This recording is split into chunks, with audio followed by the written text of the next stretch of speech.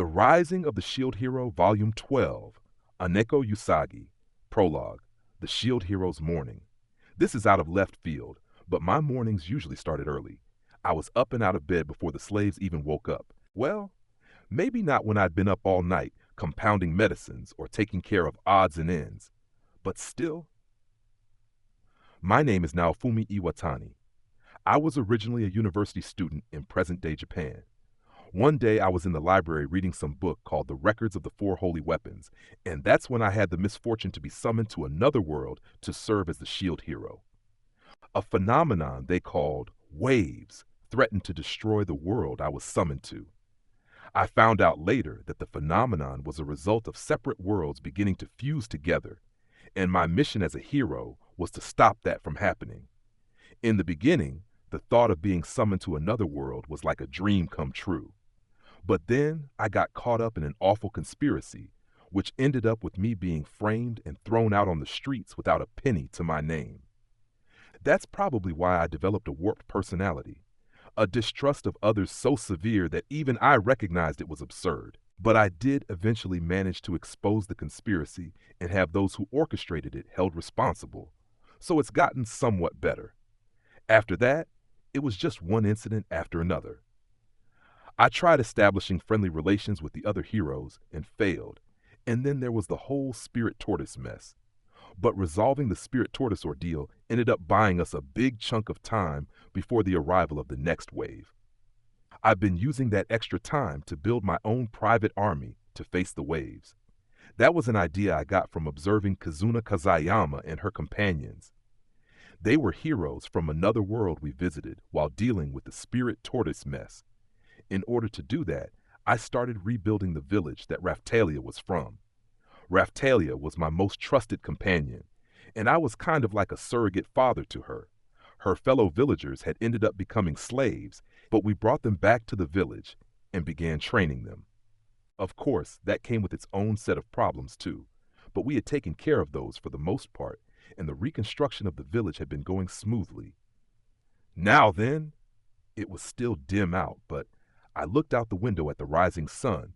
Ho! Ha! 2. Ren was diligently practicing swinging his sword. Oh yeah, I'd almost forgotten that he was already staying here in the village. Ren was the sword hero, and he had been summoned from a different Japan. One with VR MMOs, a technology that let people travel into online worlds. When we were first summoned here, he had been preoccupied with projecting an image of imperturbable cool. But now he was showing a sincere willingness to take things more seriously. I probably would have gone and given him an earful if he'd still been in bed, but it seemed like he was serious when he mentioned having a change of heart the other day. I headed outside to talk with him. Already training this early? Oh hey Naofumi. Morning. Yeah, I'm going to do what it takes to get stronger. There were 4 holy heroes, including myself. I managed to get the other 3 to safety after they were defeated by the Spirit Tortoise, but then they ran off and disappeared. I'd initially tried to take the spear hero, Motoyasu, into custody with the cooperation of his former companion Elena, but that ended in failure. Afterward, on the way back to the village, I ran into Ren and tried to take him into custody, but he fled too, after being seduced by Witch's sly tongue. Witch was the root of all evil and the one who had originally framed me. On the upside, Motoyasu agreed to come with me after having finally realized the true nature of Witch. That was all well and good, but then Philo tried to cheer up Motoyasu since he'd gotten depressed. As a result, Motoyasu started acting really strange and ultimately ended up stalking Philo. Even just thinking about what had happened made me start to feel confused. Just suffice it to say that Motoyasu had gone a bit bonkers. After that, we used my portal to run from Motoyasu and return to the village safely. I enjoyed a string of mostly problem-free days for a short period afterward, but then some bandits started stirring up trouble in my territory. Naturally, I headed out to suppress them, but it turned out to be complicated. Ren had been deceived by Witch, consumed by a curse, and was wreaking havoc as the bandit boss. After that, I really just wanted to forget this part. I ended up using Motoyasu, who like Ren was off-kilter, to lure him out for Philo and me. At first, Ren seemed intent on resisting. I started to think that taking him into custody wasn't going to be possible, but Eclair managed to successfully get through to him via a dialogue of swords. After that, Ren embraced his newfound mission to save the world and has been training under her guidance while staying in my territory. The only thing was, Motoyasu ended up getting away again. As far as I could tell, he had managed to implement the power-up methods that I'd told him about, so I wanted to think he'd be fine to some degree. But I was sure that our coming battles were only going to get tougher. With that in mind, I figured I should learn the Hengen Muzo style that had given Eclair the skill to defeat Ren. I decided to study under the master that had taught her. The master was an old lady who had recovered from a grave illness and ended up becoming exceedingly feisty after I administered her medicine while out peddling my wares. The old lady told me she had the perfect training method for me, so I was training separately from Ren and the others. You're using a different training method than me and Eclair, aren't you? Yeah. You do your best too now, Fumi. Why the hell do I have to do my best? And why me too? Never mind. Sorry. When I was trying to capture Ren, he used skills from the Greed Curse series. It required him to pay a price. The price for greed was decreased luck and an inability to amass any kind of wealth.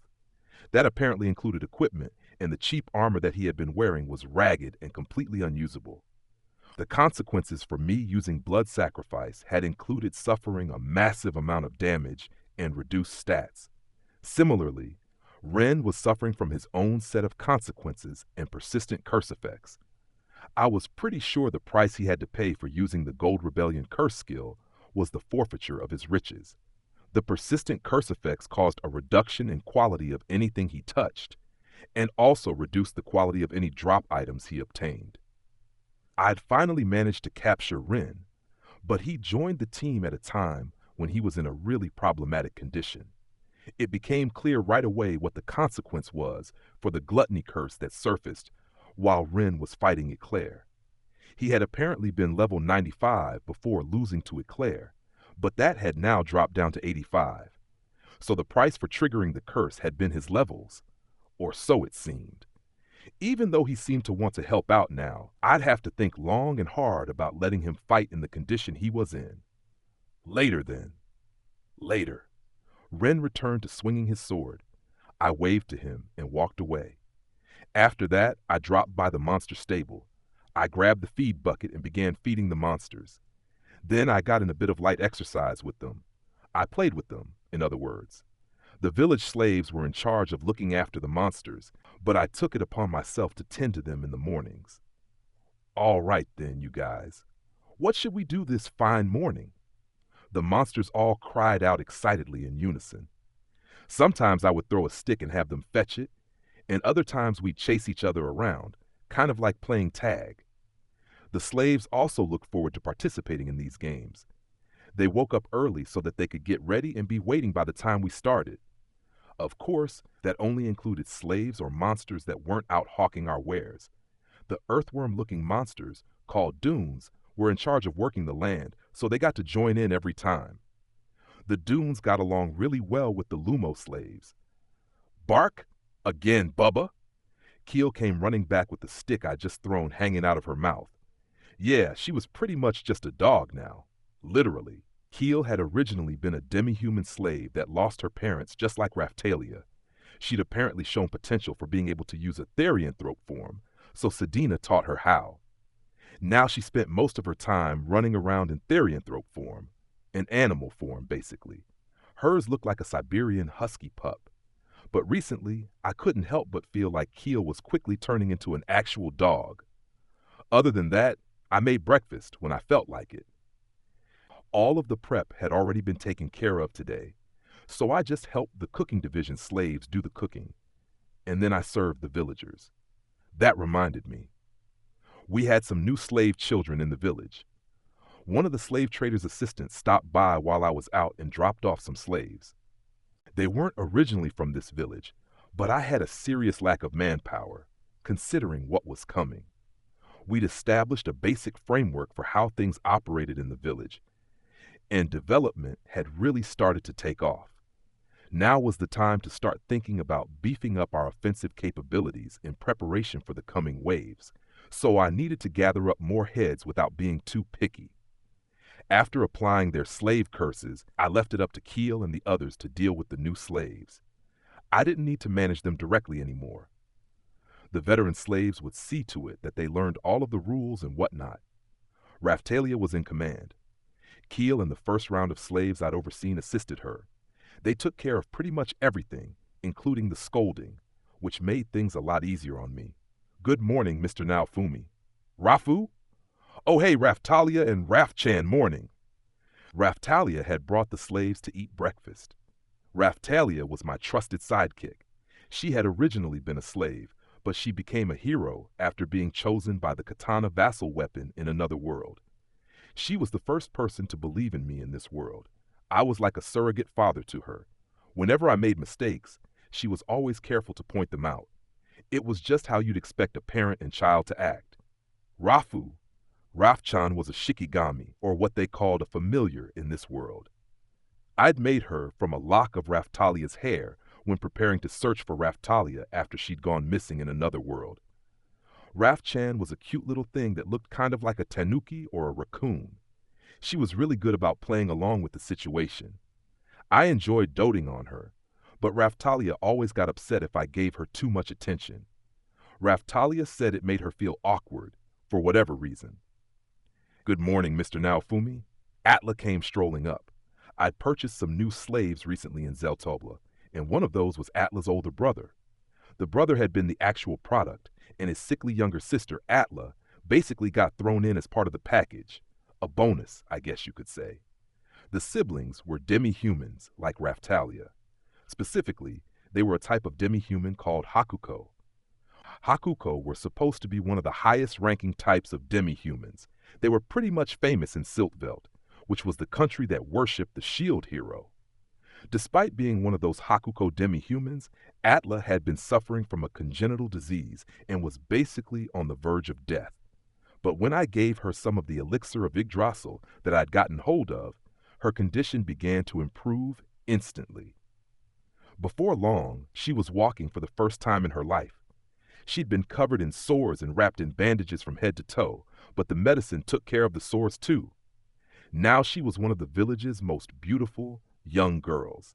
She'd been blind, unable to walk, and on the verge of death, yet she managed to make a near-complete recovery. It was truly impressive. Oh, hey, Atla, where's Sedina? Sedina was a killer whale woman with a penchant for drinking. She had the ability to transform, and she usually ran around in her therianthrope form. She played the role of the dependable big sister to the village children. She also had tons of combat experience, and we really struggled when we fought against her in the Colosseum tournament. Sedina apparently had a thing for men that could outdrink her. Since I was physically unable to get drunk, she sexually harassed me every chance she got. Atla and Sedina both liked me, so they tended to hang around together a lot. I haven't the slightest idea. Come now, brother. Let go of my hand. Off you go to find Sedina. No, Atla. If I let go of your hand, you'll just run to him, right? That was Foal holding on to Atla's hand to make sure she didn't come to me. Foal was Atla's big brother. He was the reason I'd originally bought the siblings, seeing as how I'd needed offensive capabilities. He had a sister complex in the spirit of the Alps. No, never mind that. His little sister meant everything to him, but he was completely at her mercy too. He was one of the older slaves in the village. Brother, take a look at the sky over there. Huh? Out of nowhere, Atla used a completely hackneyed line to divert Foal's attention. Immediately after, she jabbed her finger into her big brother's stomach. Aya! Gah! Taken by surprise, Foal hugged his stomach tightly and fell over, writhing in agony. Between the two of them, it seemed like Atla actually had the most combat potential. I was pretty sure that wasn't just my imagination. According to the old Hengen Muso lady, being blind made Atla more sensitive to things like the surrounding life forces, flows of magic, and sounds, which gave her the ability to identify opponents' weak spots precisely. As a result, she had become a poking specialist. I'm still not going to let go. Don't be so stubborn, brother. They were a strange pair of siblings in more ways than one. You two, stop messing around. Finish eating and get out of here. Atlas, sparring isn't until after you finish breakfast. I'm looking forward to it. Yeah, good for you. Foal, you better get out there and start leveling. Otherwise, your little sister is going to pass you up. Ah, I know that. Foal glared at me and nodded. Just recently, the two of them, well, just Foal actually, had been affected by a skill Motoyasu used and started attacking Atla. The scene was still fresh in my mind. I say attack, but he was really just hugging her and wouldn't let go. Either way, it was clear that Foal's feelings for Atla went beyond brotherly love. And then there was Philo. She had run off to play with Melty and still hadn't returned. Philo had become my second ever companion after Raftolia. She was a bird-type monster called a Philolio that could also transform into a human. In her human form, she was a young girl with blonde hair, blue eyes, and a pair of wings on her back. Philolios loved nothing more than pulling carriages, and they exhibited a special type of development when raised by a hero. Philo had great fighting instincts, and she'd helped me make it out of tight spots time and time again. She had a childlike innocence and an insatiable appetite. Philo tried to cheer up Motoyasu not too long ago and ended up becoming the sole target of his romantic pursuits. As if that weren't bad enough, she'd also had her precious carriage stolen away from her, so she was a bit on edge lately. All right, everyone, once you finish eating, get started on your tasks for the day. That will be all. As I was giving my orders, a single sleepy-eyed girl came strolling up along with her two companions. Her name was Scene. She was a vassal weapon holder who wasn't from this world or even Glass's world. Her vassal weapon was a sewing kit or something like that. She fought with scissors and a ball of thread. And for whatever reason, I'd ended up looking after her here in the village. She had silver hair and appeared to be around 15 years old at first glance. She was on the short side. I guess she probably would have been considered cute, but I didn't really look at her that way. Her homeworld had been destroyed, and now the people who had destroyed it were here in this world, trying to kill the holy heroes. She was basically acting like my bodyguard now. Good morning, Mr. Iwatani. One of the stuffed dolls that Sign had with her spoke on her behalf. I wondered if the reason Shine looked so tired was because she'd been up all night making the doll. Apparently, she could use stuffed dolls as familiars. Perhaps it was because sewing was her specialty, but there were some real issues with the designs of the stuffed dolls she made. First of all, for whatever insane reason, she had made a stuffed doll that looked like Raf-chan and gave it the ability to talk. Raf-chan squeaking Rafu and nothing else is exactly what made her so cute. When the stuffed doll started speaking human language fluidly, it immediately lost half of its allure. Sign made it stop talking when I pointed that out, and now it's sitting on my bed beside my pillow. The newly designed stuffed doll was based on Keel's therianthrope form. I'd call it Keel number 2 for now. Good Mo. The translation functionality of the vassal weapon that Scene was using was damaged as a result of her world having been destroyed. Half of what she said just ended up turning into static. Morning. You know, your stuffed doll sure is speaking a lot more clearly now, I said. Please, allow me to explain. The Keel number 2 stuffed doll responded and pointed at an accessory hanging off of its collar. This accessory has the ability to translate. My master used it on me after taking it off of the dead body of her archenemy's companion, who you defeated. Like I mentioned earlier, there were invaders from another world who were trying to kill the 4 holy heroes. Just recently, a couple of them had attacked us.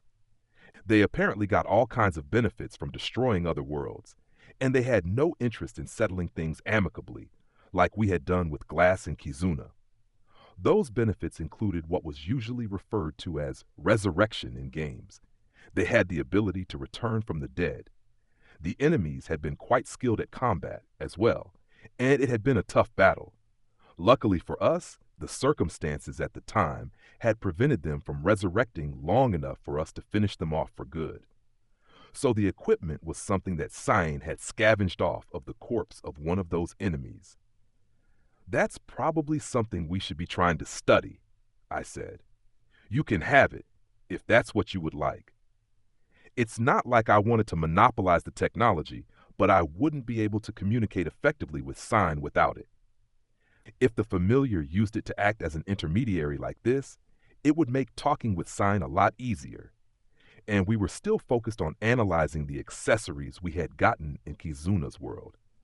I'm sure it would have been convenient if we figured out how the translation functionality worked, of course. But my shield already translated for me, so the only person that really needed the technology was Zine. Studying it would be low on the list of priorities.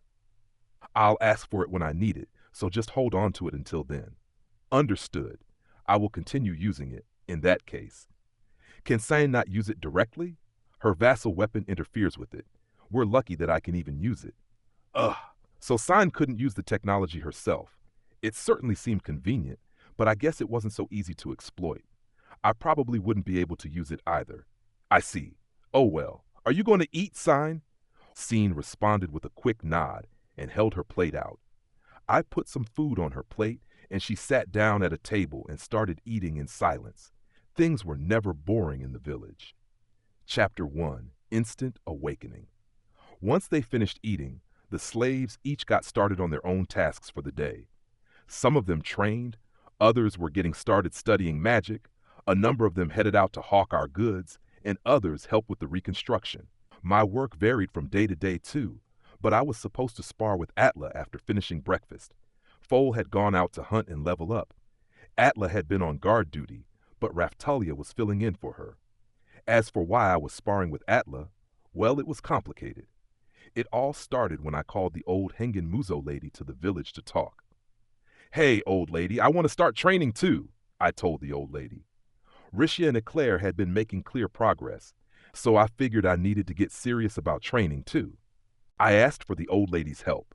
Starting a conversation by calling someone old lady like that probably sounded pretty rude, but that had become her nickname, so that's just the way it was. Duly noted. However, you can't start training until you learn how to sense life force. I thought that might be the case. I'm starting to get a feeling for it, Raftalia interjected. Oh, it seems you're starting to understand, young grasshopper, replied the old lady. The old lady looked at Raftalia and seemed to be able to verify her claim. In that case, I'll have you work on something a bit more difficult later, young grasshopper. Am I supposed to do more sitting meditation in the mountains then? Or is my only option to use life force water or something? I asked. I was fully aware that there were no shortcuts and I would need to put in the work, but still, it had just been one problem after another lately. I wanted to learn the style quickly, but I guess that was just wishful thinking. Well, it's a slightly rough approach, but I do have a method in mind that might work well for you, Saint, the old lady replied. Then spit it out already. I don't mind if I have to suffer a bit. Getting stronger quickly was all that really mattered. There is someone that can see life force even better than I. If you were to spar with this person, then I am sure you would be able to get a feeling for it as well, Saint. Oh yeah, I heard you had said something about Atla having an aptitude for the art. Eclair had mentioned the old lady saying Atla didn't even need to study the style. That's right. Foal was standing there with us. The old lady looked at him, and he cautiously looked at Atla. Huh? What is it? Atla asked. I believe that sparring with this girl will help you understand life force, Saint. Well, she did seem stronger than Foal last time we went out hunting, I said. Say what? It goes without saying that I'm stronger than her, Foal cried out. Brother, please refrain from belittling me in front of Mr. Naofumi. Atla poked Foal in the side sharply. Gah! Foal nearly fell over backward when she did. There you have it, Foal. Right now, you're weaker than Atla. If you want to redeem yourself, go train with this old lady here, I told him. Brother, thank you for everything you've done for me. After everything Foal had done to help raise Atla, I couldn't believe she was content with expressing her gratitude in nothing more than a few words. Atla? Fine. I'll get stronger, no matter what. His determination to grow stronger was evident in his expression. Atla was spurring his growth. In that sense, I guess her attitude actually wasn't all that bad. And I will train with Mr. Naofumi. Atla wrapped her arm around mine. I didn't really like the idea of her hanging on me, But if she was going to be my sparring partner, then I guess I would have to give her a little leeway. That settles that. Raphtalia, you go ahead and go with the old lady too. No, thank you. Raphtalia objected for some reason. I wondered why. She had seemed motivated to train up until that point. I suppose Raphtalia joining in for a bit of healthy competition could make for effective training. Rivalry gives birth to ambition. Now the old lady was compromising too. Was rivalry really going to help? I guess I had read a manga where something like that happened before. In that case, Saint, please procure some life force water. Also, if you're truly serious about training, then we will have to go into the mountains at some point. Please consider making time to allow for that in the near future. Studying the Hengen Muso style would normally require going off deep into the mountains. But since learning about life force water, we had been able to train in the village and even in the more urban area of the town. Thanks to that, Eclair and Rishia had been able to train much more consistently. Ren was apparently planning on studying under the old lady with Eclair too, so I wasn't sure how much life force water we would need. The old lady originally intended to have Ren train with me, but Ren didn't seem interested in taking any shortcuts to getting stronger, so she said it would probably be good to have him and Eclair train together and push each other to improve. And that's how Raphtalia and I ended up sparring with Atla. We needed to develop the ability to see life force with our own eyes before we could progress any further. All right, Atla. I want you to use that same attack I asked for before, but this time make it powerful and swift, I said. Understood. I blocked Atla's jab, and a loud twang rang out. I felt something travel into my body and burst. It felt exactly like the technique that the old lady had used on me before. I was glad that I had used a weak shield for our training. If I'd been using one of my more powered-up shields, that attack would have done some real damage. Ugh!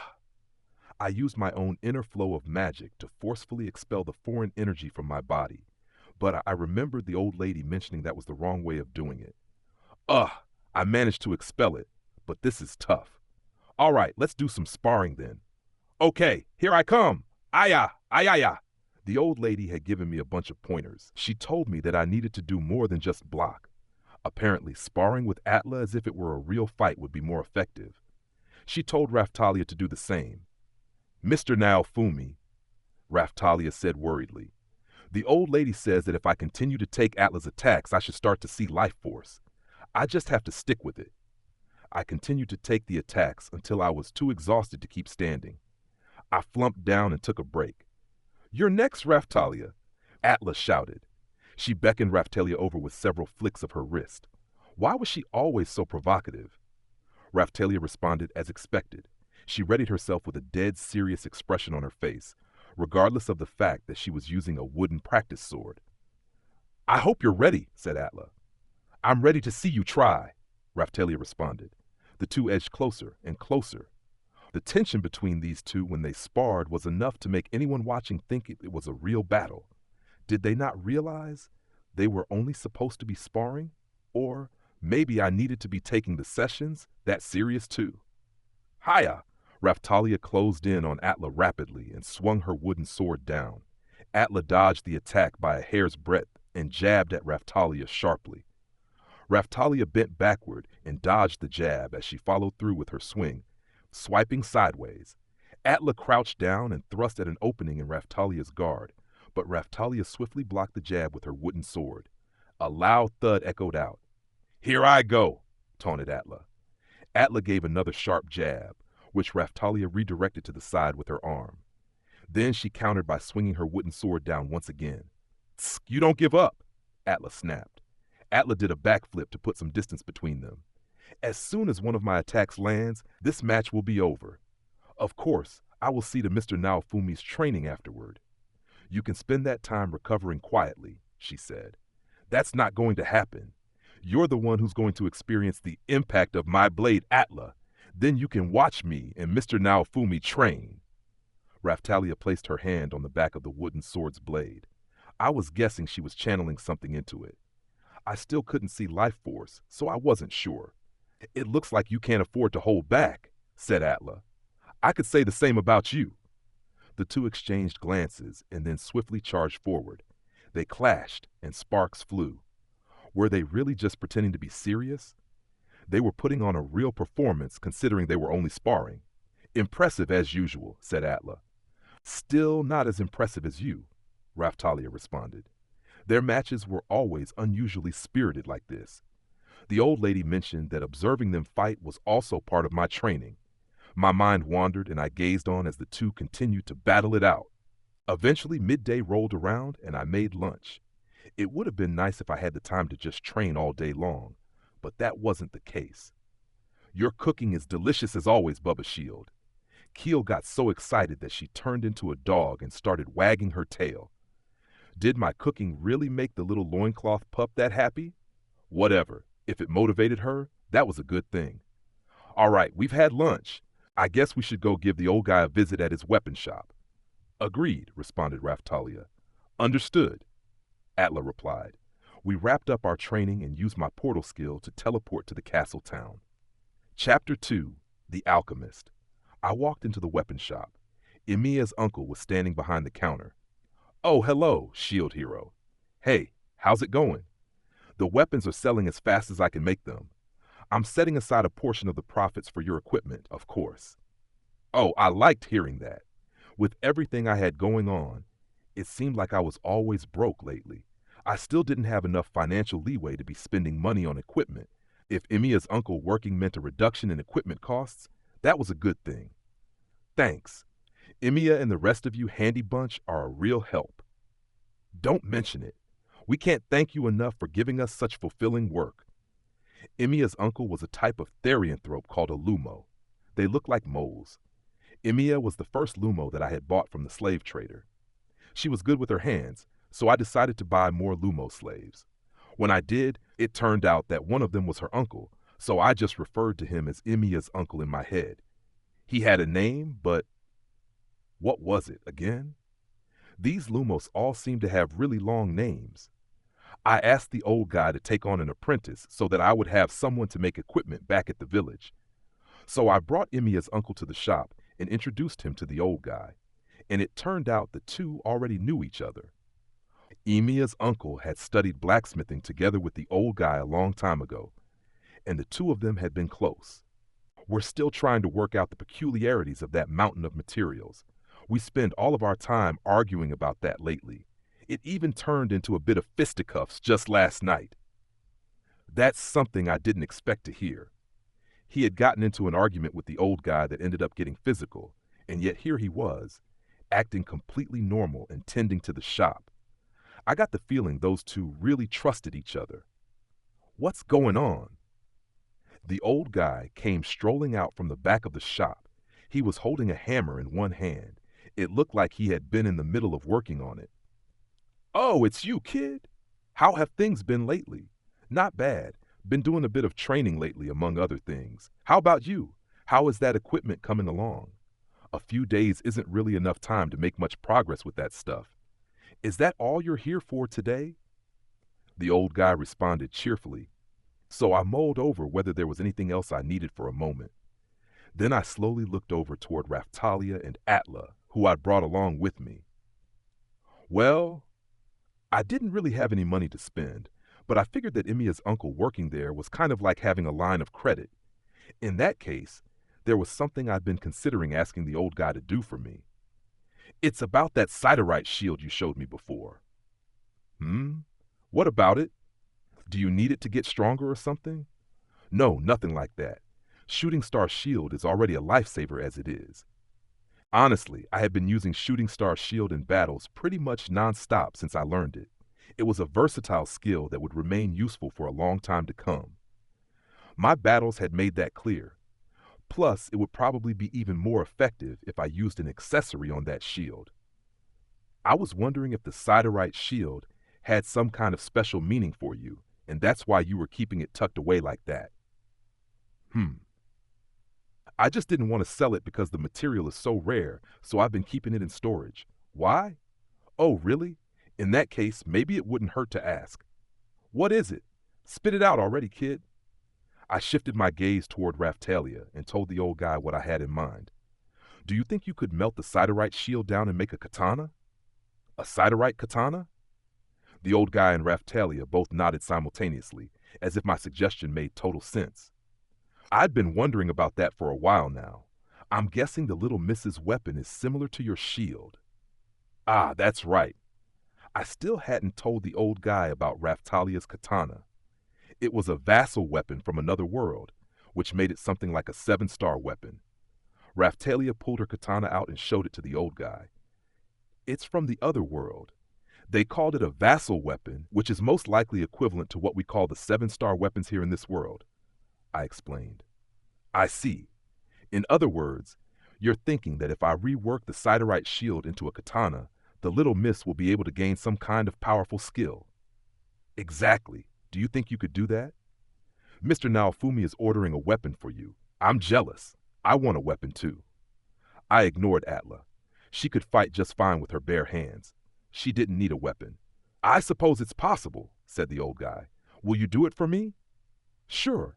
It's really just a collector's item that's taking up space anyway. I'm happy to do it if it will help you and the little miss out, kid. Should I move it to the forge later? Asked Emiya's uncle. The old guy nodded. But a katana. The old guy looked off into the distance. He seemed to be lost in thought. What is it? I asked. The old guy and Emiya's uncle both seemed to be reminiscing now. Shield hero. Katanas were our master's specialty, replied Emiya's uncle. Yeah, the master was a swordsmith by trade, although he was still skilled at making other weapons too, added the old guy. I see. I remembered having heard something about blacksmiths specializing in certain kinds of weapons. In Europe, a really long time ago, back in my world, all of those details were decided by permits and stuff. Of course, this was a different world, and things seemed to work differently here. The old guy seemed to be able to handle just about anything, so I made all kinds of requests. But it might have just been that the old guy and Emiya's uncle were unusually well-rounded. In the end, the master certified me in everything. Even so, I honestly don't think I've come anywhere close to surpassing the master's skill yet. I see. I remembered them mentioning recently that their master was a womanizing troublemaker. He was the kind of craftsman that had impressive skills in spite of having a problematic personality, and his specialty was katanas. I already have all of the materials, so it shouldn't take long.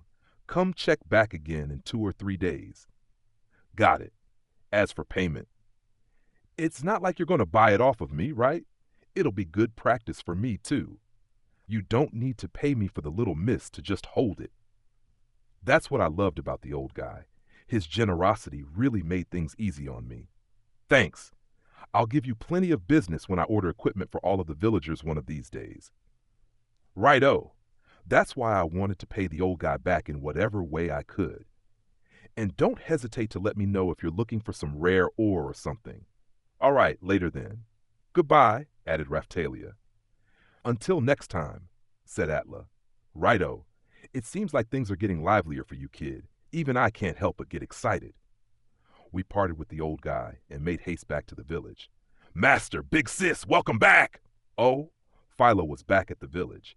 She came trotting up to me in her filial form. Oh, hey, shield hero, welcome back. One of the slaves that took a special interest in the monsters welcomed me back. That was unusual. Shield hero, we have a really stubborn visitor that we don't know how to deal with, the slave said. Huh? Eclair and Ren showed up a few moments after the monster enthusiast slave. Eclair seemed a bit perturbed. I wondered just what was going on. Hold on, surely it can wait. She's being watched, said Eclair. But she's almost gotten away several times already, snapped Ren. What's going on? I asked. I looked at Ren. I don't really know. Someone is here to see you now, Fumi. Surely you can deal with the visitor, Ren. Well, yeah, you'd think so, but... Ren was acting oddly, too. This one is a bit of an oddball. She says she wants to see you immediately, Mr. Iwatani, said Eclair. I sighed. Who the hell is she? She's some alchemist that supposedly caused all kinds of problems in Faubourg, answered Eclair. Say what? Faubourg was the superpower that worshipped the 4 holy heroes. Why would an alchemist from Faubourg be here? I received word from the Queen several days ago. It appears as if the alchemist was deemed a heretic and thrown out of Faubourg. And then she showed up in Melromark, Eclair explained. Just what kind of alchemist was this? If she's that suspicious, then throw her the hell out, no questions asked. Well, the queen said something about poison becoming medicine in the right hands. So I figured we should ask you first, Naofumi, said Ren. He did have a point, I guess. When she saw the monsters that you've been keeping, she started talking about wanting to inspect them and… Oh, so this is the infamous bird god. An unfamiliar woman appeared from out of nowhere and started poking and prodding Philo. What? Whoa! When did she get here? I didn't even notice, cried Raftalia. Impressive speed. Her approach rivals even that of my brother when he's gone mad, Atla commentated. Master! Philo screamed out. Her response reminded me of when Motoyasu had grabbed her. Oh, it seems to understand human language too. This must be the Philolio Queen variant that the legends speak of. The woman had long, silvery blonde hair and dark brown skin. She appeared to be human, probably in her mid-20s. She had curves in all of the right places, and she was wearing a lab coat. She seemed to fit the hot older sister role that was common back in my world, but any big sister role just made me think of Sedina. These feathers go really deep. I wonder if it has any unusual organs. The alchemist forcefully pried Philo's mouth open and grabbed her tongue. Philo tried to struggle, but was easily subdued. The alchemist seemed to be able to hold her down as effortlessly as if she were taking candy from a baby. The alchemist stuck her head deep into Philo's mouth, but Philo flapped her wings violently and spit the alchemist's head out. How am I supposed to inspect you if you struggle like that? Settle down. Just before Philo could toss her away, the alchemist pulled out a syringe and thrust it at Philo. Unable to dodge in time, the needle stabbed Philo right in the mouth. Wah! Philo flumped down onto the ground with a thud. I feel so weak. Lady, I said, wait just a moment. I'm right in the middle of inspecting this monster. Well, that monster is mine, and I can't have you just doing whatever you want with her. Oh? When she heard what I said, the alchemist seemed to lose interest in Philo momentarily. Does that mean you're the shield hero? Yeah, and who are you? Me? I'm Radatil Anthrea. My friends call me Rat. I see. I'm Naofumi Iwatani. Just call me Naofumi. Nice to meet you, Naofumi. Rat's eyes were fixed on Philo, who was still slumped down on the ground. So do you mind if I inspect this monster of yours? Master. New. I had a feeling that the mystery that was Philo would be unraveled if I agreed, but I also couldn't help but feel like there would be significant consequences for Philo. I sighed. I'm going to have to refuse for now. Ah, that's too bad. Philo must have started to recover because she stood up slowly. Oh my, it looks like I'd need to use a stronger sedative to inspect her anyway. No! Save me! Mel Chan! Philo ran away and disappeared into the distance. I had a feeling she wouldn't be coming back for a while. So I guess you're the person who wanted to see me. What do you want? That's right. I took the liberty of checking out the monsters in this village and a certain plant. Okay. And I'm intrigued. I'd love to tinker around with things a bit if you don't mind. You say tinker. What in the world did this lady plan on doing? It seemed like she already knew about the bioplant, so she must have done her homework before showing up. You're the alchemist that stirred up some trouble in Faubourg, right? Trouble? That wasn't trouble. Those idiots don't want to admit their own ignorance. They simply couldn't understand my research. She was clearly one of those mad scientist types. Those idiots referred to my research as godless deeds of all things, and then they exiled me. Their gods are the 4 holy heroes and the 7-star heroes, right? So what? You want one of those 4 holy heroes to acknowledge your work, and that's why you came here? I glanced over at Ren, but he shook his head. That's not it, replied Rat. Then why did you come here? I originally came to investigate the spirit tortoise, but my interests have already begun to shift. Rat reached out to grab my hand with a look of passion in her eyes. I pulled my hand away. Don't touch me. I can't stand women like you. Oh, then I won't touch you, but I'd still like to tinker with your monsters. My monsters, huh? I didn't think I really had that many yet. Every one of them exhibits development like I've never seen before. I'd love to observe them. I couldn't deny that all of my monsters had begun to exhibit abnormal development. They were around level 25 on average, but I'd been told they were all bigger than usual. I looked over at the three caterpillars, which were caterpillar-like monsters. They were helping the slaves clear away stalks of the overgrown bioplant. Wait, three? I had only purchased two caterpillars. 1, 2, 3. I counted them several times, and there was definitely one too many. What the hell? There were only two this morning. Who the hell got a new caterpillar without asking? Oh. The slave that had just been standing near us tried to hide one of the caterpillars in a hurry. It's too late, I shouted. The slave must have been one of the culprits, and the caterpillar she hid was the biggest one too. Since I hadn't seen it this morning, it was safe to assume they had been hiding it somewhere and raising it in secret. We had expanded the bioplant field. It was starting to look like a forest. Maybe that's where they had been hiding it. On top of that, I could check its stats, which meant that it was registered to me. The monster enthusiast slave was using her whole body to try to hide the caterpillar, but it wasn't enough. And behind them was the bioplant. Something about the scene felt vaguely familiar. The fact that I was seeing it in a sepia tone was just my imagination, I'm sure. I feel like I've seen this before, in an old anime, said Ren. I guess they had something similar in his world too. But whatever. That was beside the point. There's no new caterpillar. There's no new caterpillar here. It's huge. I can still see it. Was she seriously going to try to pretend it wasn't there? What valley did this princess come from? The caterpillar behind her was huge and looked just like one of those bugs. I want you all to think about what you've done. The slaves cast their eyes downward, and then Atlas stepped forward for whatever reason. It's time for your punishment. Each one of you will be severely punished by order of Mr. Naofumi. We'll start with, Atla, you stay out of this. I want them to tell me what's going on. What had Atla been planning on doing to them? I could easily imagine her choosing a punishment far worse than anything I would have done. All right, I want to know how this happened. Listen, it's not like anyone wanted to upset you, Bubba. Keel stepped forward and spoke in defense of the monster enthusiast. And how the hell did you manage to get it registered to me anyway? The man that sells slaves secretly did it for us. That damn slave trader, when the hell did he do that?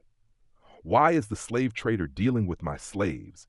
It was the first egg we all found together. Huh? The slaves explained. They had taken an egg from a monster nest that they had found when they went out to level. Bringing it back to the village had been easy enough, but they had no idea how they would manage to raise it. Did Raftalia know about this? I asked. I did not. If we told Raftalia, she would have told you, right? Said Keel. Of course I would have. What were you thinking, Keel? Raftalia snapped. Keel continued her explanation. Even the slaves recognized that hatching a monster egg without registering someone as the monster's owner would be dangerous. They were trying to figure out what to do when the slave traders showed up. I had been giving them some spending money when they went out to peddle our wares. They all put together what they had left of that money and paid the slave trader to take care of the registration. Rather than registering it to one of them, the slave trader mentioned that registering it to me would make it stronger and more impressive, and the rest was history. I had intentionally adjusted the caterpillar's levels to keep them from getting too big, and yet this one was still huge. It was 50% bigger than the other caterpillars. I wasn't sure what I should do. Don't kill it. Shut up, Valley Girl. What in the world is Valley supposed to mean, Bubba? Asked Keel. I'm guessing there's a character from a story in Naofumi's world that did something similar, said Ren. He had seriously gone and just calmly explained my wisecrack. Oh well, I didn't want to explain it anyway, so whatever. But damn it, these brats just did whatever they wanted. The slave that kept spouting off Valley Princess lines was doing her best to stand up for the caterpillar. Listen, if you just do whatever you want, you're not only making trouble for others, you're making trouble for me too. If you wanted to raise the monster so badly, you should have talked to me. I already had my own transactions with the slave trader, so if they did things on their own, it would most likely just double the effort involved. And you better look after that thing properly. If I see you pushing the responsibility off on others, I'll sell it off without a second thought. Aye. I will. Sheesh, these brats just caused one problem after another. It's like you're running a daycare now, Fumi, Ren said. What the hell? That bastard. What was he thinking saying that? A daycare? He couldn't have been more wrong. I glared at Ren and was about to give him a piece of my mind, but Keel started shouting. See, I told you. I told you Bubba would forgive you. But you said Bubba Shield would sell it if he found out, Keel. You told me I had to keep it a secret because he'd sell it without hesitation since he's a money grubber. I said penny pincher, not money grubber. You guys. What a bunch of... Wait, did that brat not say it was the first egg they found? Was this the only egg? I asked. Nope. What? The slaves were shaking their heads. They must have been really good at finding monster nests because they started pulling out tons of eggs that they'd hidden away at their residences. The slave trader is going to process them for us once we save up enough money. That's a lot of eggs. What were you planning to do after hatching all of those without even asking? That would have been a complete disaster. Then again, I guess it would have been easy enough to dispose of a bunch of baby monsters. We didn't plan that far. I'd never really thought about there being monster eggs in the wild. We could always use the extras to make food. I had a feeling they'd get mad at me if I said that, though. Are those all caterpillars? Who knows? We got them from lots of different places, so I have no idea. Rat plopped her hand down on my shoulder. What is it? I'm busy right now. We'll talk later, I told her. I'll analyze and take care of the eggs for free if you'll let me do my research here. I was all about cost-benefit analysis, so free always got my attention. Then again, they say there's no such thing as a free lunch, too. I couldn't make up my mind. We decline. The monster enthusiast slave, a.k.a. Valley Girl, refused before I could even respond. The little brat seemed to become unusually aggressive whenever it came to anything dealing with the monsters. Hold on now. Waff, let me think about this, I said. Keeping Rat around might not be a bad idea. She was an expert on monsters, after all. There were plenty of ways I could make use of her. I might have been expecting too much, but they did call her an alchemist. Maybe she could take over modifying the bioplant and monsters for me. That said, something about the timing of it all seemed just too perfect. Is this some kind of conspiracy? Some kind of performance to get me to agree? It's not, shouted Keel. Now, Fumi, I agree that it all seems a little bit too convenient, but I don't think that's the case, said Ren. So it wasn't just me that thought it seemed convenient, but just saying so wasn't going to accomplish anything. In that case, I'd try a different approach. Rat, what is it that you hope to achieve? Depending on your answer, I might consider letting you stay. Achieve? I want to create a powerful monster. Oh? So she wanted to create a powerful monster. That was really simple and straightforward. I knew of games that had monster fusion and mixing systems, so it wasn't like I couldn't understand where she was coming from. But I guess if someone was actually trying to do something like that with real, living creatures, it was only natural that it would repulse some, just like it had in Fobray.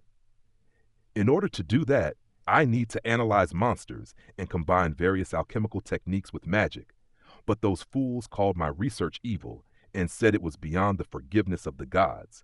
They destroyed my lab and killed my research subjects. It was a real mess. So in other words, you're basically a monster tamer that was researching how to make monsters stronger using alchemy. That's more or less accurate. Heh, I'd said that assuming that she would argue, but I guess she was fine with being considered a monster tamer. I'd figured she was just loony, but she seemed to be able to look at things objectively too. Add a sense of purpose to the mix, and the result is recklessness. Let's look at this from a basic common sense perspective. Eclair, I want to know what you think. Huh? What I think?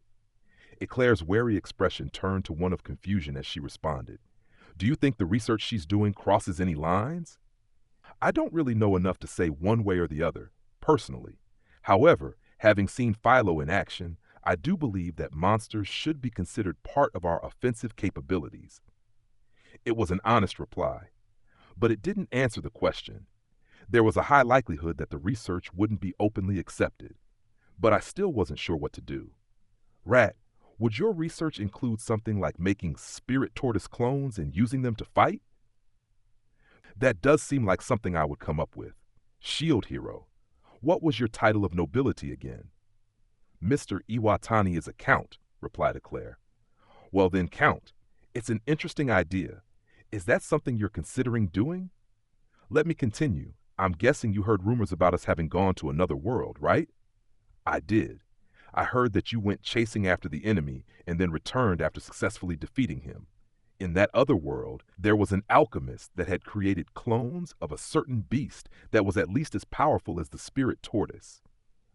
If someone was trying to do the same kind of thing here in this world, I couldn't trust them. I was putting the idea out there to see how she responded. If she went for it, she was out. Well, that's boring. I'm not interested in research that someone else has already done. Rat ran her hands through her hair. Her reply sounded like she was being completely honest. It was an intriguing idea at first, but if it's already been done, it's nothing more than reference material. I thought she might just be a wacko, but she seemed to have her own personal philosophy. She wasn't interested in mimicking others. I don't really get it. Are we talking about monster taming, like in games? Ren tried to put it into game terms as he asked me and Rat. To be more specific, one of my objectives is philolials. Normal philolials weren't really all that strong. She was probably referring to Fatoria or something. Fatoria was ridiculously strong, after all. She's the one that had held the spirit tortoise back when things got tough. She had been considered a legend before that, but her involvement in the fight had proven her existence to the world. This is only what I've managed to figure out on my own, but there's a theory that the heroes created the legendary Filolio, the same bird god that is supposed to be as powerful as the infamous Dragon Emperor. I want to create a monster like that, one that will be remembered for generations to come, one that will fight for the people. That made sense. She wanted to create a legendary monster herself. In other words, we use Filolials as transportation, so they can be found living in most regions. I want to create a monster that will benefit the people. I can understand where you're coming from, I said. I'd played my share of monster tamer games. I'd actually been wondering lately if there was some way I could upgrade Rafchan to make her even more powerful. Raftalia didn't know that, of course. But if I gave Rat some freedom to do her thing, and it turned out I could trust her, it might be worth asking for her help. I can't stand liars. I'll agree if you're willing to become my slave so that I can ensure you can't lie. Are you still interested? Slave? That's typical of you now, Fumi, said Ren. It is indeed, added Eclair. Sure, if that's all it takes, I'm happy to have you take away my dignity, Rat replied. She'd breezily accepted my offer without batting an eye, but I didn't like the way she said it. Regardless, I felt like I could trust her to some extent. As long as she was a slave, it would be easy to punish her if she lied. So basically, if I brought her into the village, that meant she would be able to help power up all of the monsters. Having her on the team might not be a bad thing. If I had a slave curse put on her, I could always just force her to do my bidding if she started causing problems later. There were also plenty of things she could help with, in addition to taking care of the eggs that Keel and the others had brought back. That could work out nicely. Rat could make progress with her research, and our offensive capabilities would be bolstered to better handle the coming waves. I work my monsters hard. Does that bother you? I work them like slaves, literally. I'll do the same with you too. Human or demi-human, slaves are slaves. Treating them specially because you feel sorry for them is just another form of discrimination. Oh, special treatment is discrimination. Huh? She had some interesting ideas. That reminded me. Back in my world, I remembered hearing about women outside of Japan demanding equality and not wanting to be treated specially. In the bigger cities in Japan, they had cars on the trains reserved for women. People that wanted true equality disliked those. What Rat was saying was similar to that, I guess. I can't stand the idea of protecting certain living creatures while just ignoring the rest. Oh? I refuse to believe the theory that monsters are a result of the waves. Monsters can fight against the waves just like the heroes, after all. Valley Girl glared at Rat angrily. She obviously realized that they were different regardless of both having a thing for monsters. I think I understand what you want to do. You believe the monsters can make a big contribution to our fight against the waves. I do. Then how about this? I showed Rat one of the bioplant seeds. This is a plant. It can be turned into something like a monster, depending on how it's modified.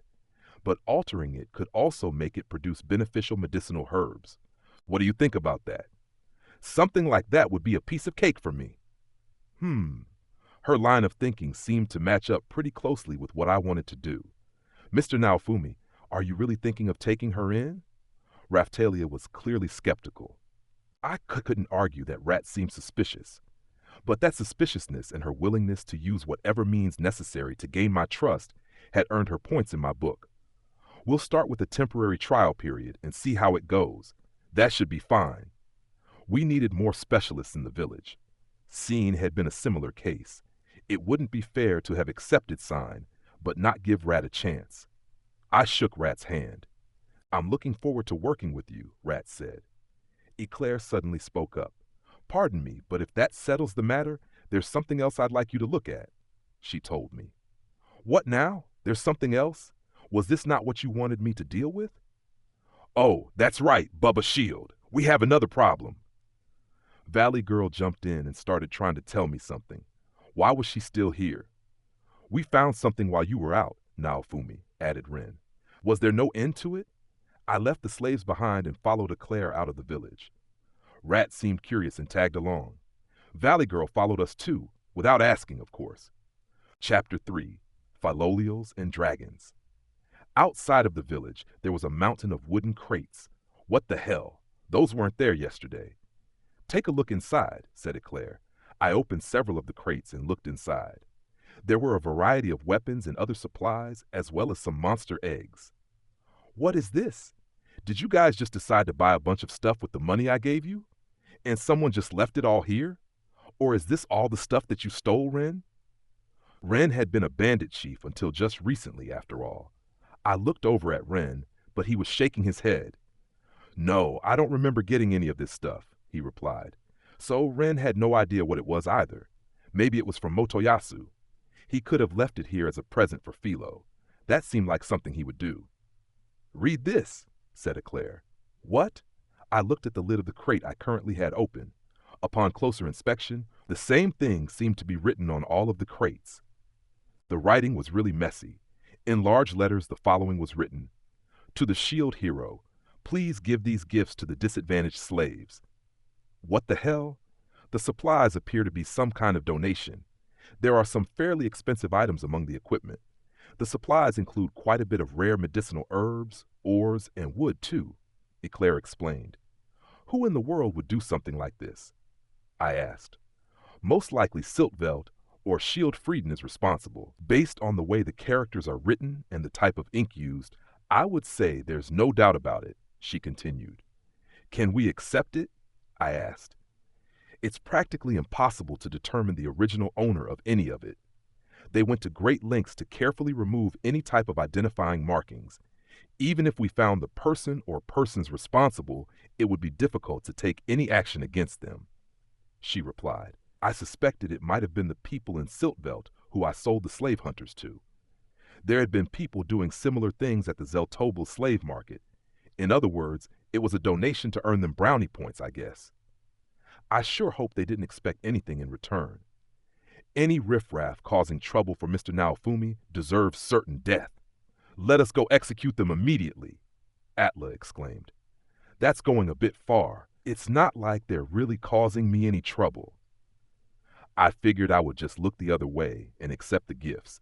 Having to deal with it is a hassle, though, said Ren. I guess so. What about the eggs?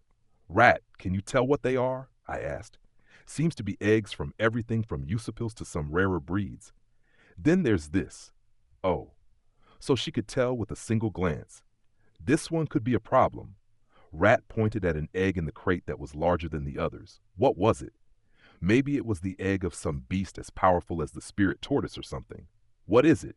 It's a dragon egg, a rather expensive and powerful one. Rare, I'm sure. Well then, I guess they had left something troublesome after all. A dragon, huh? That's pretty cool, Ren said. Yeah, I. Valley Girl yelped in agreement, but then her voice trailed off and she looked away with a frown on her face. What was that? But she began smiling again soon after. Rat, on the other hand, didn't look happy.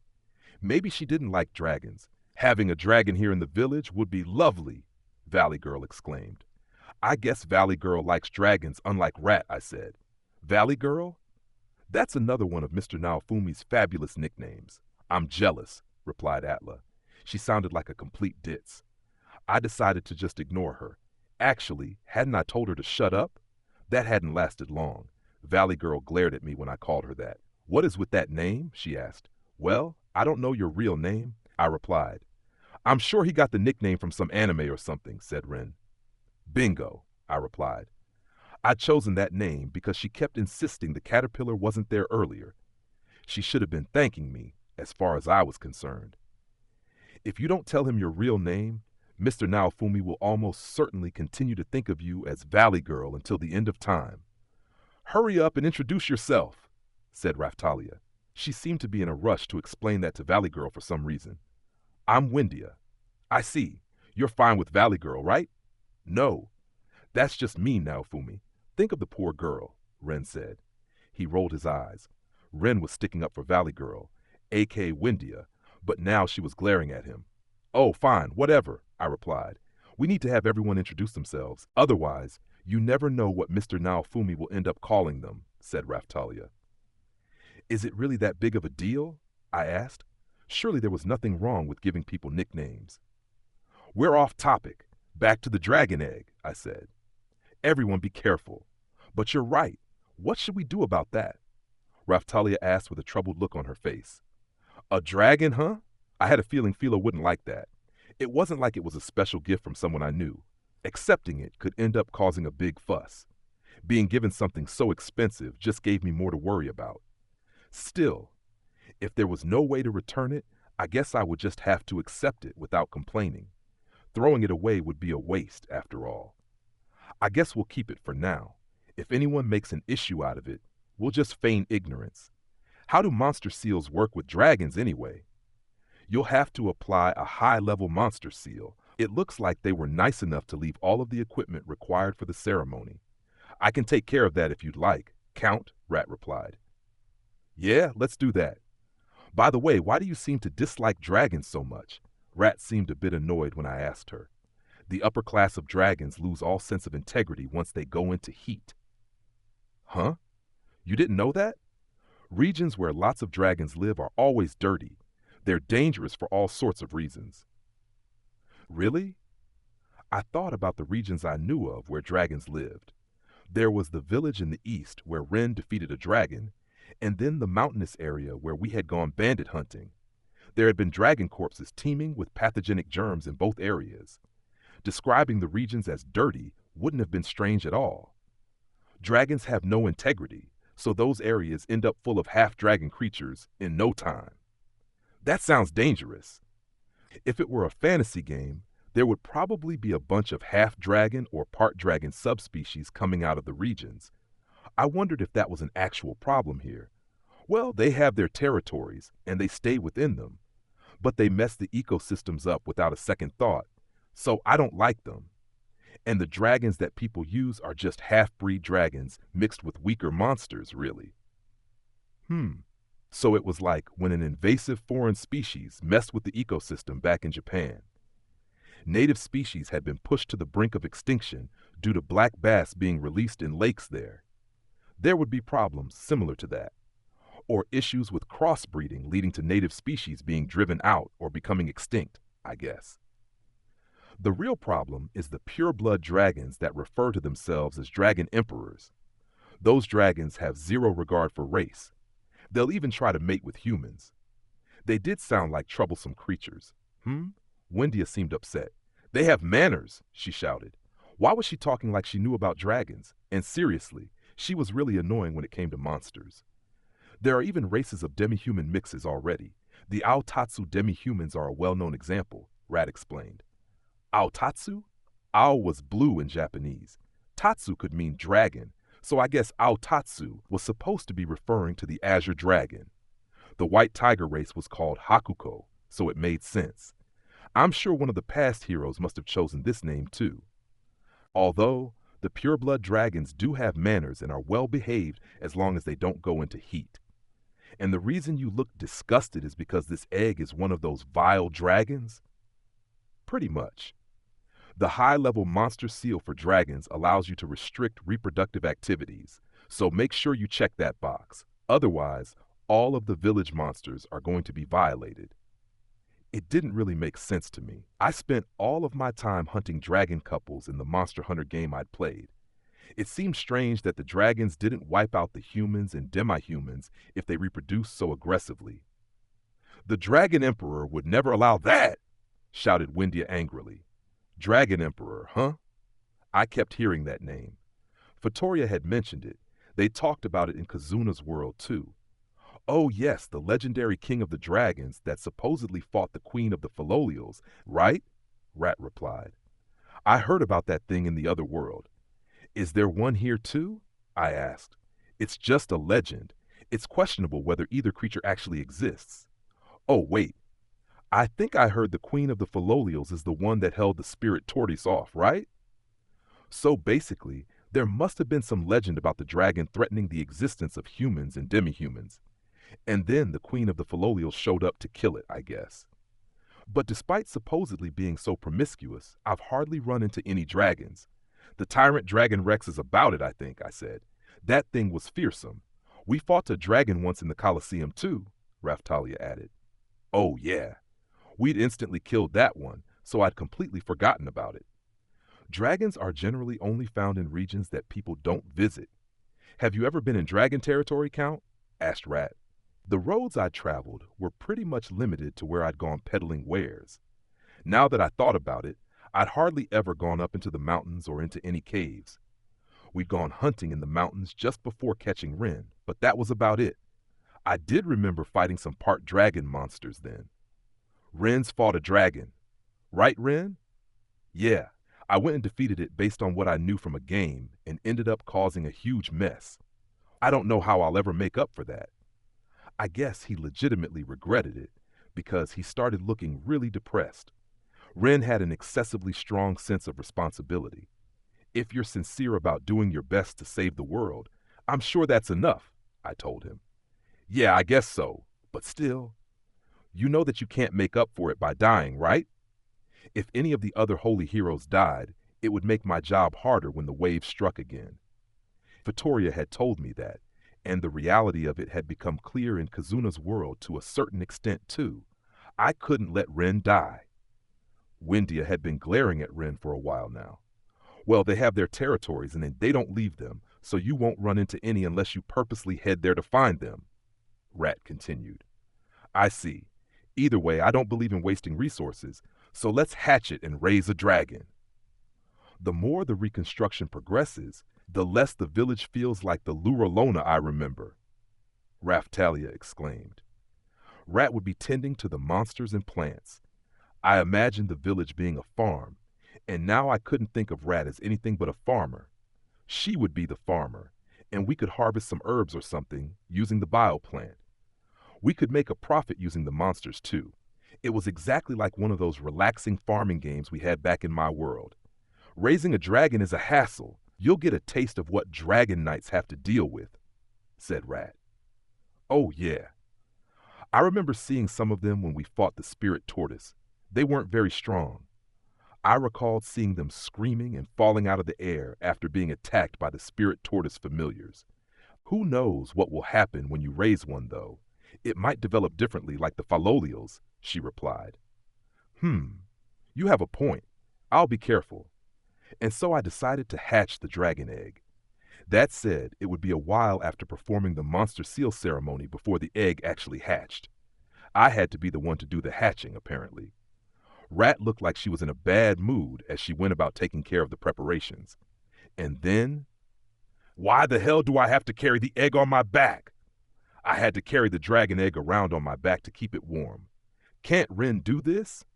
I glared at Ren. No, it would probably rot if I touched it, he replied. Ren was still suffering from the effects of his curses. It wasn't like I had forgotten that. One of the consequences for using his curse skills was that the quality of anything he touched deteriorated. Because of that, he was being careful not to touch anything. No, definitely not the sword hero. Even the shield hero is a better choice than him. Windia insisted that it be anyone but Ren. I kind of wanted to ask her why she was being so hostile toward Ren, but whatever. I just think of carrying the egg around as one of the hardships of raising an expensive dragon. Where is Raf Chan?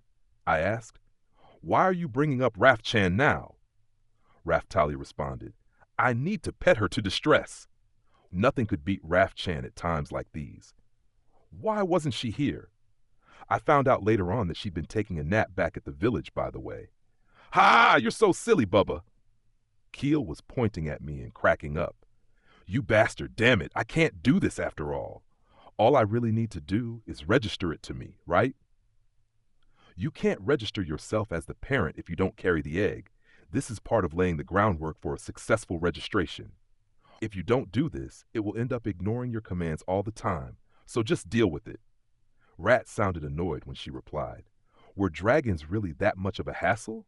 I almost wanted to just get rid of it right away. They'll really ignore commands, I asked. Yes, I'm a monster researcher, so you better believe it. The fact that you're saying it is exactly why I can't believe it. What was that? Okay, fine, I get it. Damn it, what a hassle. And then Philo returned with Melty in tow. Her timing was terrible. It was like when that one really annoying classmate sees you make a fool of yourself. Aha, Naofumi! What is that? Shut the hell up, second princess. You promised you wouldn't call me the second princess. Then don't laugh at me, you idiot. Idiot? Did you just call me an idiot? Raftalia didn't know what to say to all this. The strange look on her face just made it worse. Then Atla butted in. I don't know what it looks like, but if it makes Mr. Naofumi uncomfortable, then we should dispose of it. Buying one would be expensive, so no, I shouted. Sheesh, why did things have to turn out like this? Okay, Count, what do you want to do about the dragon's gender? Rat asked. Huh? We can influence the gender by adjusting how warm we keep the egg. You can choose whichever gender you prefer. I think I'd heard about egg temperatures determining the gender of certain reptiles. I guess the same was true for dragons. You'd probably prefer a female, right? It might be able to use a human form like your Philolial variant, after all, Rat continued. And what are you basing that on? Keel said something similar before. Is it because I'm surrounded by females? I slowly looked over toward Philo. What? Assuming it did exhibit a special pattern of development due to me raising it, which gender would be best? If it ended up being able to use a human form like Philo, I could imagine things getting really messy if it went into heat. With that in mind, I'd want to choose the gender that would spare me from becoming a victim. Male it is. I want to know why you decided that after looking at Philo, Melty said with an uncomfortable look on her face. Wasn't it obvious? I'd be more likely to make it out unscathed if it were a male. Okay then, I'll make sure it ends up a male. You just relax and keep the egg on your back. You should only have to carry it around for 2 or 3 days before it hatches, said Rat. Yeah, whatever. Damn it, this isn't funny. Once again, I look forward to working with you, Count. And so the village ended up with its own resident alchemist. That wasn't quite how the average day went, though. I would usually go out hunting later in the day if I had some spare time. That day, I'd made an appearance in the castle town and dealt with Rat and the Mountain of Gifts, so there hadn't really been time for hunting. Once evening rolled around, I made dinner and fed the villagers. Bubba, I want seconds, Bubba. Sure, if there's any left. Of course there won't be any left. Make another batch. Making enough food to satisfy Keel and all of those other growing pigs was real manual labor. After all was said and done, it was pitch dark outside by the time we finished eating dinner. Stop it, brother. Let go of me. No. All right, Foal, I'm counting on you to look after Atla. Don't let her get away tonight. I won't. I passed Atla off to Foal after he got back from training. Mr. Naofumi, there's no way you'll stop me from getting away, brother. There's no way I'll let you get away. I could never decide if those siblings got along well or terribly. Just as Atla and Foal left, Sedina showed up with Rafchan on her shoulder. Little Naofumi, let's have some fun. The drunkard has arrived. Good evening, Sedina, said Raftalia. Oh, isn't it about bedtime, little Raftalia? You're right. The children should be getting to bed, I replied. You'll stop treating me like a child, Raftalia shouted. I had a feeling we repeated this same exchange every night. Some of the slaves were afraid of going to sleep, and it was Raftalia and Sedina's job to go stay with them until they managed to. All right, we'll make sure the children go to sleep. After that, let's have some fun, little Naofumi. Hell no. You know you want to. Sedina started to pull her vest off, but Raftalia grabbed her shoulder. She was emanating murderous intent. Sedina, she said.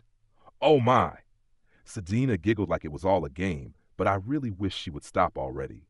That's too bad. I'm game any time you are, though, she said. Go to bed already. Sheesh. Speaking of Sedina, she had continued to level here and there after her reset and was already level 62. I couldn't help but think her method of fighting might have been more effective than Philo's power leveling. Foal had reset his level on the same day, and he was still only level 39. All right, Sedina, let's go, Raftalia said.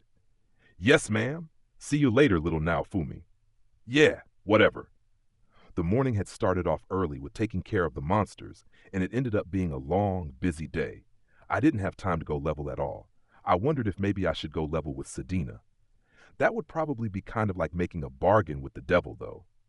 Ren couldn't swim, but maybe I should try sending him as a sacrifice next time. I was just thinking maybe I should go to sleep when I heard a knock on the door. Naofumi, are you there? Asked Ren. He'd shown up just moments after Raftalia and Sedina left. What's up? I asked. After what happened this afternoon, I went out with Eclair and the slaves. I figured out what the consequences for using the gluttony curse were. Oh, what is it? Checking his stats hadn't been enough for Ren to tell what the consequences of the gluttony curse had been. He'd been testing likely effects one by one, so figuring it out had taken time. It looks like I can't gain experience until the effects of the gluttony curse wear off. Ugh! He had sacrificed experience points to use the skill, so I'd suspected that he might not able to gain experience for a while as a consequence. And you're sure it wasn't because you were fighting near me? I asked. Yeah. Way back when I was in Kazuna's world, we'd done some testing to figure out more about the penalties for holy heroes fighting together. One of the penalties was not being able to gain experience when fighting near another hero. It turned out that near meant a radius of around 1 kilometer. It was a distance that felt rather close and yet far at the same time. If we fought within a kilometer of each other, we wouldn't be able to gain experience. If he had been further away than that and still wasn't able to gain experience, then it was likely that was due to the effects of the curse. Damn, Ren had it at least as bad as me. All of the curse effects he was suffering from affected his development.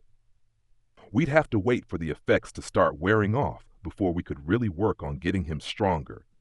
He was as good as useless with the way things were now. And you came to tell me that? Yes.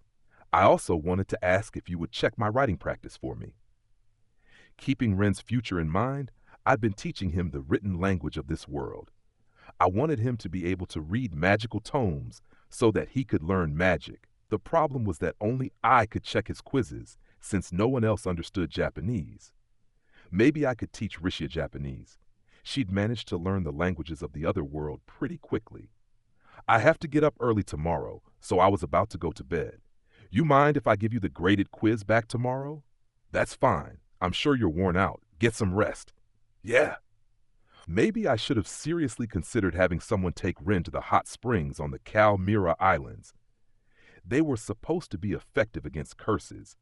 The curse that Raftalia, Philo, and I were suffering from couldn't be fully healed that way, it seemed. But Ren's cursed weapon hadn't been powered up. It would probably work for him.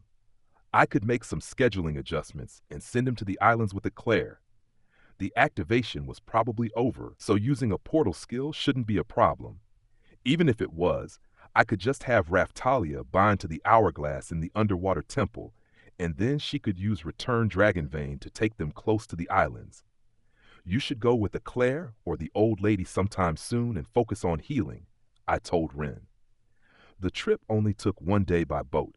If he went with Eclair or the old lady, He wouldn't have to worry about wasting any time. They could get some training in on the way.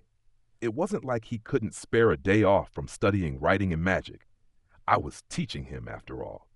If everything went as planned, he should be able to learn it more quickly than I had. Okay, if you say I should, then I'll go. You'll be able to put up a good fight once you implement the power-up methods.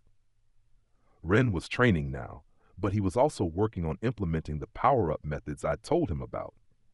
The effects of the curses didn't directly affect his combat, so he shouldn't lose, even if he did happen to run into any of those creeps that were trying to kill the heroes. Probably. Just to be extra safe, I'd send a Claire or the old lady to protect him. That should be plenty. All right, I'll send someone with you tomorrow, so be expecting that. Later now, Fumi. After Ren left, I got in bed and went to sleep, and that was a typical day of mine at the village. The things I had to do varied from day to day, but that's how my days went, more or less.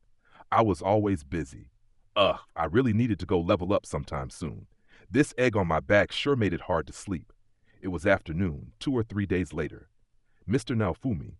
Raftalia glanced at me with a slightly bitter look in her eyes. Even I felt like we might have gone a bit too far. I'd say things turned out pretty good, I said. Yup, we did all of this in just 2 days. I really am a genius, Rat replied. Rat and I had modified the bioplant. The results had been truly impressive. Getting an expert involved really made a big difference after all. We'd registered Rat as one of my slaves. I made sure that she hadn't been lying to me about anything. The slave curse we used on her was a powerful one, too. There was no way I was going to let her get away. Betrayal would mean death. I wasn't planning on lowering my guard, but Rat was absorbed in her research and seemed to be content with her current treatment. On to what we'd done.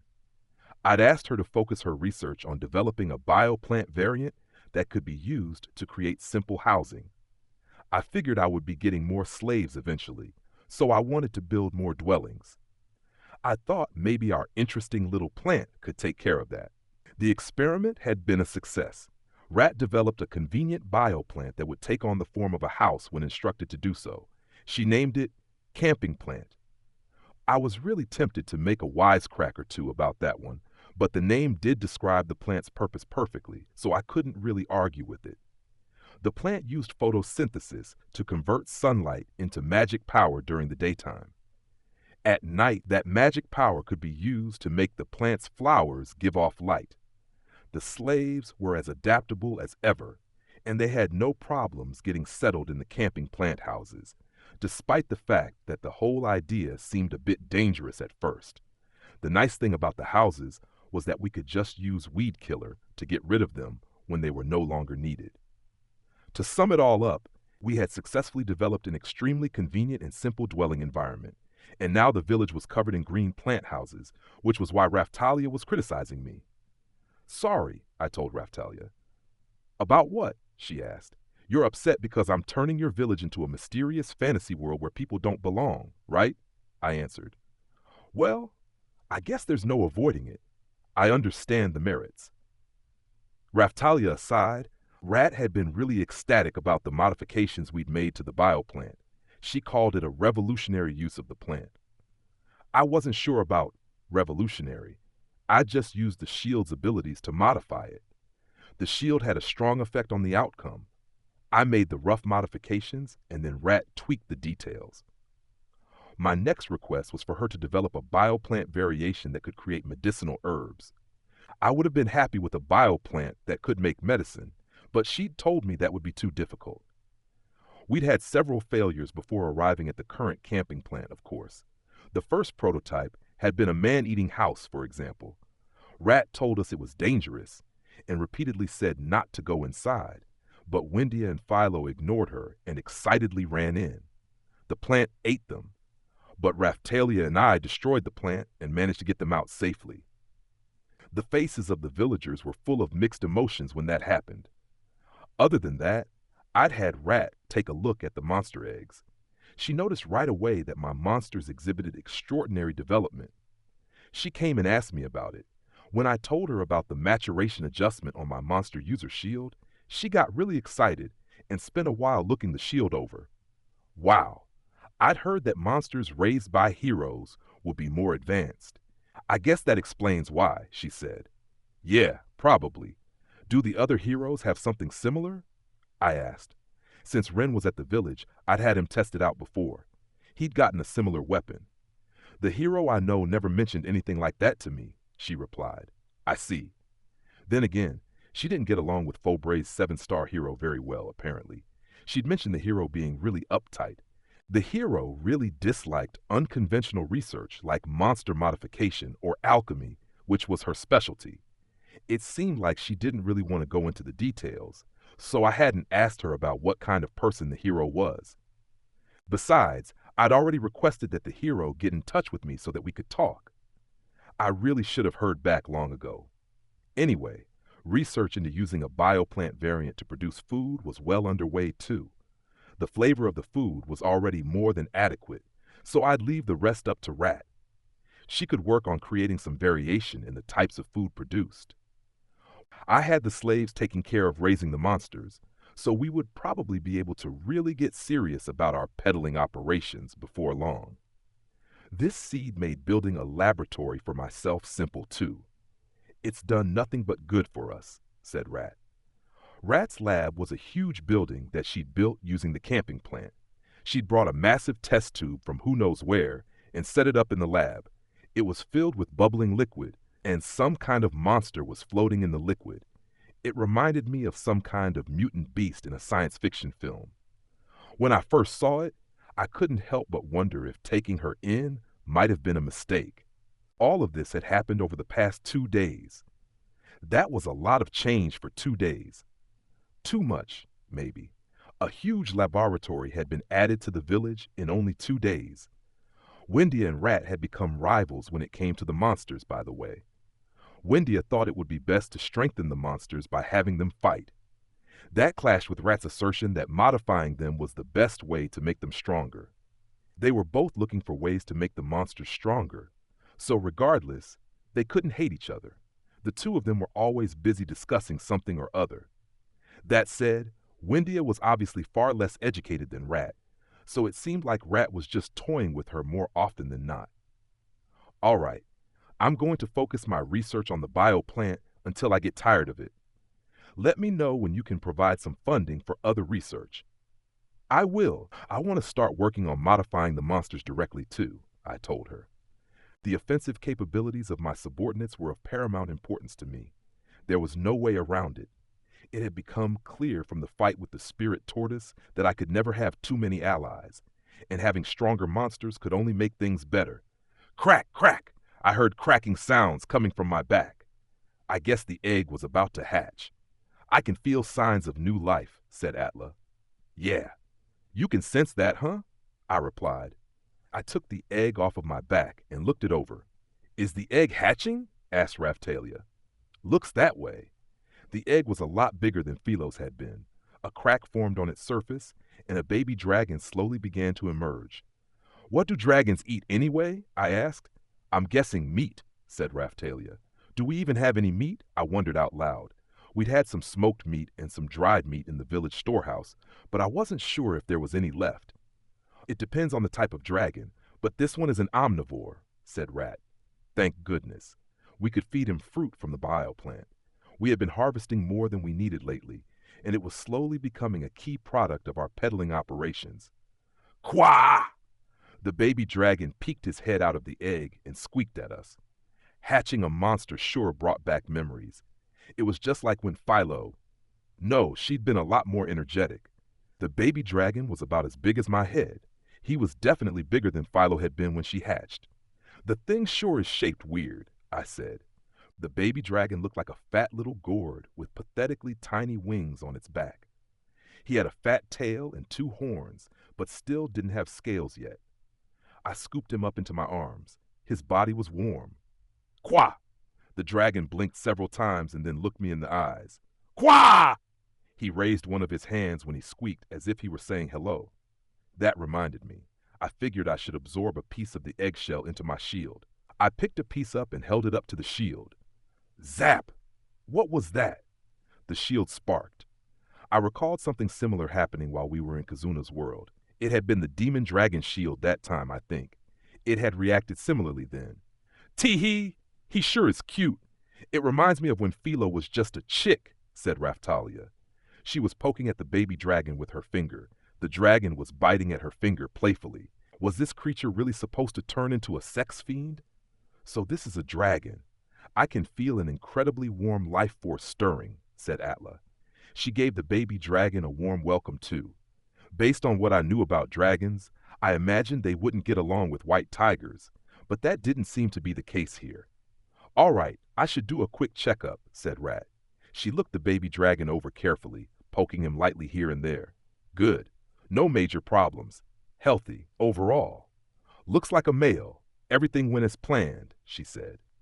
That's good, I said. A male meant it shouldn't be a problem even if it displayed an abnormal development pattern and ended up being able to use a human form like Philo. Then again, just being able to use a human form would be a problem in and of itself, but whatever. When Rat let go of the baby dragon, it flew over to me and started climbing up my leg. What a little rascal. I guess you have a good idea of how to raise him, right? Rat asked. Think so? I recommend you start taking him out to hunt from early on. The amount of food growing dragons eat is just scary, she said. You're telling me? Ah, that's right. You're surrounded by a bunch of kids that might even be able to out-eat a dragon, aren't you? She replied. Rat took my wisecrack in earnest and nodded. She'd stole the punchline, and hearing it come from her mouth just made me depressed. What kind of dragon is he? I asked. It's a weir. They value devotion highly and are one of the most loyal types of dragons. They are a mix between purebloods and Tyrellas. Tyrellas? A Tyrella is a big lizard-type monster. They can't fly, but they make for excellent transportation. They're rare, though. I see. I had no idea what she was talking about. I'd never seen one. Then again, I hadn't actually seen that many different kinds of dragons either. They aren't found in Melremark, so you might not be familiar with them. They're not kept as pets around here either. Oh, really? It's a monster you're more likely to see in Fobry, Shieldfrieden, or Siltveld. I see. Is this the dragon from that egg? Windia came over and approached the hatched dragon excitedly. Qua! The baby dragon wasn't shy at all. It was acting cute to get as much attention as possible. All right, I guess we'll take him out to hunt later, I said. Yeah, I don't think Philo will be happy, though. Windia nodded in agreement. She was playing with the baby dragon. All said and done, Windia was good about doing as she was told. She didn't try to complain about killing poor monsters or anything like that. On the contrary, she usually got really excited about going hunting. She seemed to be all about the strong preying on the weak. I didn't understand her at all, but she was probably right about Philo not being happy. Dragons and Philolios were natural enemies, so there was nothing we could do about that. Your name is Gelion, she said. Who said you could name him? Mr. Naofumi, the village children all chose the name together, said Raftalia. Oh, really? In that case, I guess it's okay. Coming up with a name was a hassle anyway. I probably would have named it something lame like Dran. Considering that, Gelion didn't seem bad at all. I'm going to go show him to everyone. And so Windia took charge of Gelion, and we took him out to level with the other villagers. I hoped he would grow up and become a strong fighter quickly. I miss Rafchan, I said. Rafchan had been sitting on Philo's head a lot the past couple of days. She seemed to really like it there and wouldn't come to me when I called out to her. That made me kind of sad. Oh yeah, I wanted to ask you about that. Where did you find that monster? Asked Rat. I glanced over at Raftalia. She had a really bitter look on her face. I wondered what I should do. Giving a detailed explanation would probably just end up causing trouble. But Rafchan was my favorite. I wanted to make her stronger so that she could help out even more than she already did.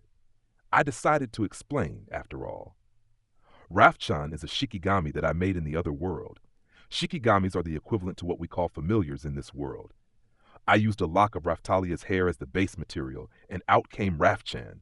Mr. Naofumi, that's your answer after pausing to think for so long?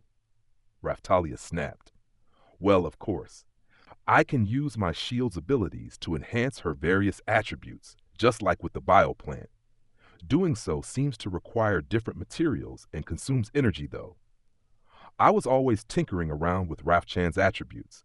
Enhancing them required materials, so I was making progress slowly but steadily. On a fundamental level, it worked a lot like powering up my shield. I didn't know there were familiars like that. I thought it was a new type of monster, said Rat. Making a new type of monster like her is my goal, I replied. That's news to me. What are you thinking, Mr. Naofumi? Exclaimed Raftalia. Oh, damn. I'd accidentally revealed my aspirations to Raftalia. And I guess you've been secretly planning to do this for some time, she said. Humph. I won't change my mind about this one, Raftalia. I can't let Rafchan be the last of her kind. I don't understand why you're so passionate about her. No matter how much two people trusted each other, there would always be things they couldn't understand about each other. But I didn't think that was necessarily a bad thing. It wasn't just because Rafchan looked like Raftalia. I really liked how she always played along with me too. What are you upset about, Raftalia? If that's what Mr. Naofumi desires, then it's your duty to accept it as his retainer, said Atla. I'm upset because it's exactly the kind of thing I shouldn't accept. Think about it, Atla. Would you want someone to make a monster out of your hair? If it were a monster that Mr. Naofumi would adore, then I would happily offer a lock of my hair. I thought about making a shikigami or familiar from a lock of Atla's hair. I pictured a little white tiger. If such a thing existed, I was sure it would be cute, but it was hard to imagine it being as cute as Rafchan. Mr. Naofumi, I can tell what you're thinking just by looking at your face. I don't know why you like Rafchan so much. Ugh. Raftalia had read my mind again. I couldn't tell what he was thinking this time, but I won't let you win like that again, said Atla. What was she getting worked up about? Did Atla really want to read my face? Had she forgotten she was blind? In that case, Count, why not try raising the mutability of the familiar's attributes? After what happened with the bioplant, I really wanted to avoid doing that. It's not like mutation can't produce favorable results too, you know? If you trust the familiar, then surely increasing the mutability just slightly is an option. She had a point. The legends say that the heroes created the Philolials. Since you like her so much, maybe a monster based on her could end up becoming the next Philolial, Rat continued. What a glorious thought. And it wasn't unrelated to Rat's goal of creating a useful monster like the Philolials. It would be killing two birds with one stone. I would get to make Rafchan stronger. Rat would get to create the next Philolial. That settled it. I'd try raising Rafchan's mutability just a bit. I'd turn my familiar into a monster. Please don't do that, Mr. Naofumi, Raftalia pleaded. I won't let anyone take away Rafchan's future. Not even you, Raftalia. Oh, geez.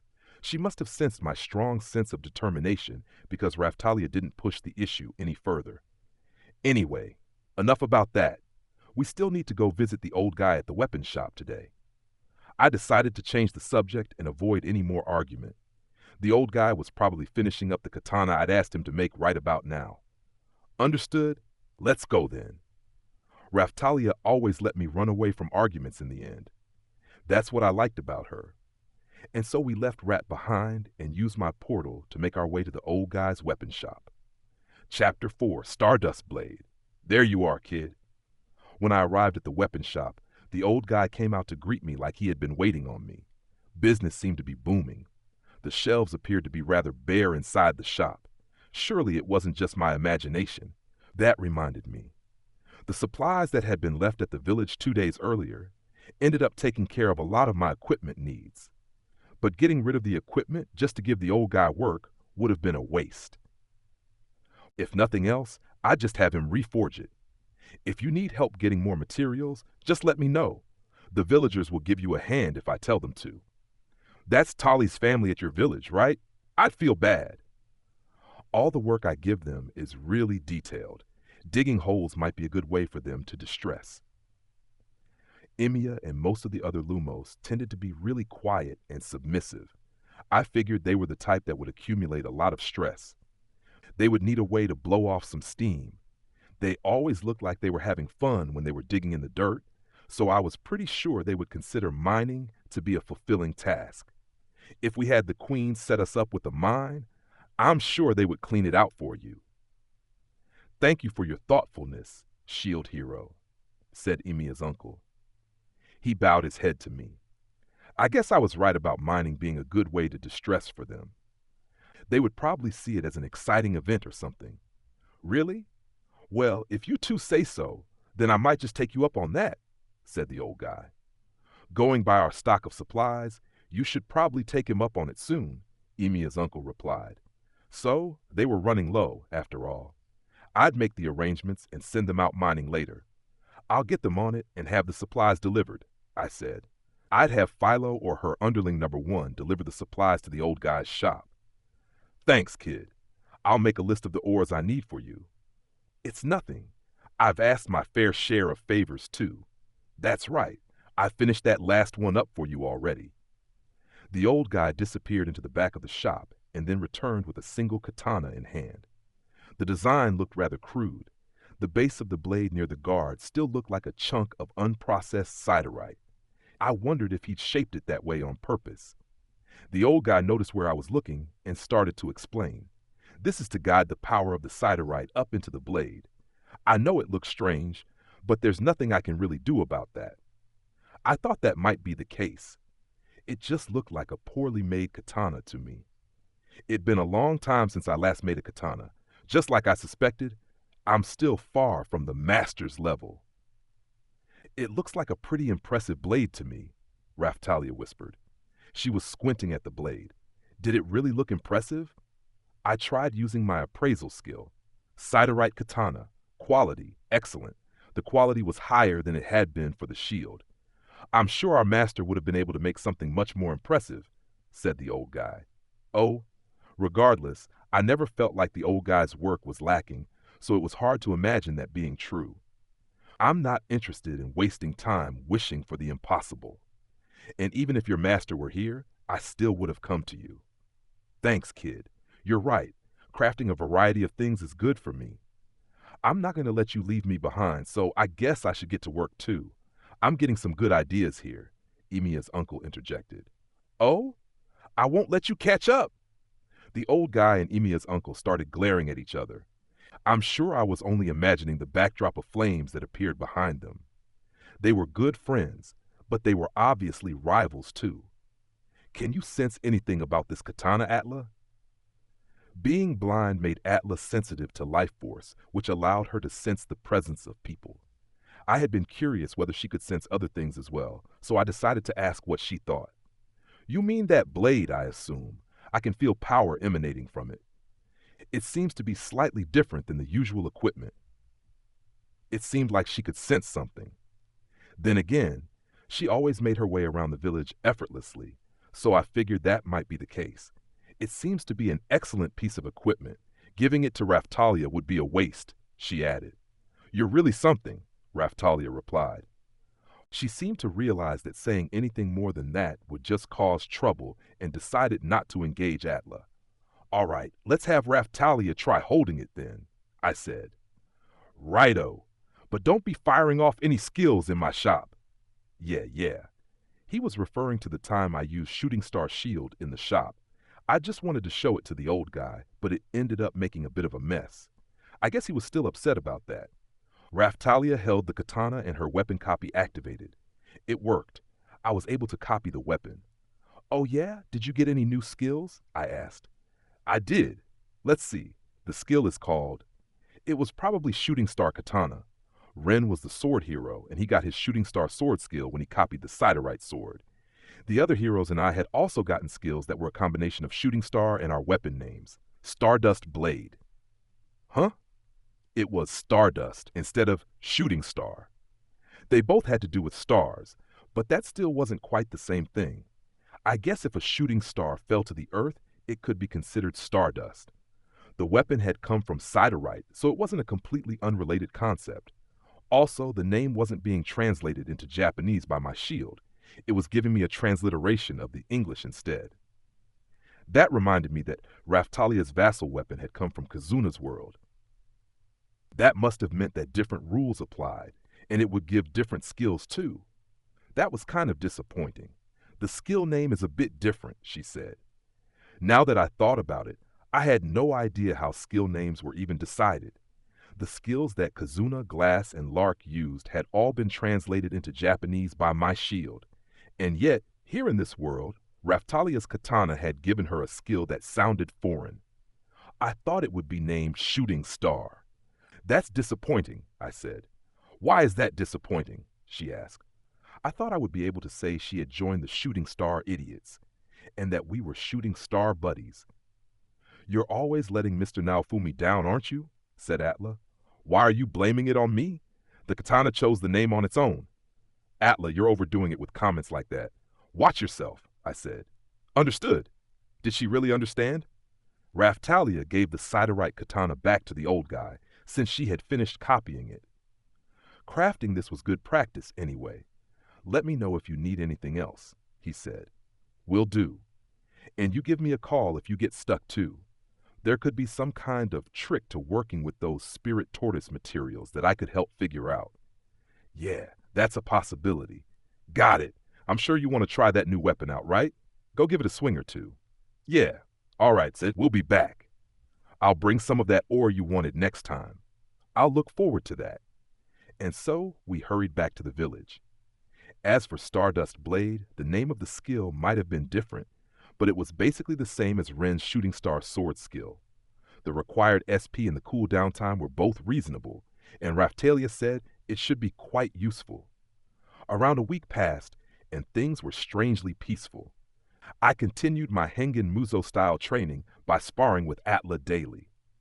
When I had a bit of spare time, I took the Lumos out to the mines and had them mine ore, which I delivered to the old guy afterward. Just as I had expected, the Lumos really seemed to enjoy their time digging in the mines. They looked exactly like moles when they were digging around in the dirt with their claws. The look of joy on the old guy's face when he got the ore was unforgettable. Wendia and Rat had been keeping a regular growth log for the baby dragon, Galeon. He had been growing really quickly since he'd been going out and leveling with the slaves. Sedina had helped out, and he'd reached level 38 in just 1 week. He looked much bigger too. It was morning, and I was already sighing. This again? Atla had made a habit of showing up in my bed lately. Her advances had been overt to start out with, but recently she was bordering on outright aggressive. The fact that she was able to sneak into my bed without me noticing meant that she had some real skill. I wondered if she'd been practicing moving around silently or something. Maybe that was her way of dealing with my tendency to be sensitive to the presence of others. I had a talk with Foal every time it happened, but Atlas still always managed to get away from him.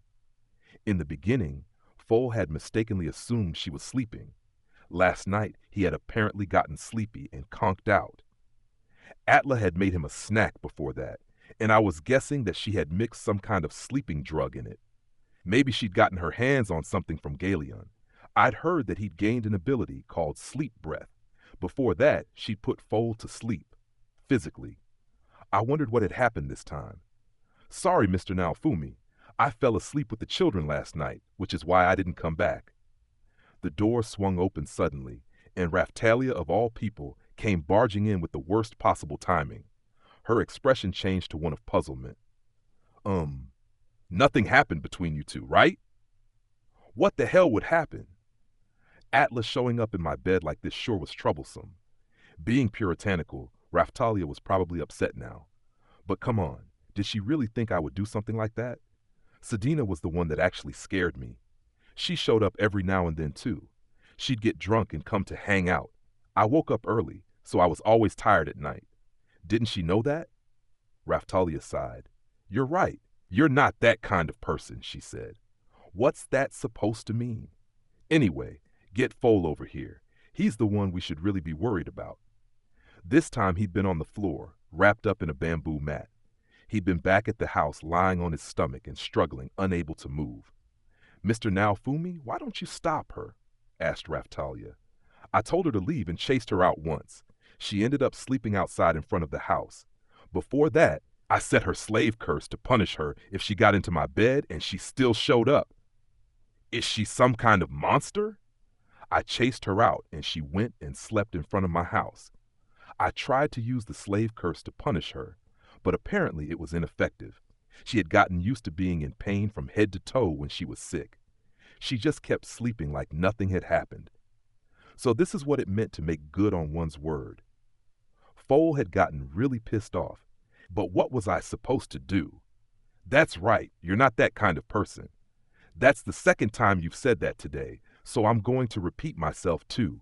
What's that supposed to mean? What's the matter, Mr. Naofumi? Atla woke up. She was acting like she was completely innocent. Did she not realize we were trying to figure out what to do about her? Do you really not know? I asked. Does sleeping together really bother you that much? Honestly, it's a problem. I'm sure you're in pain too. Rather than feel any pain, it makes me feel warm inside.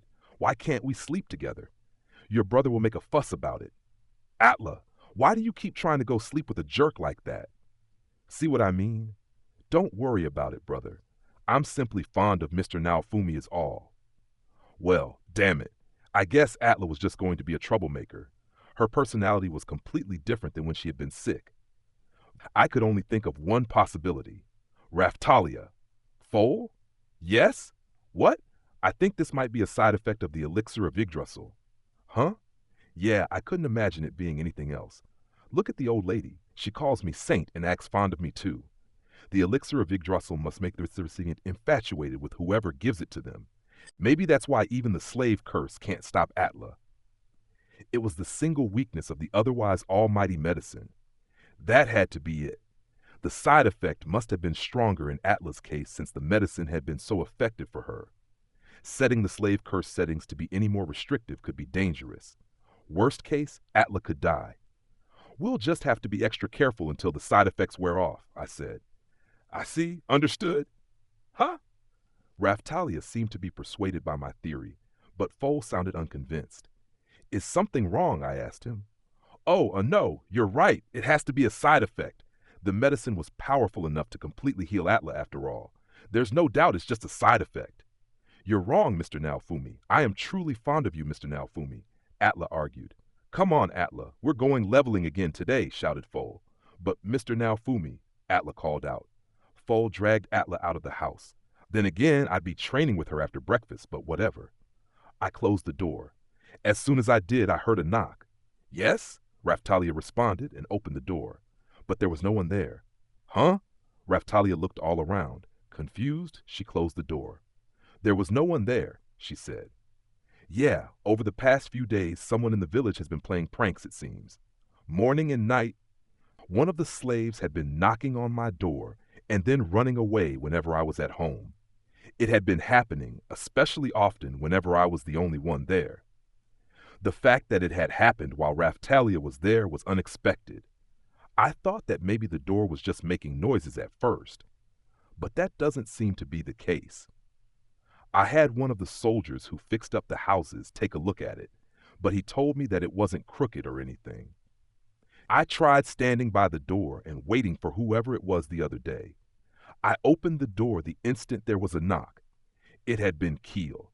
I tried the same thing once early in the morning, and it had been Atla showing up at her usual time. When it was Keel, she had shown up with some of the other slaves to ask what we were having for breakfast, so I was pretty sure she wasn't the culprit. Maybe I'll try interrogating the villagers at breakfast time. Do you really think any of the children would do something like that to you? One of them is doing it, whether I think so or not. I guess so. Raftalia wanted to believe in the villagers. I could understand how she felt, but it was a fact that one of them was misbehaving, and that meant that whoever it was needed to be punished. But whatever. It's about time for me to make my usual visit to the monster stable. You want to come with me? Sure. And so I went about finishing up my usual morning routine before making preparations for breakfast. Chapter 5, Knock and Run. At breakfast, once all of the slaves had gathered, I made a quick adjustment to the slave seal settings and then addressed them. I want whoever has been causing mischief lately, when I'm at home, to come forward now. Nobody responded. On top of that, none of the slave seals activated. Did that mean it wasn't one of the slaves? In that case, I glared at Ren and the soldiers that were stationed at the village. They all shook their heads in denial. Who the hell was it then? What's wrong, master? Rafu? Philo was eating breakfast with us today. Raf-chan was sitting on top of her head, like usual. What was so great about her head anyway? Someone has been knocking on my door and then running away whenever I'm at home alone. Whoever it was would be gone by the time I could open the door, which meant that the person had to be really fast. That was true even if they were hiding somewhere. I could try having Atla or Raftalia keep watch, but the culprit seemed to have really sharp intuition and didn't show up when someone was standing guard. The worst part was that they came in the middle of the night too. "Oh, should I stand guard?" asked Philo. "Rafu?" "The person doesn't come when someone is standing guard. I'll just have to lure them out. I'm going to catch them no matter what." Philo didn't give a reaction to my show of determination, which meant that she wasn't the culprit either. "Okay, listen up, Raftalia and Atla. I'm going to catch the culprit this afternoon, so I want you to stay away from my place after lunch." "Understood. I've been wanting to ask the master about using life force, so I'll go do that," said Raftalia. "But Mr. Naofumi, I want to be with you," Atla replied. "Didn't you just hear me say I was going to lure the culprit out? That goes for all of you. Don't come knocking on my door today, no matter what." "Okay," shouted the slaves. Of course, if the culprit didn't show up, that would make all of them suspects. Either way, after I finished my late morning training, I headed back to my house to lure the culprit out and waited for a knock. Knock, knock. I warned everyone to stay away from my place that morning.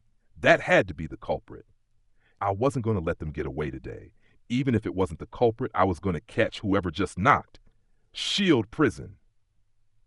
I trapped whoever had knocked on the door in a cage of shields, and then opened the door to see who the prankster was. The prison was shaking as someone crashed around inside. The trap had been a success. "What's going on, Count?" "Oh, hey, Rat. What are you doing here at a time like this?" "I'm just taking a walk for a change of pace. What's going on here?" "I mentioned that some prankster had been knocking on my door and running away this morning, right?" "I guess you did. So the prankster is in there?" "I wonder who it is." We waited for the prison's effect to wear off so that we could see who was inside. Qua! I'm pretty sure Rat and I both had the same look of bewilderment on our faces. I guess it did make sense to suspect the monsters if the culprit wasn't a slave. But I never imagined that one of the monsters would be doing something like knocking on doors and running away. Galleon, the knock-and-run dragon, flew away as soon as he was free from the cage of shields. Without hesitation, I brought up the monster seal settings and delivered him a punishing jolt. Qua! Galleon fell out of the sky and writhed about on the ground. Including his tail, Galleon was around 2 meters in length now. He looked pretty much like what someone might expect a dragon to look like. I guess his tail was a bit on the fat side, though. He had big eyes and still looked cute. He seemed a bit overweight, too. His growth had finally started to level off to a certain extent. He hadn't gotten as big as I imagined he would. Wendia heard Galleon squealing and came running over. "What's wrong with Galleon?" "He's the prankster I mentioned this morning. I caught him in the act." "Huh? Galleon was the culprit?" Wendia looked at me and seemed to be contemplating whether or not to try and protect Galleon. I guess even she knew better. "Don't try to stick up for him. Wrongdoing must be punished." "Fine. Bad Galleon. Causing mischief is not okay." "What's going on, Master?" Philo and Raf-chan heard the ruckus and came over. I guess Philo wasn't off playing with Melty today. Or maybe she had gotten curious after this morning and stuck around the village. "Oh, he's getting scolded." Philo started dancing around happily when she noticed Galleon was being scolded. "Galleon is getting scolded. Take that, dragon! Master's only gonna ride Philo. Qua!" Galleon clearly became upset when Philo mocked him. "Rafu, Rafu, Rafu!" Raf-chan was smacking Philo lightly with her hands and tail as if trying to scold her for behaving in such a way, but Philo went on dancing completely unfazed. I decided to punish Philo too. "Akya! Wah! Why me?" "Don't laugh at others' misfortune. But Master does." She had a point there. I immediately deactivated the monster seal. "Did you just let her win the argument?" Rat snapped. "I do laugh at the misfortune of others, so I have no room to talk." "Rafu, Raf-chan's squeak was timed perfectly." "That's right. I had no room to talk. I'd take pride in that." Really? Rat held her head in her hands. She had a look of bewilderment on her face. I'd laughed at the misfortunes of Witch and Trash, and I'd laughed at Glass when she got scolded by Kazuna. Even if there was merit to my objection, my words would hold no weight. Um, just because you two are rivals doesn't mean that you can treat him like that, said Windia. Boo! You know what will happen if you make me mad, right? I taunted. No! What was this farce? Sheesh, why would you do such a mischievous thing anyway? Windia asked Galeon. She stroked his face gently. Galeon squeaked meekly. He says he wanted the shield hero to play with him, she said. Huh? You haven't spent much time playing with him, have you? But you spend plenty of time with that bird, she went on. Humph! Philo and Windia glared at each other. Hold on, now. Are you saying that Galeon is going to cause problems like this if I don't play with him? Qua! He nodded. Was he a little attention seeker? Sheesh! I looked over at Rat. Physical contact and spending time with your monsters is important. That's true for both of them, she said. Oh, really? What a hassle. Raf-chan never acted selfish like that. All right then. Philo, Galeon, I'll make a little bit of time with each of you on alternating days, but if either of you interfere with the other's time, you lose your playtime. Humph! Qua! The two of them glared at each other and made complaining noises. Okay, fine. Neither of you get playtime. Fine! Qua! Qua! They both gave in and agreed to my plan. Raf-chan would get more playtime than either of them, of course. I'd play with her all day long if she wanted me to. All right, today is Galeon's day. Qua! What? You're older than him. Humph, fine. I'll be back later then. Come on, Windia. Let's go. Okay. Philo took Windia with her and went out to level. All right, Galeon, what do you want to do? I'll play with you until the end of lunch break. Qua! Galeon wagged his tail happily like a dog. He had good reaction times, so I figured we could spend some time playing with my frisbee shield. I transformed my shield into a frisbee and threw it. Galeon flapped his wings and dashed off after the shield gaily. It didn't make much sense getting caught up on how things worked in a fantasy world, but the little guy sure could fly. I chucked the frisbee, and when he caught it, it disappeared for a brief moment and then reappeared in my hand. Galeon was in good spirits. He flew back over to me and licked me all over my face. Unlike a certain bird that never shut up, his innocence sure was refreshing. I continued to play with Galeon for a bit, and after a while, Raftalia and Atlas showed up. Mr. Naofumi, did you catch the culprit? Asked Raftalia. Yeah, it was this little fella. Qua! Huh? Galeon was the culprit? I nodded to Raftalia. He was sad because I hadn't been playing with him. Well, I guess you had left him completely to Windia and Rat. I can sympathize, Atla interjected. Qua?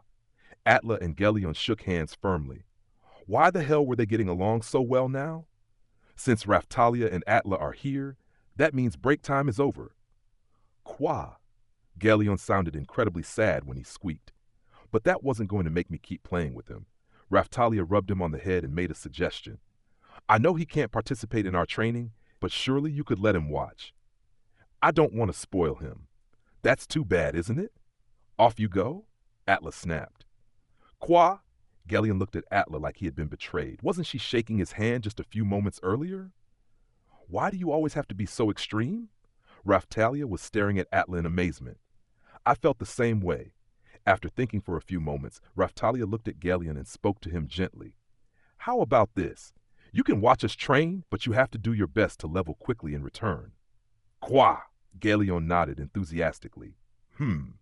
He couldn't speak human language, but he seemed to be pretty intelligent. Raf-chan was still cuter than him, but I'd have to give Galeon props for being humble. Well, leveling up and getting stronger is his job, so I guess if watching us will motivate him, then that can't be a bad thing.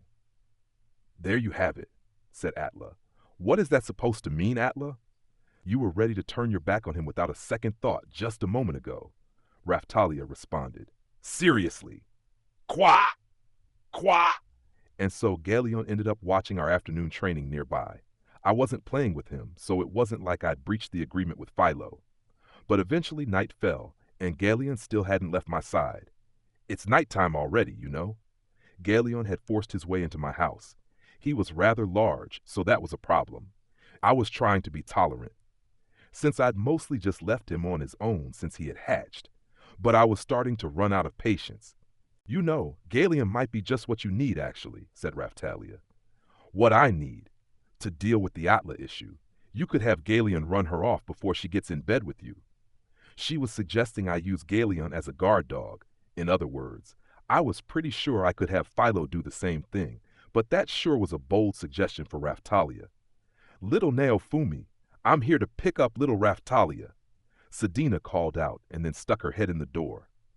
Oh, hey, Sedina. Oh, what's this? Why is little Galion in your house? The little guy won't leave my side, and now Raftalia is suggesting that I use him as a guard dog to keep Atla out. I see. Well, the children who were most traumatized by their experience as slaves have started to get much better lately. Before long, Raftalia should be able to start sleeping here again. It might not be a bad idea to have him deal with Atla until then. Sedina seemed to agree with Raftalia's idea. Can't we just talk Atla into stopping? I asked.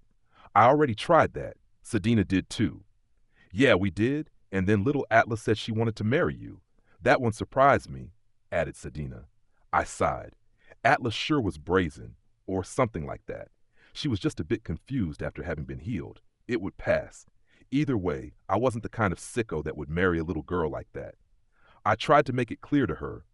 I told her you were a loser that wasn't interested in anything like doing the dirty with a girl, said Sedina. A loz, you wench. What was she thinking calling me a loser of all things? Atla's reply was even worse than Sedina's remark. She said, it's okay. Mr. Naofumi will lie with me when he is ready. I didn't need Atla believing in me like that.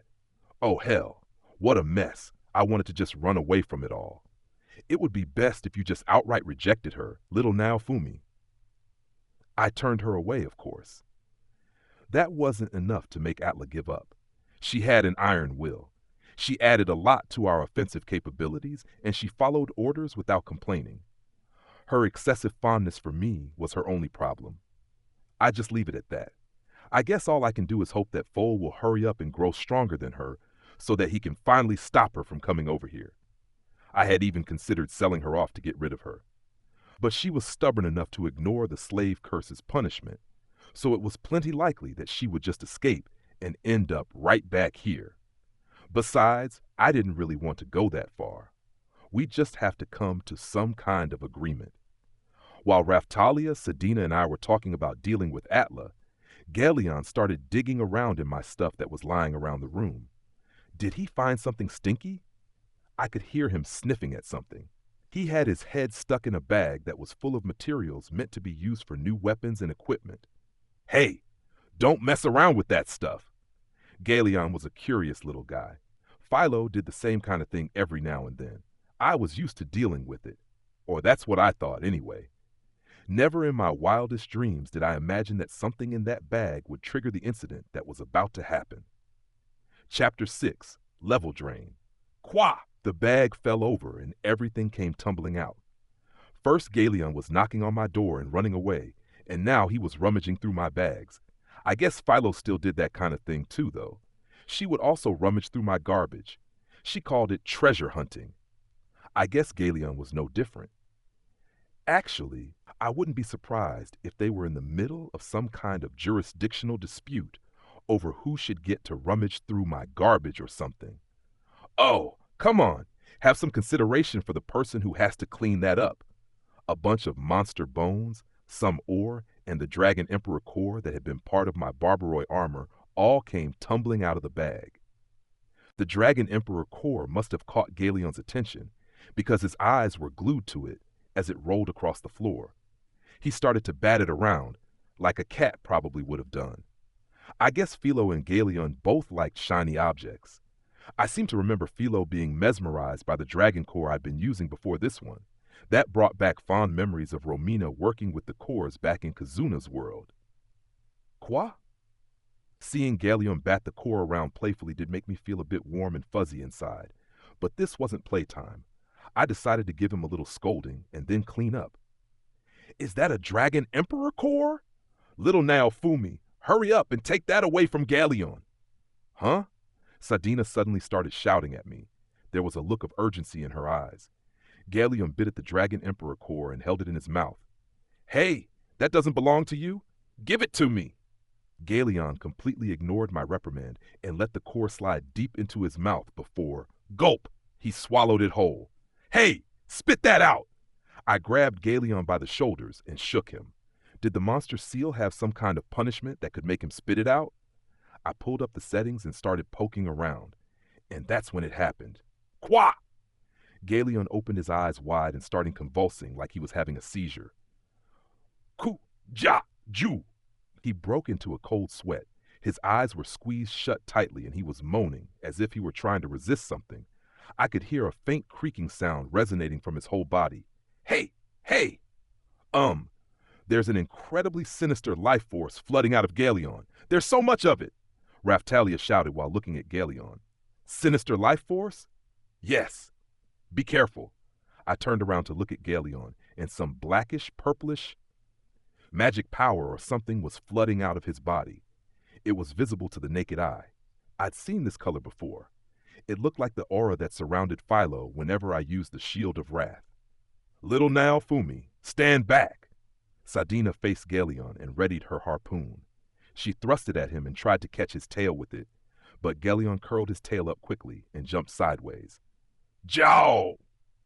Galeon looked up at the ceiling with bloodshot eyes and howled. When he did, a cloud of magical breath shot out of his mouth and instantly blew the ceiling right off the house. Gya! With a loud swish, Galeon spread his wings out wide and took flight. All right, I had the monster seal settings open already, so I just used the punishment setting to drop him out of the sky. I activated the monster seal, but the screen just flickered and nothing else happened. You blew my damned roof off. Settle down.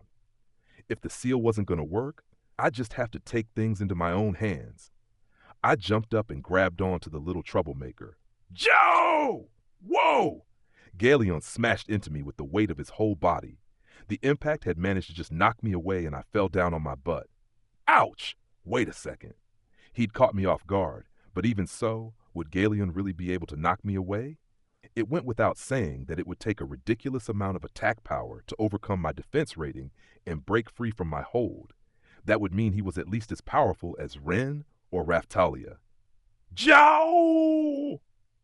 Galeon glared at me with bloodshot eyes. They were no longer the slightly goofy eyes I'd seen only moments before.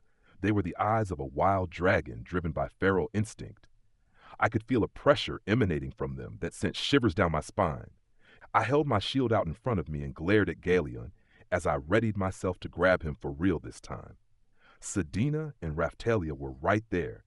It could be dangerous for them if he used that breath attack that blew my roof off again. Jow! Galeon let out a loud screech and then flew off somewhere into the distance. Something was clinging to Galeon. What in the world was that? Atlas showed up from out of nowhere and began to comment, but I dashed out of the building to see which direction Galeon had gone. Why, what was that? The slaves that were still in the village heard the ruckus and came running over. What's going on? What in the world happened here? What is it? What happened? Rat and Windia both looked in the direction that I was looking. So did Foal and Atla. Well, actually, I told them about Galeon eating the Dragon Emperor core and ending up like he did. Emperor core, you say? You sure have some strange items, Count. You have any idea what might have happened? I asked. The biology of the dragon species is still largely shrouded in mystery. I've heard of dragons wanting cores from other dragons, but I wouldn't have thought it would go on a rampage like that. Little Naofumi, where did you get your hands on that Dragon Emperor core? Sadina grabbed my shoulder and began to interrogate me. It was originally from a dragon that lived in the mountains near a village in the east. In that case, it's highly likely that Galeon's body was commandeered by the soul of the Dragon Emperor that was in that core. Sadina sure seemed to know a lot about this kind of thing. Inside of that Dragon Emperor core is something like an organ that contains the soul of the dragon within it.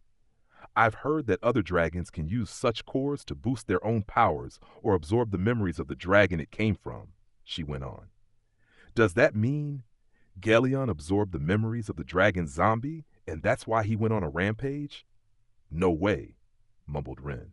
He staggered backward, unable to say anything else. The dragon that you defeated is the one that turned into the dragon zombie, right? I asked him. I have to stop it, no matter what, he shouted. If you try to do that, it may just come back to life, fueled by its hatred for you, I said. In that case, we can still stop it. Now, Fumi, you raised that dragon, didn't you? He did seem fond of me, but it was the villagers who raised him. This one was in charge of him. I pointed at Windia. Still, he was a cute dragon, and I didn't want to give up on him if possible. It would depend on where he had run off to. We needed to go find him and capture him. How do you feel about having killed that dragon, sword hero? Windia glared at Ren as she questioned him with a stern tone of voice.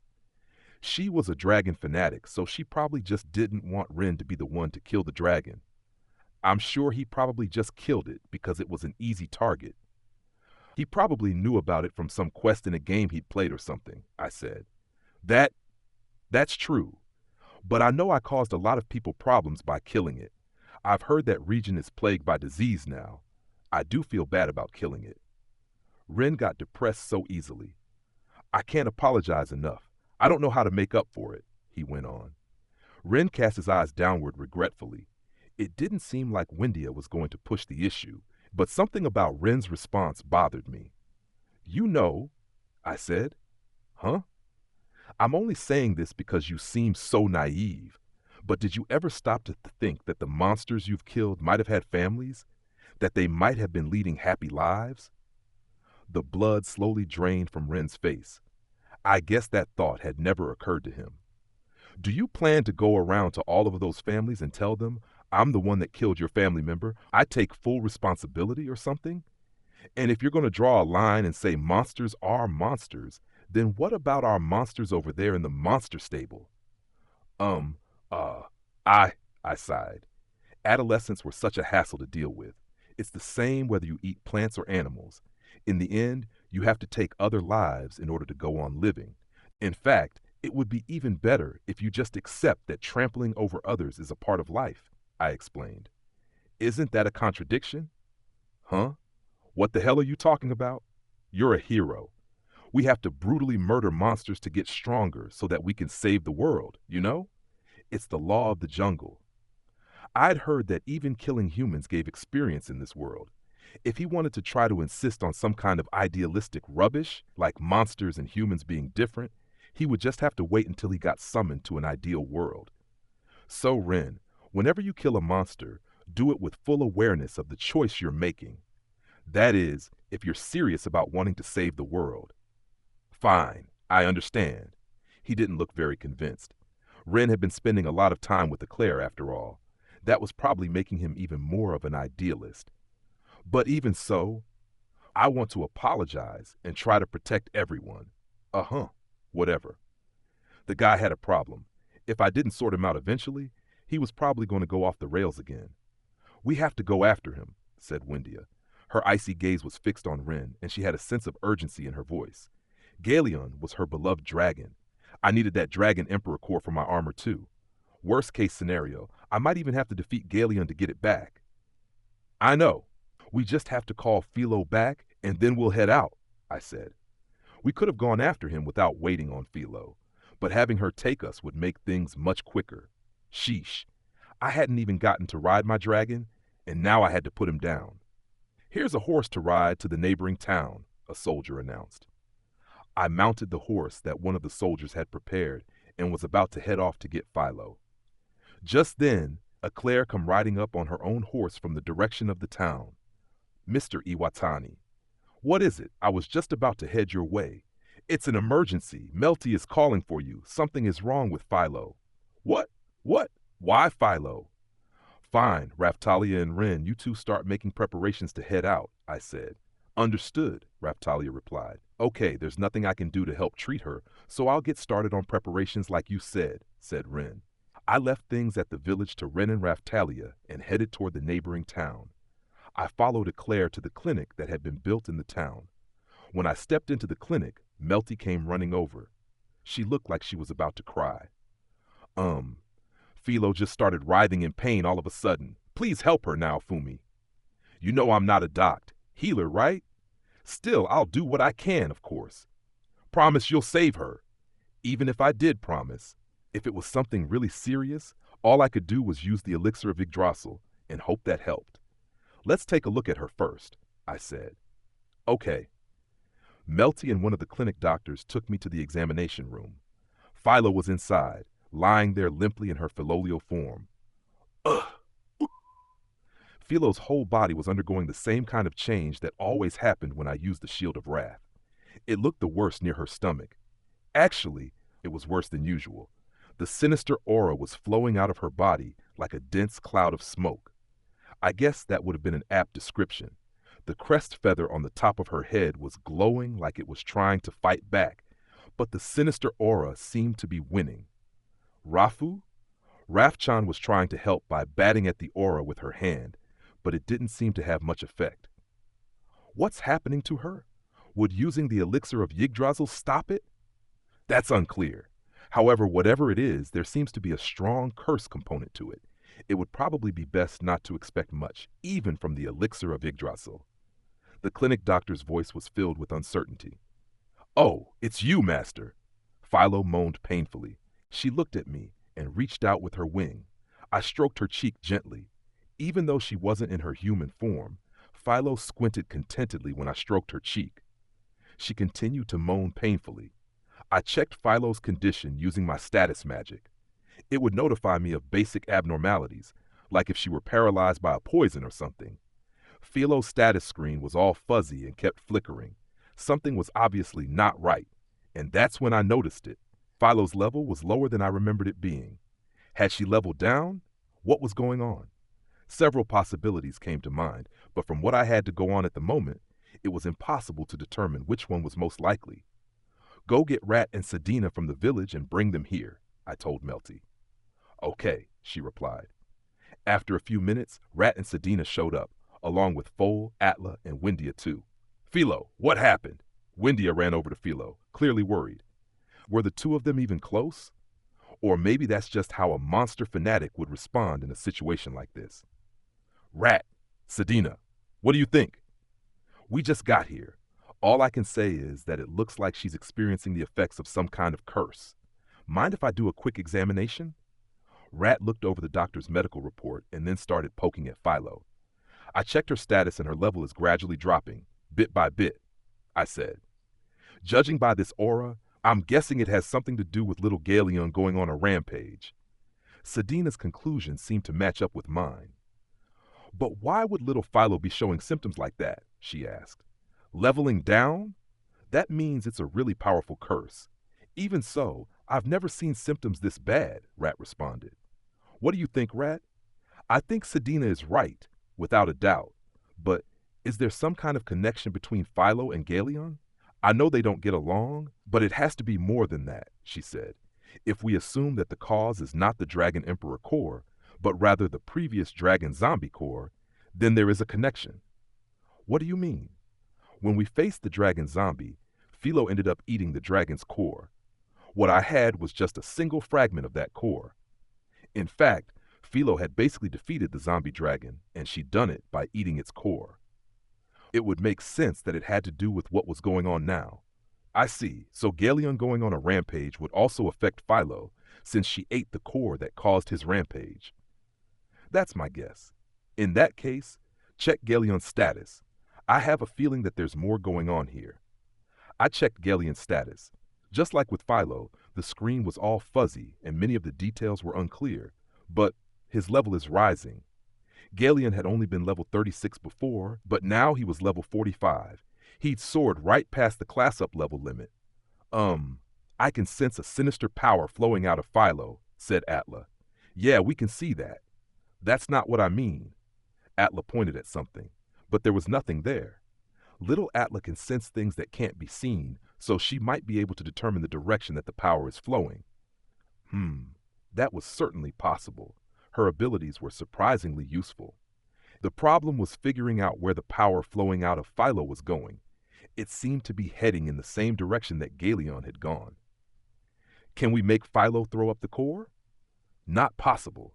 It seems like there are fragments circulating throughout her whole body. I checked Philo's status.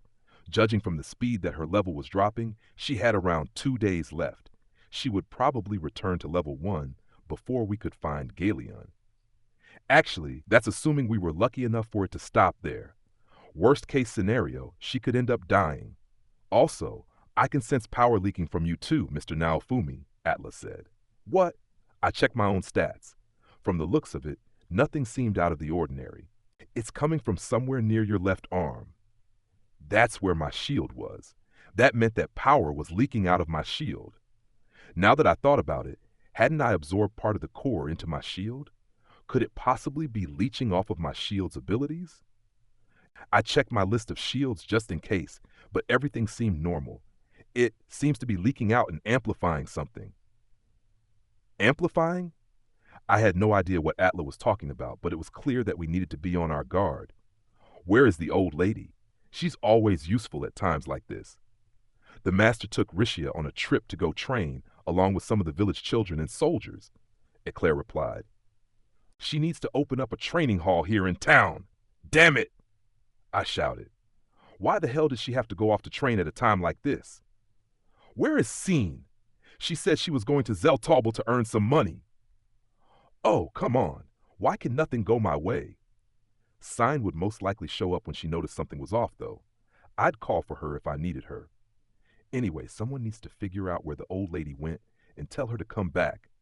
We're going after Galeon immediately. We would run out of time otherwise. Atla stepped forward. She had a determined look on her face. Mr. Naofumi, I would like to try something on Philo, she said. What? What are you doing, Atla? Asked Foal. I'm going to do what I can to try to slow the power leak. Atla reached out to Philo, who was still lying on the floor, and placed her right hand and then her left hand on Philo's chest. Ah! Ah! Philo had been moaning painfully, but she stopped. She opened her eyes and slowly stood up. That feels a little better, she said. Philo! Rafu! Melty ran over to Philo. Rafchan was squeaking happily. That should buy us some time, said Atla. All right, get the carriage and... Damn it! We didn't have a quick means of transportation.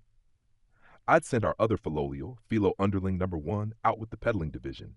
We would just have to borrow one of the Philolials from the town. I'm going after Galeon. Raftalia, Foal, Atla, Sedina, Ren, and Eclair, you're coming with me. Valley? You and Rat? Pulling Master's carriage is my job. Philo put Atla on her back. She had a strong sense of determination in her voice. No, Philo. You need to rest, Melty shouted. She's right. You should take it easy, I said. But Philo shook her head in refusal. No, I'm going. No matter what. She didn't have her usual energy, but she stepped forward and made it clear that she intended to come with us at any cost. If that were the case, she'd probably just chase after us, even if I did try to leave her behind. Philo could be really stubborn. Fine, but if anything happens, I'm going to leave you at a clinic and have someone else pull the carriage. Mr. Naofumi? Can you keep the leak under control, Atla? Why? Yes! All right then. I'm going too, shouted Melty. She was clearly fighting back tears. Her best friend was in a predicament. Like Philo, she'd probably do whatever it took to come with us, ignoring the fact that she was the princess, of course. You better not do anything reckless. You're the princess, you know. I'm Philo's friend, first and foremost. All right then. Before, it had been Philo whining about wanting to protect Melty. Philo sure had made a good friend. All right, we're heading out first to go after Galeon. I want you castle soldiers to hurry up and get word to the old lady. Yes, sir. We loaded up into the carriage, which Philo stubbornly pulled back to the village. There, we picked up Ren, Raftalia, and the others, and then headed out. We had been on the road for 4 hours. Thanks to Atla, we had just barely managed to keep Philo's stats from dropping any further. Even so, her experience points were still seeping out of her body, bit by bit. The leveling down had slowed, but the situation was still bad. Just as I had expected, the direction that Galeon had gone was leading toward the town in the east where we fought the dragon zombie. Pant! Pant! Philo! Atla was riding on Philo's back and Melty was steering the carriage. Rat and Windia were sorting out the details of the situation, and Sedina was keeping an eye out at the rear. Ren and Eclair were both ready to engage at a moment's notice. Philo was clearly exhausted. We needed to hurry, or things were going to get ugly. Motoyasu! Your beloved Philo is in trouble. Where the hell was that creep when we needed him? There couldn't be a better time than this to come rushing to Philo's rescue. Sheesh. The guy wouldn't go away when he was unwanted, but he was nowhere to be found when he might actually be able to help. If worst comes to worst, we may have to put Galeon down. You understand that, right? I was talking to Windia. She had been the fondest of Galeon. He might have belonged to me, but I figured she deserved some say in the matter. She had looked after him, so I owed her that much. Yeah, you consented pretty quickly there. I expected you to argue a bit more. It's not like you've given up already, right? You're right, I haven't. I understand. I know it's not your fault. But no, if it does come to that, I'll probably argue more then. I see, but I won't let you stop me. I know that, but that's our last resort, right? She knew she couldn't stop me, but she had to try. Even if she knew that Galeon was the reason that Philo was in pain, she was still fond of him. Of course, putting him down was a last resort. I wanted to avoid doing that, if at all possible. I hate the heroes. Tears were streaming down Windia's face. I'm used to being hated. She made it seem like the other heroes had somehow wronged her too. Ren was acting kind of fidgety. Maybe he knew something I didn't. And? What do you want me to do? Asked Sedina. She was still keeping an eye out at the rear. It's not like I expected anyone to ambush us from behind, but we were more likely to run into monsters since we were traveling at night. Several had already come chasing after us, in fact. Sedina made quick business of them with her harpoon and a few magical spells. Atla and Melty were covering the front. Philo was basically unable to fight. Just pulling the carriage was already a struggle for her right now. I didn't want to push her limits. That's it. Very good, Atla said. Rafu, Atla seemed to be showing Rafchan how to control the leakage of power from Philo's body. The speed that her level was dropping seemed to slow even further. I'm busy thinking about how to get Galeon to return to his usual self. Just keep an eye on our surroundings, Sedina. Will do. Rat broke her silence and jumped in on the conversation. If you want to save Galeon, I think making him throw up the core might work. It would be best to do it as soon as possible, too. I would imagine so. You'll probably just have to hold him down by force and stick your hand down his throat. Normally, you would use a special tool to keep him from biting your hand off, but that shouldn't be a problem. Don't underestimate my defense rating. Yeah, I guess we don't need to worry about that with you, Count. Hey, Rat, can't we use medicine to sedate Galeon? I asked. Rat held up a syringe full of some drug and showed it to me. This is a really strong anesthetic. It's strong enough to knock out even a dragon for a bit. I see. I'll be counting on you then. Galeon's level was slowly rising. His stats got a boost from the adjustments on my shield too. And now he was even leeching stats from Philo. It would be like fighting a dragon version of Philo. I was just lucky that I had Raftalia and Ren there with me. If nothing else, we had plenty of firepower. We should talk strategy before anything else. Rat, it's probably a good idea to weaken Galeon a bit, right? Yeah, if possible. All right, Sedina, when we find Galeon, your job is to weaken him up a bit.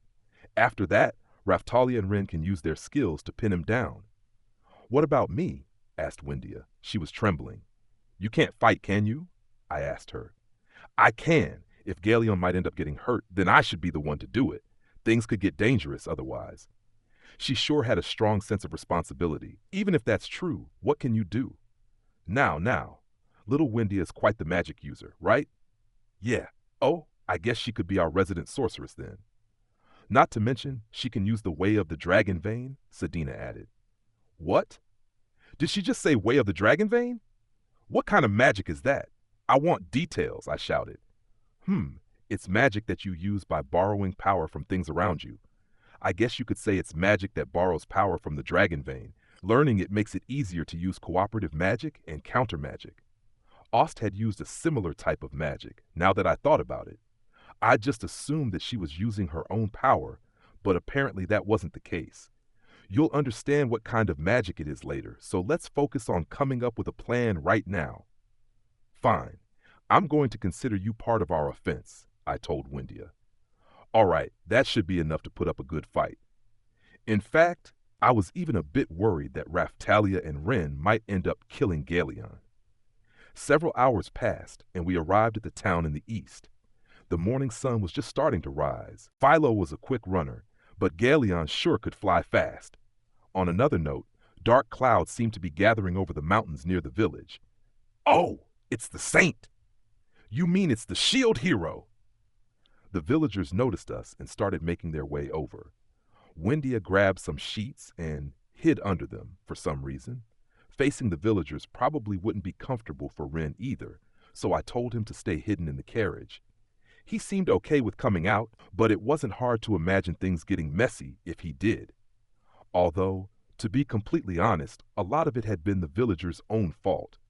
They had no right blaming Ren if they couldn't even be bothered to get rid of the dragon corpse before it ended up causing problems. We heard a dragon howling this morning. All of the villagers came outside to see what was going on, and the mountains already looked like that. "I see. I saw a dragon fleeing toward this direction and followed it here," I said. "Hooray!" shouted the villagers in unison. I didn't tell them it was my dragon. I had a reputation to keep, after all. The others seemed to realize that and kept their mouths shut. "All right, Philo, you've done enough. You, Atla, and Ralph Chan stay here and rest. But, Master, we don't have far to go. Galeon should be just over there. Don't push yourself, Philo." "But I want to go too." "No, if you push yourself, it's only going to make things worse. You're already near your limit. I'm not going to take you any further." But, Philo started whining. What could I do to calm her down? The way things were, she would probably just end up following us without permission. If I used my portal to send her to Zeltobel or something, there's no way she would be able to make it back here in time. But, Little Philo, you realize that little Naofumi is just thinking of your well-being, right? Sadina started trying to persuade Philo to back down. We're all worried about you, little Philo. You understand that, right? But, Philo felt helpless. She covered her face with her hands and began to cry. I'd never seen Philo like this before. The way she was crying now was different than the way she cried when she was put on display in Kizuna's world. It showed just how powerless she felt now. "Philo, wait for us here. I promise we'll put a stop to whatever it is hurting you." Melty chimed in to help convince Philo. That must have done the trick, because Philo slumped down compliantly. "Just stay here and relax. We'll go take care of this and be back in a flash," I told her. "Rafu, I'll stay here with you," Atla told Philo. "Sounds good. Atla and Rafchan, I'm leaving Philo up to you two." "You can count on us." Atla and Rafchan both responded confidently. "All right, let's go bring that knock-and-run prankster back." The rest of us walked off toward the mountains covered in dark clouds. Chapter 7, Plagued Earth. I'm pretty sure it was somewhere around here. Ren, do you remember? Yeah.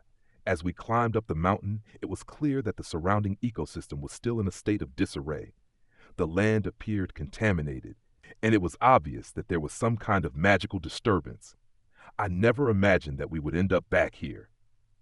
Windia looked back toward the village and glared with hate in her eyes. What in the world had happened to her? The last time we'd been here, Philo had just plowed through any monsters that stood in our path. We hardly had to fight at all. But this time was different. Fighting off monsters was taking up a lot of our time, and they just kept coming too. I call upon the power of the earth to come to me and take form. Earth Vein, lend me your power. Dark Fire Palette. When Windia finished her incantation, black flames sprang forth and engulfed the monsters in front of us. Her magic seemed slightly different than the magic Ost had used, but something about it did feel similar. I guess this was the way of the dragon vein. That sure is strange magic, I said. Yeah, I was never taught the more difficult spells, but they all borrow power from our surroundings, Windia replied. I see. Father could use much more difficult spells. I wondered if her father had been some kind of wizard or something.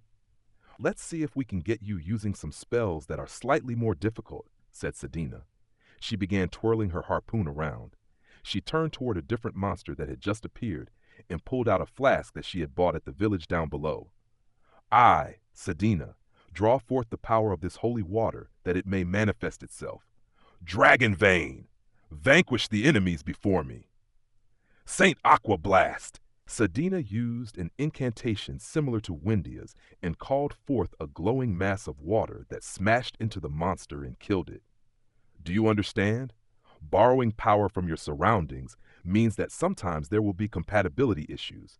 When that's the case, consider using the items that you have on hand. Sadina handed the flask to Windia. That has holy water in it, so it works really well against the monsters here, but the effects will weaken if you overuse it, so be careful. Oh, okay. That was really impressive, Melty mumbled. She was staring in awe, not sure what to make of the unfamiliar magic. Oh, I might have you help cast some cooperative magic, little Melty. Huh? I'm pretty sure Melty had taught Philo how to cast cooperative magic, so she could probably pull it off. Don't worry, little Melty. You've got more than enough potential. It even shows in the color of your hair. I'm counting on you. No, no, no, no. Melty was refusing like her life depended on it. I guess the magic really was difficult to use. Sadina and Philo made it look easy, but they were probably just abnormal. Wait a second. What did the color of someone's hair have to do with their potential to use magic? You'll make a perfect match. You can do it, little Melty. Ugh. Melty's level wasn't very high, though. Sadina probably shouldn't expect too much of her. Let's prepare for it, just in case. Come, we'll talk it over as we move along, Sadina said. They continued talking as we made our way up the mountain. Before long, we came to the spot where we'd found the corpse of the dragon zombie. It had taken us 3 whole hours to get there. The land was completely and utterly barren. To think that the area would still be contaminated. Ren stared silently at the plot of land. This was where he'd left the corpse of the dragon he slayed. I guess you could say he was staring his own mistake in the face. Ren, keep your cool. I know, I decided to take responsibility for my mistakes. I'm prepared to live with what I've done. That's why I'm fighting. Windia was glaring at Ren. I think her expression seemed to be a complex mix of emotions. I couldn't tell if she was upset, sad, or if she had just given up caring. Whatever it was safe to assume that she had some kind of personal connection to Ren's issues. I wonder where Galeon is, I mumbled. Over there, probably. Windia pointed to a recess deep in the mountains. As if in response, a black haze began gathering in that direction. Oh my! That sure looks dangerous, said Sadina. I guess we have no choice but to go check it out, I replied. I looked over at Windia. You know how to get over there? Yeah, this way. Was Windia from around here or something? Maybe she'd been from a hidden village of dragon-worshipping demi-humans that was wiped out by an epidemic after Ren killed the dragon. Then she got caught and ended up a slave or something like that. And that magic she was using earlier was unique to the secret village. Raphtalia's story wasn't all that different, so it was possible. There! We'd been walking for another 2 hours or so. Windia looked back at us and pointed ahead. Of course, that 2 hours included time spent fighting monsters. Philo didn't have much time left, so having to waste it clearing out monsters pissed me off. Galeon was lying on the ground in front of the entrance to a cave. Was he asleep? He was absolutely motionless. We stayed hidden in the shadows as we approached. Our plan was to get close and then trap Galeon in my shield prison. Then we would close in on him, and just as the prison disappeared, we would hit him with our magic to weaken him. After that, Rat would knock him out with her anesthetic. If that didn't work, Raphtalia and Ren would restrain him, and once he was anesthetized, I would take the core back, and that would be the end of it. Assuming things went as planned, anyway. Shield Prison had a range of 5 meters. Galeon was still around 20 meters away. We had to get closer. I used status magic to check his level. He was level 55. That meant he had already stolen 20 levels from Philo, and he was still doing it. He wasn't going to stop. Yow! Galeon suddenly awoke and disappeared into the cave. Damn it! I guess we'd failed. Then again, closing in on the cave would be a lot easier now. Once there, I kept my back against the wall of the cave and peeked inside. Galeon was looking all around the cave as if he were searching for something. I wonder what he's doing. He's probably searching for his treasure. Treasure that the villager stole, Windia replied. It must be some unfinished business of the spirit in the core that commandeered Galeon's body, said Rat. All because I killed, Ren mumbled. Windia started yelling at him. Stop brooding already. It's annoying. Get over it, like the shield hero said. Yeah, I know I need to.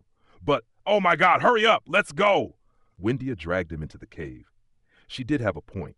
Taking action would be better than standing around brooding indecisively. All right, let's go, I said. We began to approach Galeon. Joe! Galeon roared, and some kind of black sludge began oozing out all over his body. Throb!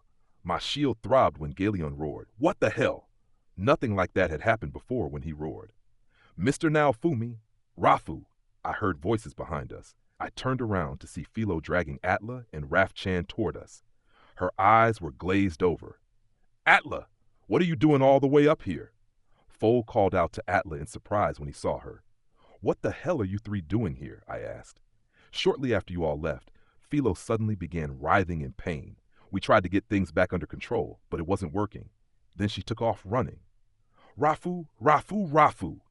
Raf-Chan was smacking Philo on the head and trying her best to bring her to her senses, but Philo was in a stupor. She showed no sign of responding. Every now and then, Philo would come to her senses and start to turn back. But whenever she did, some kind of power would come flowing toward her and draw her back this way. Then she would end up like this again, Atla explained. What about all of the monsters you must have encountered on the way here? They kept their distance. That's almost as if they were trying to avoid us. We didn't have to fight at all. Damn it.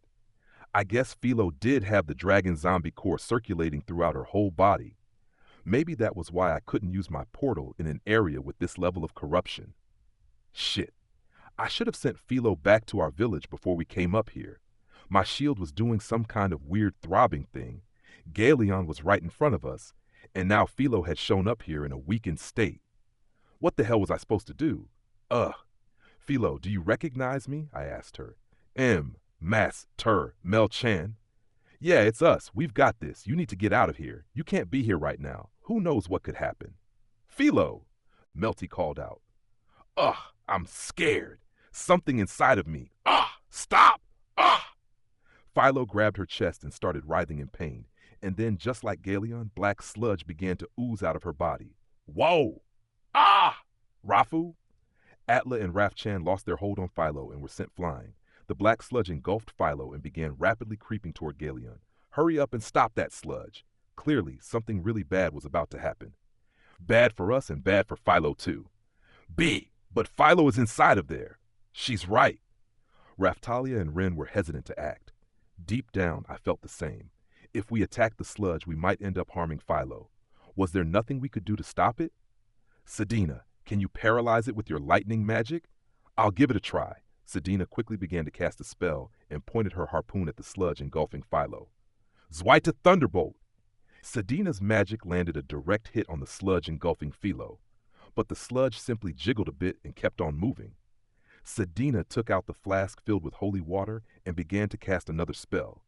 She must have been using the way of the dragon vein this time. I, Sedina, call forth the power of this holy water to manifest itself. Dragon vein, vanquish the enemies before me. Saint Aqua Blast! Sedina spun her magic into the water to form a mass in the palm of her hand. It went flying and smashed right into the sludge. Oh, that one seemed to have an effect. Just as I expected. That thing is derived from some kind of curse. Normal attacks aren't going to be effective against it, she said. What should we do? I asked. Well, little Philo is the host, and without a host, Sedina replied. No way, whispered Melty. That's not an option, I shouted. In that case, our only option is to attack using divine magic, said Sedina. Eclair stepped forward. She held her hand to the blade of her short sword, and it took the form of a magic sword. That I can do. Hiya!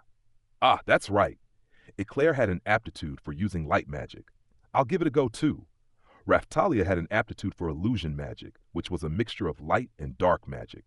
I guess that meant she could use light magic too, although not as well as Eclair. Light Stardust Blade. Eclair's sharp thrust, along with a cloud of twinkling stars that shot out of Raftalia's katana, went smashing into the sludge. Eclair's sword created a small opening in the sludge. Raftalia's skill made a much larger opening. But Raftalia pulled her katana away before the skill completed. Any more than that could be deadly for Philo. I could see her through the opening in the sludge, and she was writhing in pain every time the stars hit it. I checked Philo's fuzzy status screen. Her life force had dropped substantially. Shit! Just when I thought we might be able to stop this thing. We still have to stop the sludge somehow, I said. Naofumi, the sludge from Galeon, Rin shouted. I looked over just in time to see the masses of sludge engulfing Galeon and Philo come crashing together at breakneck speed. Damn it! We hadn't been able to stop them. They oozed together to form a single mass, which began to swell up. Galeon, listen to me, please, Wendia called out.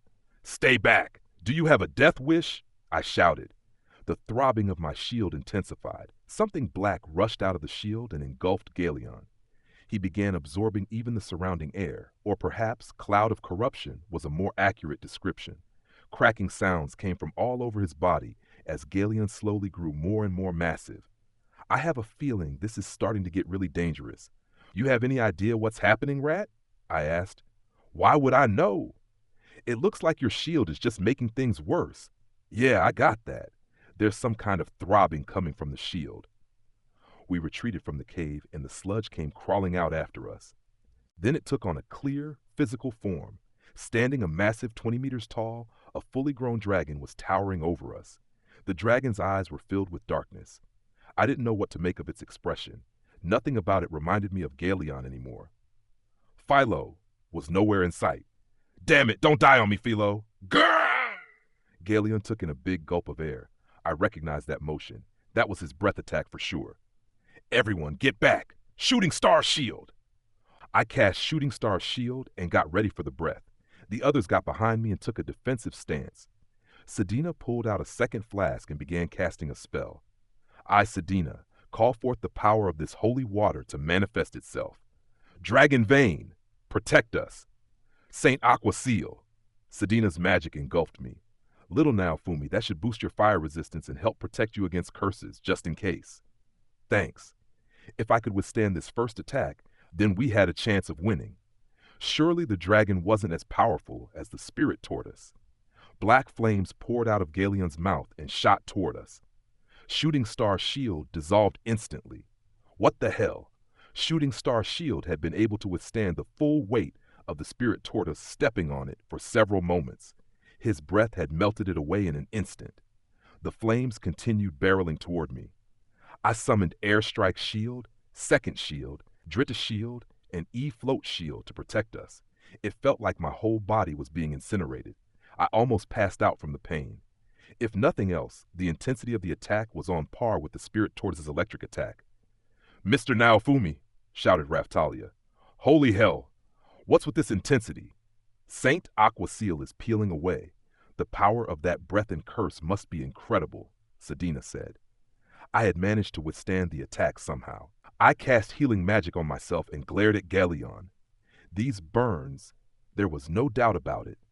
Those were dark curse-burning S-flames. The dragon standing before me looked like Galeon, but the monster seemed to have the same abilities as my Shield of Wrath. On top of that, Philo was stuck in there somewhere. This enemy might prove more difficult to deal with than the spirit tortoise had been. I had to consider that withdrawal might be our best option. Hey, Rat! Can we weaken that thing and pull Philo and the dragon core out of its stomach? I'm pretty sure you'll be eaten. You're probably right. It might be better if someone just cuts Galeon's stomach open.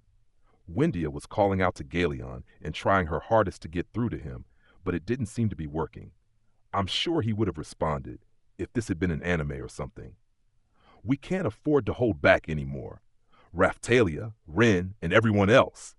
Attack him all at once. Weaken him. Understood, Raftalia shouted. Got it. I'll do my best to save Philo and Galeon, exclaimed Ren. Of course. What kind of monster is that thing? Can we really beat it?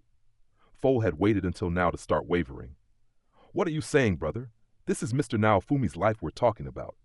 As his subordinates, it is our duty to carry out our mission, even if it means risking our own lives. I won't let you sacrifice yourself, Atla. These two... This was no time for silly banter. If we injected that anesthetic now, do you think it would stop him? Asked Sedina. I'm pretty sure your lightning has a better chance of stopping him, I said. Oh, I'll do my best then. She needed to stop messing around and attack already. Anyway, even the strongest enemy probably wouldn't be able to withstand the ridiculous amount of firepower that Raftalia and Ren could dish out. That's why I was glad Ren was on our side now. Go! When I gave the signal, Raftalia and Ren crouched down low and then rushed at Galeon. They each used their weapon to unleash their respective skills. It was just as I'd expected. Ren's curse didn't interfere with his combat, and he powered up his weapon, so he was faster than Raftalia. Stardust Blade, Shooting Star Sword. The two attacks were essentially the same skill. The skills crossed, and their streams of shooting stars went flying toward Galeon. Of course, Raftalia and Ren both followed through and swung at Galeon's shoulders. Ren's sword failed to penetrate Galeon's scales. Raftalia's katana sliced through the scales but stopped just after cutting into Galeon's flesh. With a loud clang, sparks flew from both of their weapons, and they bounced off. But Raftalia's attack had managed to penetrate more deeply and sent black sludge splattering into the air. What? He's tough. Ouch, my hand. Raftalia and Ren both shook their hands painfully. Galeon swung his hand at them forcefully in retaliation, but they both dodged and returned to position. Hold on a second. Ren and Raftalia were both heroes technically, and they hadn't been holding back. And yet their weapons had been stopped? What the hell? Lightning strike harpoon! Sedina leapt high up into the air and threw her harpoon at Galeon's stomach. When she did, a bolt of lightning went smashing into Galeon. The flash of light blinded me momentarily. The harpoon had gone hurling toward his stomach at lightning speed. I was sure the attack landed, but Sedina's harpoon failed to pierce it. It made a hollow thud, similar to the sound my shield made when I defended against an attack, and the harpoon bounced off and went flying through the air. Oh my. My finishing move didn't even pierce his scales, did it? Sedina landed on the ground and caught her harpoon out of the air. She backstepped and returned to our position. Ren's and Raftalia's attacks were ineffective. Of course yours would be too, Foal and Atla. Get back here. It didn't make sense. Ren and Raftalia were both suffering from the effects of curses, but I still couldn't imagine anything being this tough. The flash of light had blinded Galeon. He was groaning and rubbing his eyes with both hands. Seeing if magical attacks would be effective was an option, but I wasn't going to hold my breath. Still, nothing good would come from standing around and twiddling our thumbs. Shit, he's fast! Galeon was moving really quickly now, and that only made things worse. It took all Raftalia, Ren, and I had just to keep up with the speed of his attacks. I stood at the forefront and took the impact of Galeon's claws. Ugh! One of his claws dug into my shoulder. He had a good amount of attack power too, apparently. I guess I was just lucky that it wasn't enough to deliver a fatal blow. Galeon took in another big gulp of air. He was going to use his breath attack again. Oh, no you don't! Everyone hide behind me! Understood! I called out and had everyone gather behind me. They would be easy targets otherwise. Galeon's breath was on the same level as the spirit tortoise's electric attack. If it hit anyone other than the shield hero, they would have been vaporized. Flames worthy of being called hellfire engulfed my body. Count, Zweite heal! Rat started healing my wounds. It sure was nice having someone other than myself around that could help heal. Should we try using cooperative magic? Sedina! But, little Naofumi, if you're busy assisting me with magic, who's going to protect us? She had a point. If I tried to cast cooperative magic with her, I wouldn't be able to focus on defense. Galeon was surprisingly strong. If I switched my focus to casting magic, he would break free from my hold. I could tell everyone to avoid his attacks, but I wasn't confident Melty and Rat could pull that off. It would have been nice if Ren could take over defense temporarily, but I had a feeling that wouldn't work either. Little Melty and Little Windia, you two help me cast cooperative magic. We're going to stop Little Galeon. Okay, we have to save Philo no matter what, Melty replied. Naofumi, watch out! Ren shouted. I was holding on to Galeon's claw, and he was clearly upset. He opened his mouth and tried to bite down on me. I took one of my hands off of his claw and used that hand and my foot to keep his jaws from closing on me. Crazy. Ren was staring at me with a look of amazement on his face as I stood there in the mouth of the dragon. If you have time to stare, then fight? Sorry! Ren leapt toward me and Galeon and swung his sword. Dragon Buster! Flames burst out of his sword, took the shape of a dragon, and shot toward Galeon. It was the first time I'd seen that skill. It was probably especially potent against dragons. Go! Galeon turned his attention to Ren. Or was Ren his target to begin with? Maybe a leftover fragment of consciousness that belonged to the Dragon Emperor Ren had killed was driving Galeon to take revenge. Ren, if you feel like you can't dodge an attack, use me as a shield. I will. I could sense hatred. Galeon seemed to be primarily focused on Ren now, but I still had to focus on defense. Ren's defense rating wasn't high enough to keep him safe. I'd really expected him to put up a better fight. It's not that he wasn't fast, but it still only felt like perhaps 2/3 of my own speed. He was always one step behind. I wasn't sure if it was because of his curse or if there was some other reason. Rafchan used her illusion magic to back Ren up. She was making Galeon see multiple copies of Ren, which made it hard for him to concentrate on any single one. Thanks to her help, Ren seemed to be able to attack without much danger of being harmed. Cursed earth, cursed dragon vein flow. Let us expel this congestion by. I looked back to see Melty, Sedina, and Windia chanting their magical incantation in unison. Little flickers of light that looked like fireflies began to gather around them. Go! Galeon clearly didn't intend to let them finish the incantation. He took in a huge gulp of air and prepared to unleash another one of his breath attacks. I stood in front of Melty and the others and readied my shield. When I did, Galeon leapt high up into the air, faced me, and opened his mouth. He planned to attack from above. Shooting star shield! Airstrike shield! I jumped up onto the airstrike shield and shielded Melty and the others from the breath. Ugh! My whole body was engulfed in the flames. Burns began to form on my skin. I was already weakened by a curse to start with, and these cursed flames only added to the pain. Galeon followed up by thrusting at me with his claws. I could tell he was going to try to bite down on me again. Dragon Vein, hear our petition and grant it. As the source of your power, we implore you. Let the true way be revealed once more. Give us the power to overcome the obstacles before us. The flickering lights began to draw together. It was clear that the three of them had their awareness focused on me. This might surprise you at first, but stay calm. You'll be fine. Trust me, now, little Melty. Cooperative magic. The great deep. Z-Will. Maybe it was just my imagination, but it seemed like they had cast different spells. Water suddenly appeared around us, with the three of them at its center. It was like we were in a massive aquarium. Galeon seemed to be choking. He looked like he was in pain as he swam around trying to escape from the aquarium. Something like this had happened to us before at the Colosseum. But maybe something was different this time. For some reason, Ren was writhing around and choking too. Gurgle, gurgle, that reminded me. Ren sunk like a stone in water. He couldn't swim. Little Ren, you're going to be fine. Sedina put her arms around Ren, who seemed to be drowning. She brought him over to me. The spell doesn't affect anyone that isn't considered an enemy, so you're not going to drown, she told him. Huh, oh. I guess that meant it could be used to choke enemies. Pant, pant. I'm exhausted, Melty whispered. Yeah, Windia replied. The two of them were slumped down on the ground, out of breath. I took some magic water out of my shield and tossed it to them. I guess you would be. Leave the rest to me, Sedina said. Sedina floated up weightlessly into the water of the magic aquarium and began swimming toward Galeon, who was still struggling to escape. She was incredibly fast. Galeon thrashed about and finally managed to leap out of the water. He prepared to spit fire, but before he could, Sedina burst up out of the water in front of him. She was enveloped in a mass of water that was shaped like a Chinese dragon. Dragon Fury Dual Blades! A loud splash echoed out, and Galeon fell back into the water and sunk to the bottom of the aquarium. The attack must have damaged him, because blood was dribbling out of his stomach.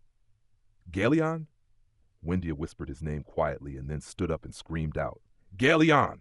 One more! Orca strike! Shouted Sedina. The water swirling around her formed a tail that smashed into Galeon's stomach. He sure is tough, she said. We'll help. While we're attacking, you and Mr. Naofumi can cast that spell, Raftalia exclaimed. She and Ren headed toward Galeon. Will do! Galeon! Windia continued to call out to Galeon repeatedly. Please, come back to us, she screamed. Hey, wait! I called out for Windia to stop, but she ignored me and ran to Galeon. It wasn't that I couldn't understand how she felt, but she needed to think about the situation we were in. Go! Galeon, listen to me. I'm begging you. Return to your normal form. Windia's voice echoed out, but Galeon wasn't listening. I rushed toward Windia to get in front of her and protect her. But Galeon was too quick. He opened his mouth wide and was about to swallow her whole. Airstrike. I tried to summon my airstrike shield as quickly as I could. But before I finished, Father, stop this already! Windia screamed out at the top of her lungs. Guru! Galeon stopped dead in his tracks. Chapter 8, Demon Dragon. Father? Huh? I had a feeling that might be the case. I guess I was right, Sedina said in a whisper. She and Rat were nodding as if everything suddenly made sense. Yes, the dragon that lived here was my father. Windia nodded and faced Galeon as she responded. Huh? Did that mean Windia was raised by a dragon? She looked exactly like a dog-type demi-human, the same as Keel. Nothing about her looked like a dragon. Well, her hairdo did strike me as a bit odd. It was strange. It reminded me of both a dog and a lizard at the same time. But could a dragon zombie even... No, wait, I guess her father was probably still a normal living dragon when he raised her. No way. That means Ren was stumbling over his words. Windia glared at him. Your brooding is so annoying. Just shut up for now, she shouted. So that was why she glared at him every now and then. And that was why his masochistic desires annoyed her so much. It's extremely rare, but it's not unheard of. There are stories of wild monsters raising human or demi-human children. Usually it's either a wolf-type monster or a dragon, said Rat. Oh, geez, don't tell me you have some kind of wolf boy here too, I mumbled. Stop this already. Father, there's nothing left here. I know you probably feel hatred for the hero that stole everything from you. But that doesn't mean it's okay to hurt others. Stop this before you do something that you'll regret. Goo. Galeon let out a tortured groan and backed away. He covered his ears with his claws, as if to say he didn't want to listen. I refused to let it go before now. I couldn't bring myself to forgive the heroes. They stole my happiness. They stole Father's happiness. But the shield hero is different. He's kind to everyone at the village. He's not like the other people in this country, the people that whipped me. He's not like the villagers that stole your treasures and laughed about it. Windia explained. She was crying as she told Galeon about what she'd been through in an attempt to get through to him. The reason he was covering his ears was because it was working. Or was it? But to think a dragon would raise a demi-human child, maybe he'd planned on taking advantage of her after she'd grown up. Did the fact that I was even considering that just prove I'd spent way too much time playing games? Please, return that body to its owner. That baby dragon is named Galeon, just like you, Father. And he's still alive in there. Return the power that you stole from Philo too. Father, you don't belong in this world anymore. Jow! Galeon started clawing at his forehead. Had she convinced him? But just when I thought it had been a success... Watch out! Ren leapt forward and guarded Windia from Galeon's claw. Galeon, she shouted. Her attempt to talk some sense into Galeon had failed. Of course, things wouldn't work out so smoothly. He still had Philo trapped inside of his body, after all. I guess that didn't work. Windia, Let me go! Galeon, listen to me, please! And then Windia suddenly fell motionless as if she'd just seen something unbelievable. Who are you? You're not Galeon, she shouted. Huh? Windia glared at Galeon with hostility burning in her eyes. Galeon and Father were just there. What did you do with them? Windia's demeanor changed completely. She was seething with rage now. I looked over at the massive dragon that had been Galeon. Its black body began to turn purple, and the mass of black sludge that had been surrounding it began to disappear. Oh, so you noticed my presence, did you, little girl? The dragon spoke, and I joined Windia in glaring at him. I thought it might be the voice of the dragon that had been her father before he died, but that wasn't the case, judging by her reaction. I needed to figure out who this new enemy standing before us was.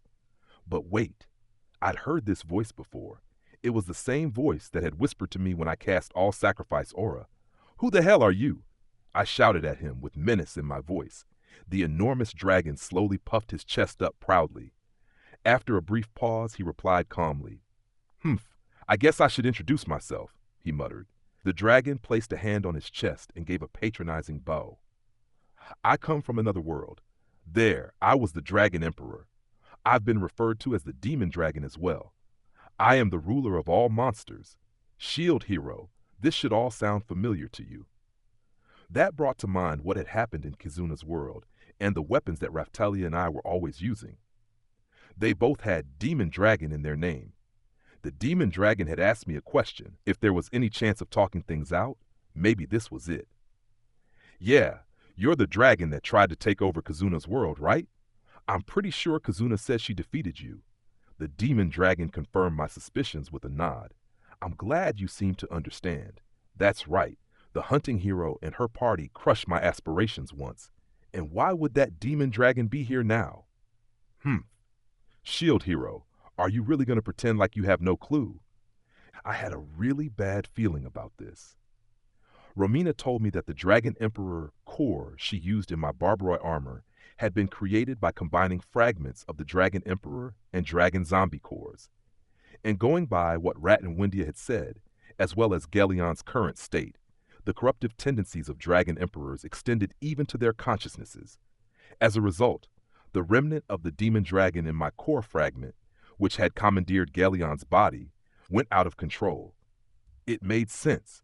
So your consciousness remained in the core fragments, which I used in my shield and armor, and now you've taken over Galleon's body. "Very good. You catch on quick, shield hero," he replied. "And I'm guessing you're not here because you decided to help us out by suppressing my rampaging twit of a dragon. You guessed correctly. I've finally found a body that will allow me to act freely. Surely you don't think I'm going to just relinquish it to you, do you?" The dragon clearly didn't have friendly intentions.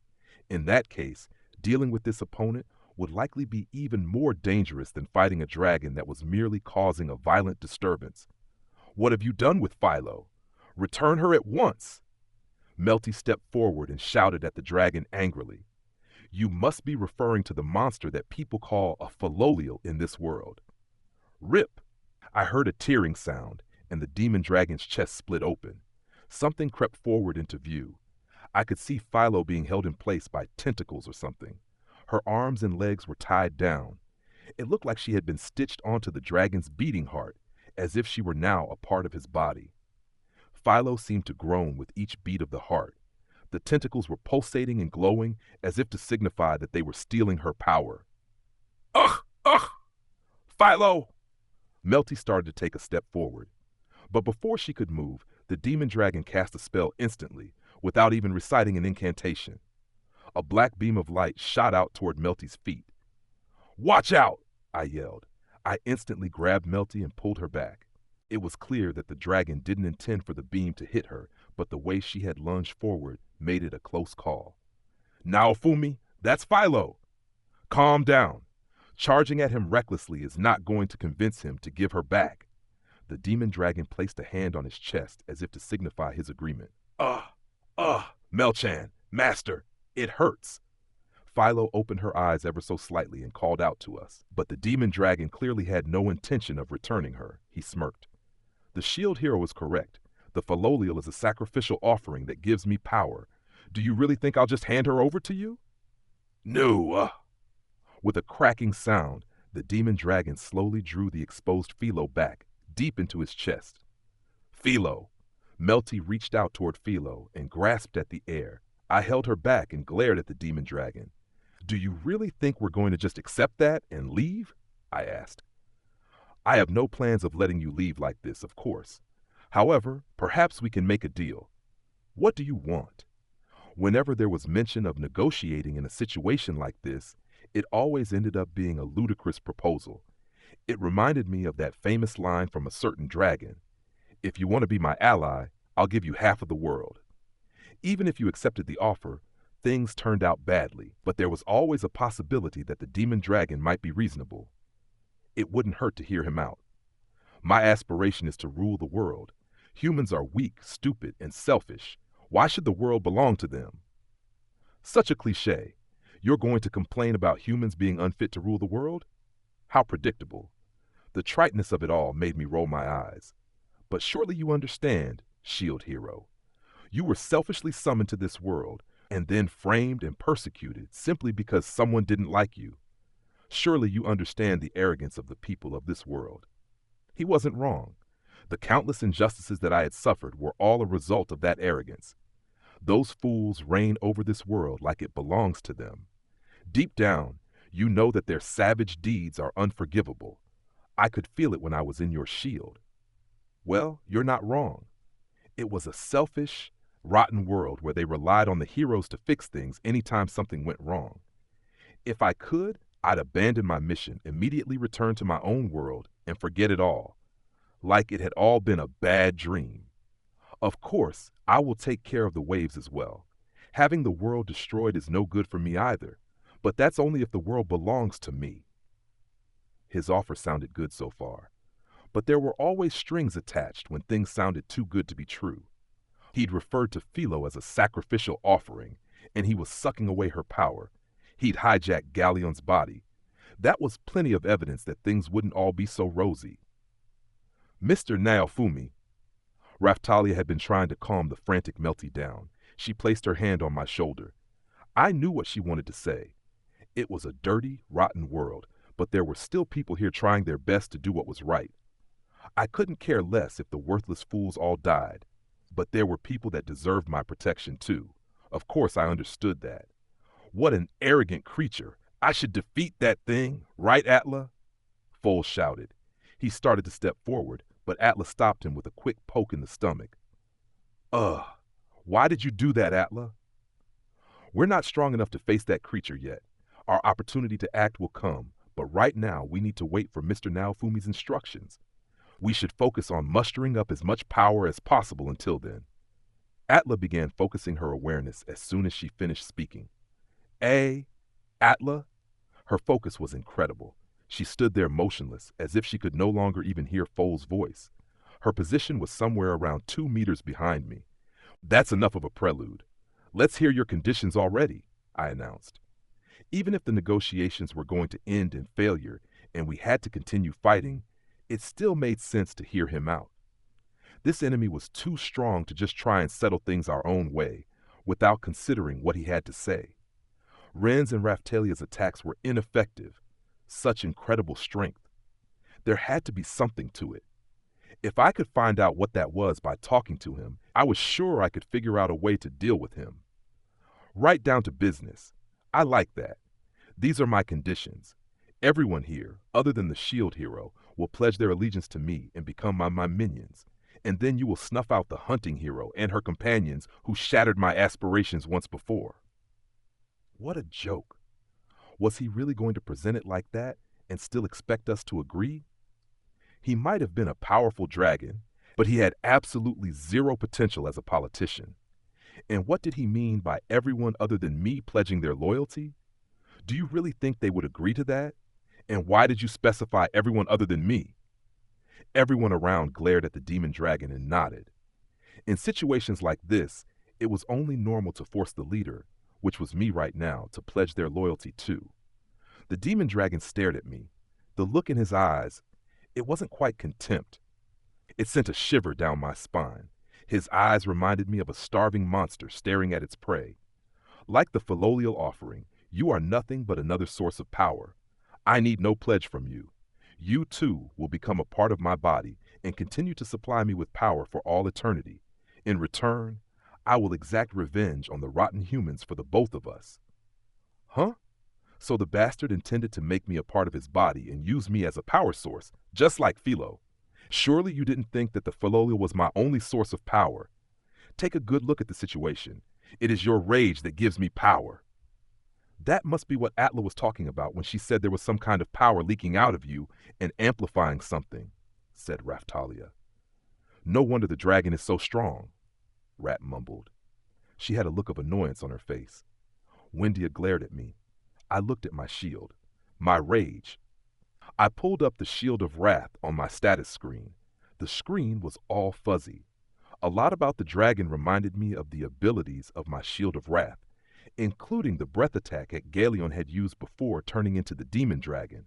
In other words, the demon dragon must have been using me as a medium to sustain such massive power, and since I was the source of that power, he wanted to assimilate me into his body to continue leeching that power. Go to hell! Do you really think anyone would agree to such terms? Oh, not at all. I fully understand that you will try to resist. This is not a negotiation. This is the strong exploiting the weak. The demon dragon let out a fierce roar. When he did, a rain of magical attacks poured down upon us. Damn you, we won't let you take Naofumi. Shooting star sword! That's right, we won't let Mr. Iwatani fall sacrifice to such wretched aspirations. Ren intercepted the demon dragon's magical attacks with his shooting star sword skill, and Eclair cast a spell that formed a shield of light. It formed a barrier around me that would help protect me, even if only a bit. We will let you do no such thing, shouted Raphtalia. She used Light Stardust Blade with her magic sword to help crush the onslaught of magical attacks. Give Philo back, cried Melty. She must have summoned up some great latent power in the face of imminent danger. She started rapidly casting spells and firing them off at the dragon's magic. Damn it! Even if our attacks hit him, they only send sparks flying, grumbled Ren. Ren's attack power must have been higher than the demon dragon's, because he was successfully quashing the dragon's magical attacks. But Ren's attacks weren't powerful enough to pierce the demon dragon's armor. Mr. Naofumi, please protect the others. Ren, let's take the fight in close quarters, said Raphtalia. Got it, Ren replied. Raphtalia gave Ren the signal, crouched down low, and then sprang at the demon dragon. Yah! She thrust her katana at him with incredible force. Ren followed her lead and swung his sword. Thunder Sword! Lightning shot out of Ren's sword and went hurtling at the demon dragon, but it failed to even scratch the dragon's scales. Raphtalia's attack, on the other hand, made a sharp, slicing sound, as if she had cut through something.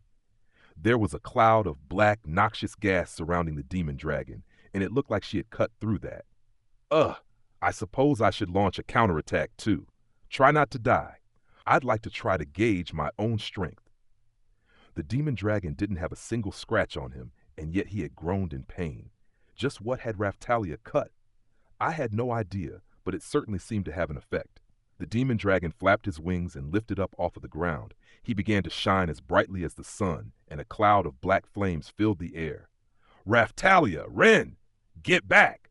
I summoned my airstrike shield and second shield in front of Raphtalia and Ren to protect them from the attack. As instructed, they both fell back. Good. That should be enough. Experience my power firsthand. Flames of Purgatory, Solar Prominence, Dark Nova. The demon dragon's mouth snapped open, and near his chest a black sun took form. Black flames showered down toward us. I held my shield up toward the sky and cast E-Float Shield, Shooting Star Shield, and Dritti Shield. Melty, Sadina, anyone, cast whatever defensive magic you can. Oh, okay. Melty nodded and began casting along with the others. Scorching flames poured out of the black sun and exploded. Ugh! The intensity of the attack was even greater than when I'd been hit with the ceremonial magic spell Judgment. On top of that, the flames would curse anything they touched, and now they were engulfing my body. Bit by bit, my skin melted away.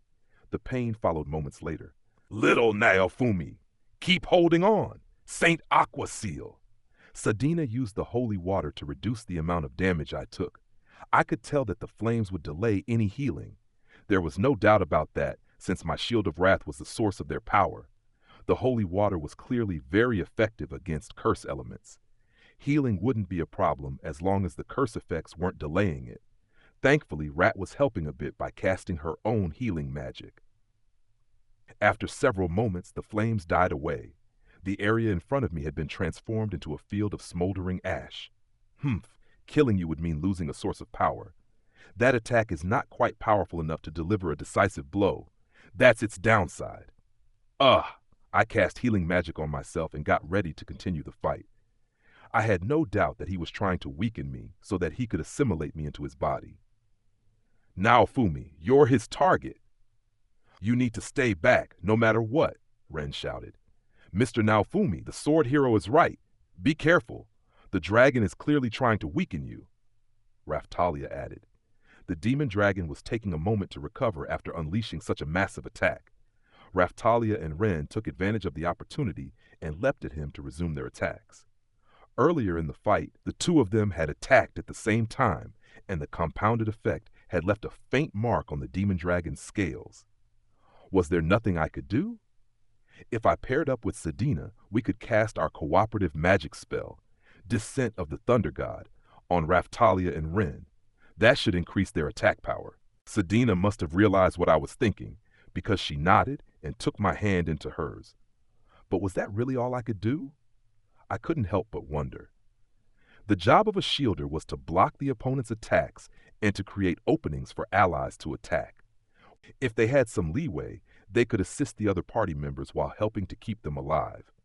Naturally, that's exactly what I had always done. There was nothing else I could do. Humph, it looks like I'll need more power. Let's try this then, whispered the demon dragon. He started to concentrate. Naturally, his movements also slowed, but Raftalia and the others still couldn't land a decisive blow.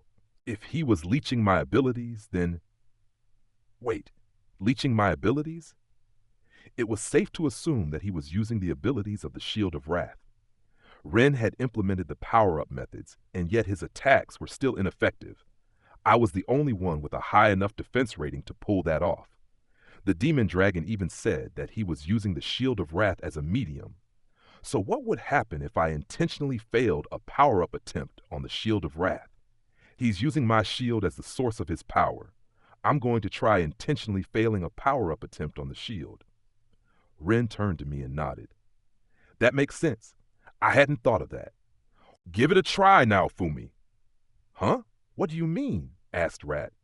Failure is always a possibility when powering up our weapons.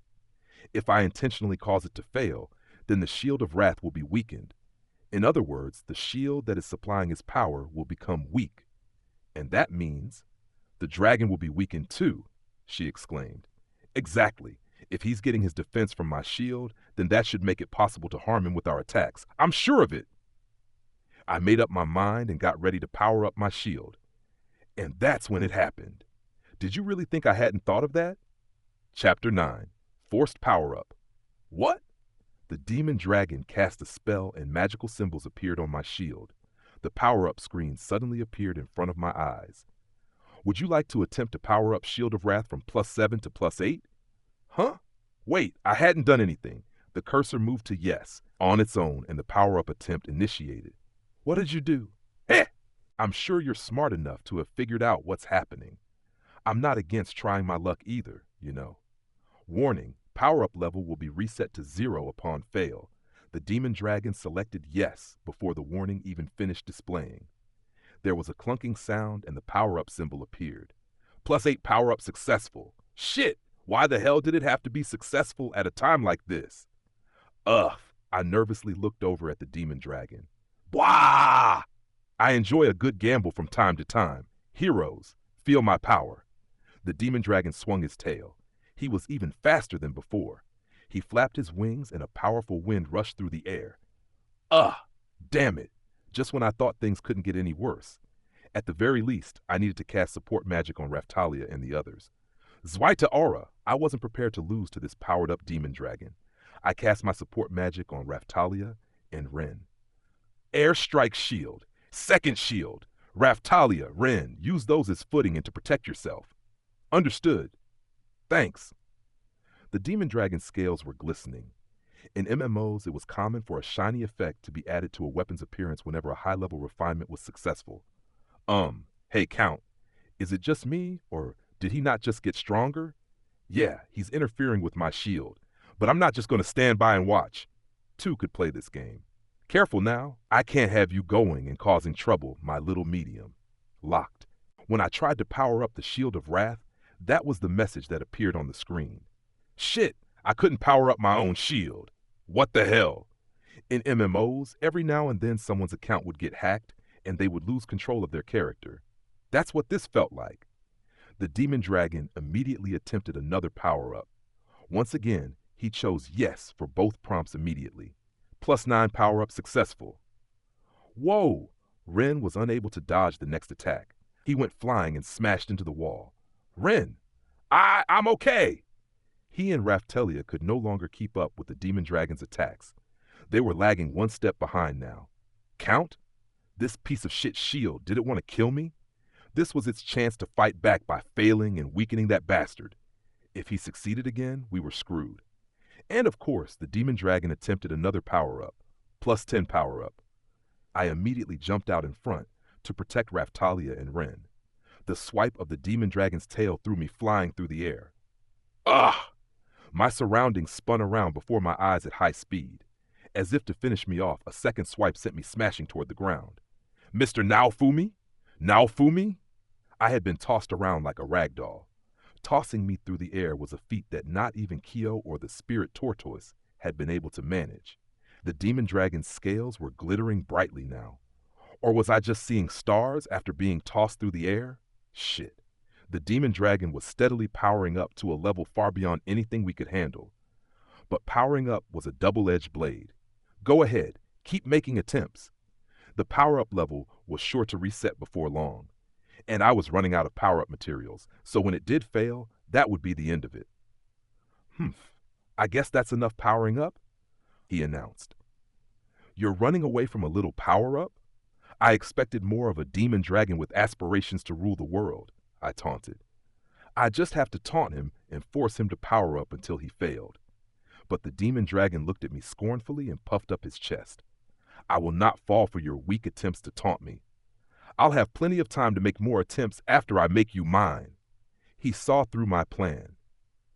Count, is everything okay? Does it look okay to you?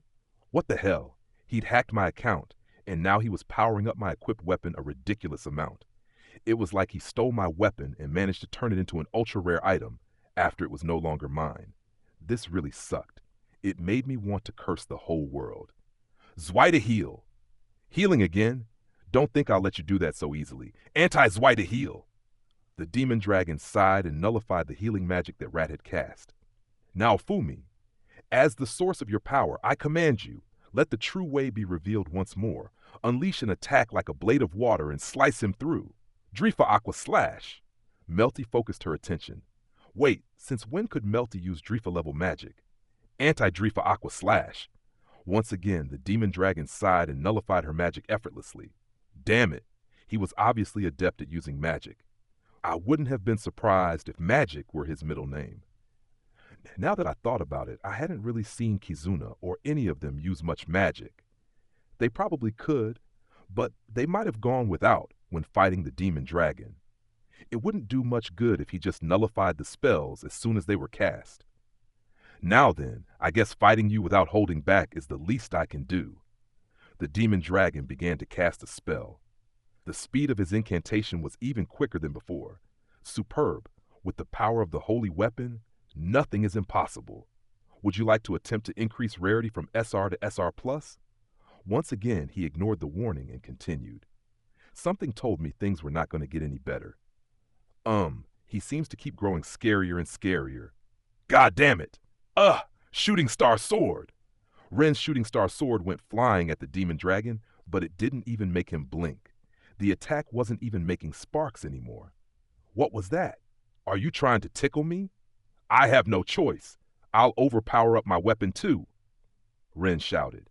He opened up his settings and started attempting to power up his weapon, but he was forgetting one very important thing. He was still suffering from a curse with effects that reduced his luck. It keeps failing. Stop trying. You're being reckless. If anyone should try, it should be you, Raftalia. You understood. Maybe Raftalia could catch up to the abilities of the demon dragon, even if only a bit. I would have her attempt a power-up with a possibility of failure. Wait, did she even have something like that? I had no idea. But damn, when my luck was bad, it was really bad. What the hell was with this string of successes? I'd lost track of how many times the demon dragon had been successful now. If it had been the Soul Eater shield, things sure would have been a lot easier on me.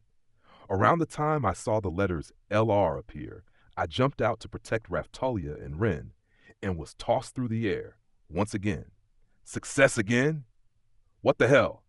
The likelihood of that being successful was probably even lower than powering up to +11. But dodging wasn't a choice with the others there behind me. I had no choice but to guard against the attack. Ugh! I took the full brunt of the attack, which had been bolstered by the newly increased weapon rarity. Damn, that hurt. I just wanted to go home now. It was bad enough when he was just feeding off of Philo's ridiculously high attack power, but now he had powered himself up and even increased his rarity. Could it get any worse? Was there no end to my bad luck? This wasn't funny anymore. The next attempt to increase the rarity had to fail. He would be weakened this time for sure. Increased to AF successful. Was it impossible for this bastard to fail? Ha! No one can stand up to me now. The fiendish demon dragon was covered in a bright, blinding gloss from head to toe. He towered before us, calm and confident. Surely you have no chance of stopping me now.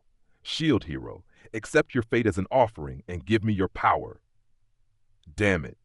I'd always relied on the shield of wrath to save the day when the going got tough, and now I was paying for it with interest. I was facing a beast that had all of the same abilities as I did. If I didn't overcome this obstacle, everything I had worked so hard for would have been for naught. But what could I do against such a savage enemy? Feel my wrath. The demon dragon swiped at me with his claws. I cast Shooting Star Shield and summoned all of my skill-based shields to guard against the attack. Impudent fool! Humph! His claws smashed right through all of the summoned shields and even shattered my Shooting Star Shield. I went flying through the air. Ugh! Mr. Naofumi. Now then! The demon dragon squinted and puffed his chest up, as if to say he was merely toying with us. He began to cast a spell.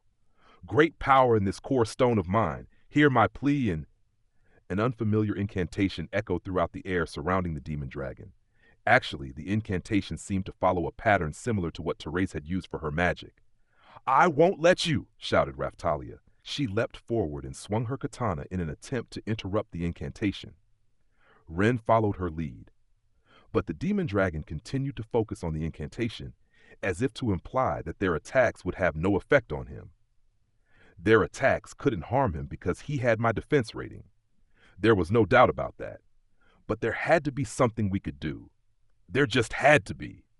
I imagined what it would be like to fight myself. I tried to think of what attack would annoy me the most right now. Sedina, help me cast Descent of the Thunder God, as quickly as possible. Sure thing. I started reciting the incantation with Sedina. What are you doing now, Fumi? Things are completely one-sided now. We can't win like this, said Melty. Don't worry. Ren, Raftalia, imagine you're fighting me. Use any defense ignoring and defense rating skills you have. I shouted. Gee, got it. I'm pretty sure I have a few. Ren replied. Understood, shouted Raftalia. Show yourself. I am the Dragon Emperor, ruler of the world. Form a barrier to obstruct them. Demon Dragon, encompassing mirrors. When the demon dragon heard my plan, he twitched and stopped reciting for a brief moment. Immediately after, he initiated the spell. Life Force Blade, Guard Breaker, Eagle Blade. Raftalia and Ren each focused their attention on their own blades and then fired off their skills. Both of their attacks smashed into a transparent wall before reaching the demon dragon. Damn, a barrier, Ren shouted. It's like your Shooting Star Shield, Mr. Naofumi, Raftalia added. With a loud crack, the barrier shattered and dispersed. Ha! Did you think I wouldn't be prepared for this? Fools! That demon dragon bastard. I assumed he had been casting a magical attack, but it had been defense magic. Raftalia and Ren tried again using different skills, but those attacks were also blocked by the barrier the dragon had created. It was safe to assume that there were multiple layers. Raftalia. Yes? What is it? I used my eyes to communicate my intentions to Raftalia. I looked at Raftalia's and Rafchan's tails several times and acted like I was focusing my attention. Raftalia seemed to understand what I wanted her to do. She nodded. Next, I looked over at Windia and Melty. Windia just stood there looking confused, but Melty sighed and nodded. She must have understood what I was asking her to do. Power of two, lend your strength to support them, respin the threads of fate and turn their defeat into a victory. Now then, I suppose it's time to add the finishing touch, one that will kill all but the shield hero, of course. Having secured himself from attack, the demon dragon began reciting another incantation, but his oversight was the chance we needed to win. Only worrying about attacks from Raftalia and Ren was a big mistake. He paid no attention to the fact that Sedina and I were reciting an incantation. At best, it would just be a buff for Raphtalia, and he would have no problem dealing with that. I'm sure that's what he was thinking. But he was forgetting something important. Sure, Eclair hadn't reached her full potential and probably couldn't even keep up with his speed. Rishia and the old lady weren't here, so it probably seemed like there was no one else to worry about. But, Dragon Vein, hear our petition and grant it. As the source of your power, we implore you. Let the true way be revealed once more. Give us the power to overcome the obstacles before us. Descent of the Thunder God. The demon dragon kept his attention focused on Raphtalia and slowly continued to recite his incantation.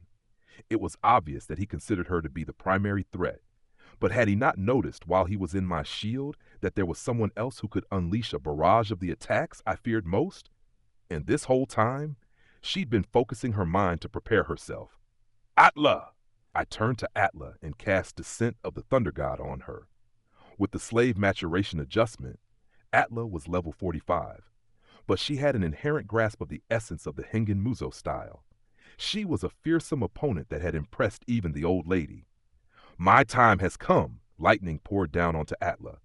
Bolts of electricity jumped from her skin and turbocharged her speed. I've only observed Eclair, Rishia, and the Master, but I'll do my best to mimic their movements. I'm counting on you. Waha! To think such a low-level weakling would dare face me. Insolence. We'll see about that. First Mirage. Raphtalia shouted. Rafu, Raphtalia, and Raphchan used their illusion magic, and poof, multiple copies of Atla appeared. What? Show yourself. I am the Dragon Emperor, ruler of the world. Strike down these foolish mortals that would defy the Dragon Emperor. The demon dragon swiped at Atla and her copies violently with his tail and wings, but Atla parried the attacks as easily as if she were waving off flies. In fact, the attacks might not have even been making contact at all. Forgetting that any one of those might be the real Atla would be a dire mistake. Annoying little insect. So be it. I'll stop this incantation and buy some time. The demon dragon stopped reciting his incantation. I could feel the partially formed magic hanging in the air.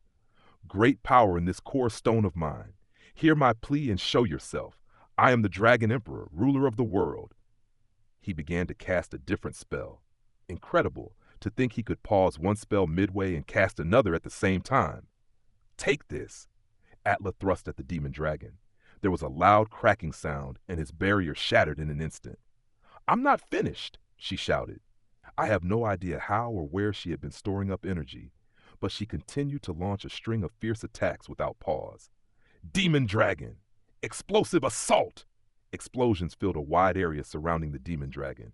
He planned on just blowing Atla away. Not on my watch, I shouted. I leapt in front of Atla. I didn't know if it was the real Atla or just a copy, to protect her. You underestimate me. It will take more than that to stop me, she shouted. Atla ignored the explosions and held her hands out in front of her. That was all she had to do to shift the direction of the demon dragon's explosions. It was as if she had altered the direction of the wind or something. Incredible. There you are, shouted the demon dragon. He swung his arm at me. I leapt backward without even looking. If it were the real Atla behind me, I knew that she would respond accordingly. Atla seemed to ignore me. She jumped sideways, right into the demon dragon's claws, and then disappeared. Too bad. I guess that wasn't the real one, I taunted. Indeed, don't think that you can see through my illusions so easily. And if an attack like that is all it took to defeat Atla, my life would be a lot easier, Raphtalia added. I had the urge to make a wisecrack about that last comment, but in a way, I guess it was proof that she was confident in Atla's abilities. Grr, do not interfere, shouted the demon dragon. You're gravely mistaken if you think such haphazard swipes can stop me, Atla taunted. The demon dragon was holding his claws and tail out and spinning around in an attempt to hit the real Atla. She deftly hopped up onto the tip of his tail and stood there confidently with her hands on her hips. Incredible. It was like in a manga or anime when a warrior would jump up on top of the enemy's blade mid-swing. This is the last one. Atla didn't attack the demon dragon's tail, but instead charged at the dragon himself and thrust the heel of her palm into the final remaining barrier. When she did, A loud crash echoed through the air. Using the same movement as the old lady had when she destroyed Kyo's barrier, Atla shattered the demon dragon's barrier completely. But I'm still not done. Atla landed on the ground for a brief moment, but then shot back up like a bullet. She delivered a sharp jab to the demon dragon's shoulder, and instantly the demon dragon's shoulder burst open. Wah! Gah! The demon dragon seemed confused for a moment, but then immediately began writhing in pain from his split-open shoulder. I'm far from finished. The Hengen Muzo attacks, and Atla's imitations of them, could be fired off continually. That was something that neither Raftalia nor Ren could do with their skills. Windia, let's do this, shouted Melty. Okay, give us back Father and Galeon, Windia replied. Their cooperative magic began to take form around Windia. She took aim at the demon dragon, who was still thrashing around in pain. Cooperative magic, Saint Rain. Small droplets of rain began to fall throughout the area. Their spell used the rain clouds that had been formed by the cooperative magic Sedina and I had cast, so the incantation and evocation had both been quick. Black smoke billowed up out of the demon dragon's wound each time one of the droplets made contact. You insolent fools! Moments earlier, the demon dragon had been confident of his victory, but now his eyes were burning with hatred. Flames erupted from all over his body. That sure looked like quite the feat. You won't hit me with an attack like that, Atla exclaimed. Atla was unscathed, and the rain that Melty and Windia had called forth showered the flames. Now then, demon dragon, want to guess what I was doing while Atla, Melty, and Windia were making a fool of you? I asked. Sedina and I had been reciting an incantation continuously this whole time. This kind of magic was a hassle since it required you to solve a little puzzle, but there was no way around it if you wanted to cast the spell. Still, I was able to keep my eye on what was happening while doing it, so I guess I had gotten used to it. Wah!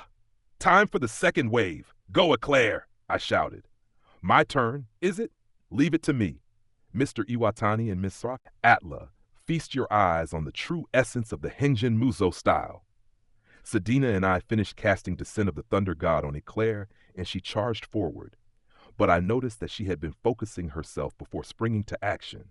Oh, that's the Muzo activation technique that the master was lecturing about the other day. I didn't know Eclair could do that. Ren was playing the narrator character, but that explanation didn't tell me anything. Why the hell was he acting like Rishia now? I was still stuck sparring with Raftalia and Atla. Nothing he was saying made any sense to me. Oh, Eclair started moving ridiculously fast. Well, about as fast as Ren anyway. She was still a bit slower than Raftalia or me when we got serious. But Eclair must have mastered the Hengen Muzo defense rating attacks, because the demon dragon's scales went flying with each of her thrusts. Grrr! Do you not realize who I am? Weak, pathetic humans. The demon dragon seemed to be struggling now. He let out an infuriated howl. His regenerative capacity must have been incredible, though, because I could see his wounds closing up almost immediately after they had been inflicted. That was a bit worrying. It doesn't matter how impressive your support magic is if I remove it. The demon dragon began reciting an incantation. I guess he was going to try to nullify the support magic that we had cast on Atla and Eclair. The effectiveness of their attacks began to decrease. Had the support magic expired? I checked Atla's status screen, and the effect was still in place. That meant that he must have used magic to... he must have lowered his own defense rating. All right, Demon Dragon, now you get to experience the struggle of being the shield hero. Raftalia, Ren, you're up. Understood, shouted Raftalia. Will that work? Ren asked. I gave him a silent nod. Instant blade! Missed! Shooting star sword! Raftalia's powerful quick-draw attack and Ren's specialty shooting star sword split the demon dragon's stomach right open. Gah! You make light of me. If you raise your defenses, we use defense rating attacks. If you lower them, we use brute force by switching to pure attack power. I'm sure you realize that producing more barriers is useless too. The same tactics had been used on me before. I'd managed to survive somehow by using cheap tricks. But if Lark and the others had been able to fire off those attacks repeatedly, I would have been in the same situation as the demon dragon. He was experiencing firsthand the very scenario that I always worried about. The black sludge around the demon dragon had been regenerating immediately before, but now, for some reason, Raftalia was slicing through it like it was soft tofu, and it was disappearing each time she did. Grr! Stop struggling! You belong to me. Resistance is futile. The demon dragon suddenly began making awkward movements. What was going on? Grr! I won't let you escape! Stop trying to fight! Grr! He started thrashing around as if something was fighting back from within his body. Grr! Something near his chest seemed to be trying to escape. The demon dragon pressed down on his chest, but a beam of magic began to leak out from under his claw. Ugh! Everyone attack! It looks like this is our chance! I shouted. Weak, pathetic humans? Don't get cocky. Are you sure it's okay to be paying attention to us? I don't know what's going on with your chest, but attacking you there can't be a bad idea. Here I go, shouted Atla. Indeed, that seems to be his weak point. Let's go, Ren, said Eclair. Okay, Ren replied. I'm not in the mood to lose. Raftalia exclaimed. On my signal, Atla, Eclair, Ren, and Raftalia all attacked and sliced right through the arm that the demon dragon was using to press against his chest. Gah! The demon dragon nearly fell over backward from the pain of having his arm severed. The arm began to regenerate immediately, but the pressure on his chest was gone. With the restriction removed, the thing that had been struggling inside burst through the dragon's chest wall and showed itself. A tiny baby dragon, Galeon, came flying out, holding Philo by the nape of her neck. Galeon! Jia! The Galeon that appeared looked like he had just hatched. The experience points that had fueled his growth had been sucked right out of him. Even so, he had fought back to protect Windia, to protect all of us. The fact that he brought Philo out with him was proof of that. Philo! Shouted Melty. Ugh! Nice! Philo was still alive. I held her up in my arms and cast my healing magic on her. The demon dragon was busy fighting Raftalia and the others and couldn't afford to pay attention to what we were doing. The thing about magic was that casting spells required a certain amount of concentration. The pain the demon dragon was experiencing most likely made that impossible for him. And now, two sources of his power, Galeon and Philo, had escaped, which would undoubtedly weaken him even further. And then the demon dragon's already black appearance grew several shades darker, and he glared over in our direction. He was staring at Windia. Windia returned to where Melty and Sedina were standing and took in a deep breath. Sedina, I'm going to defeat that demon dragon, she shouted. Okay, Melty replied. It looks like that's our only choice, said Sedina. The three of them began casting cooperative magic. They were reciting the incantation incredibly fast this time, as if driven by Windia's determination. And then, before I knew it, a tiny Galeon was flapping his tiny wings and hovering over them, assisting with the incantation. Grr! I'm not going to play nice anymore. Gah! The demon dragon started to lose form. He began to look more like a mass of black sludge than a huge dragon. On my status screen, I noticed that his name changed from Demon Dragon to Wrath Dragon. The abilities of my powered-up Shield of Wrath had combined with a fiendish dragon to create the Wrath Dragon. Was Windia's father in there too? What a miserable dragon. I stepped forward to protect Windia and the others. Galeon flew over to me and hovered right behind me. It's dangerous here. Stay back. I can't do that. Why? Galeon spoke, but it must have been telepathic communication because the voice seemed to come from within my head. Don't act so surprised. You'll give me away to Windia and the Sword Hero. You must be. It must have been the father Galeon. He was still occupying the body of baby Galeon. It makes me happy to see how much my daughter has grown, Shield Hero. Daddy getting emotional is not what I was interested in. I'd have to ask why he was still inside of Galeon later. That issue obviously hadn't been resolved at all. You've noticed, haven't you? Your rage has coalesced with the Dragon Emperor from another world. Yeah, I got that. That thing is the embodiment of your anger. Now that it has lost its host body, it is sure to come chasing for you. You must defeat it before the true rampage begins. If you do not, it will pursue you to the ends of the earth and beyond. Got it. Ren, Raftalia, let's finish this. Understood. Okay. My companions were the whole reason I'd been able to push the enemy into such a tight spot. The gold star went to Atla this time. You need not worry. I'm going to help you attack now. Once we force that thing to spit up the demon dragon core, your sidekick can finish it off. So the usual game plan. You've got this. Sheesh. I couldn't help but feel like we still had other unresolved issues, but maybe it was just my imagination. Galleon joined the party, which increased the speed of our incantations. The Wrath Dragon unleashed a breath attack. It was weaker than before, but still too powerful to take head on. Ha! Atlas simply held her hands up and the Wrath Dragon's flames were parried away. How did she do that? That girl had some formidable defense capabilities. The Wrath Dragon persisted in attacking me.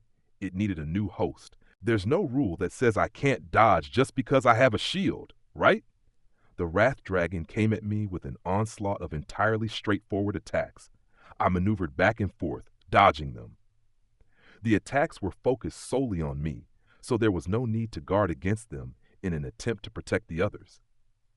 Since his attack pattern was so straightforward, dodging the attacks wasn't too difficult. As long as I kept an eye on his speed. Here I go! Stardust Blade! Shooting Star Sword!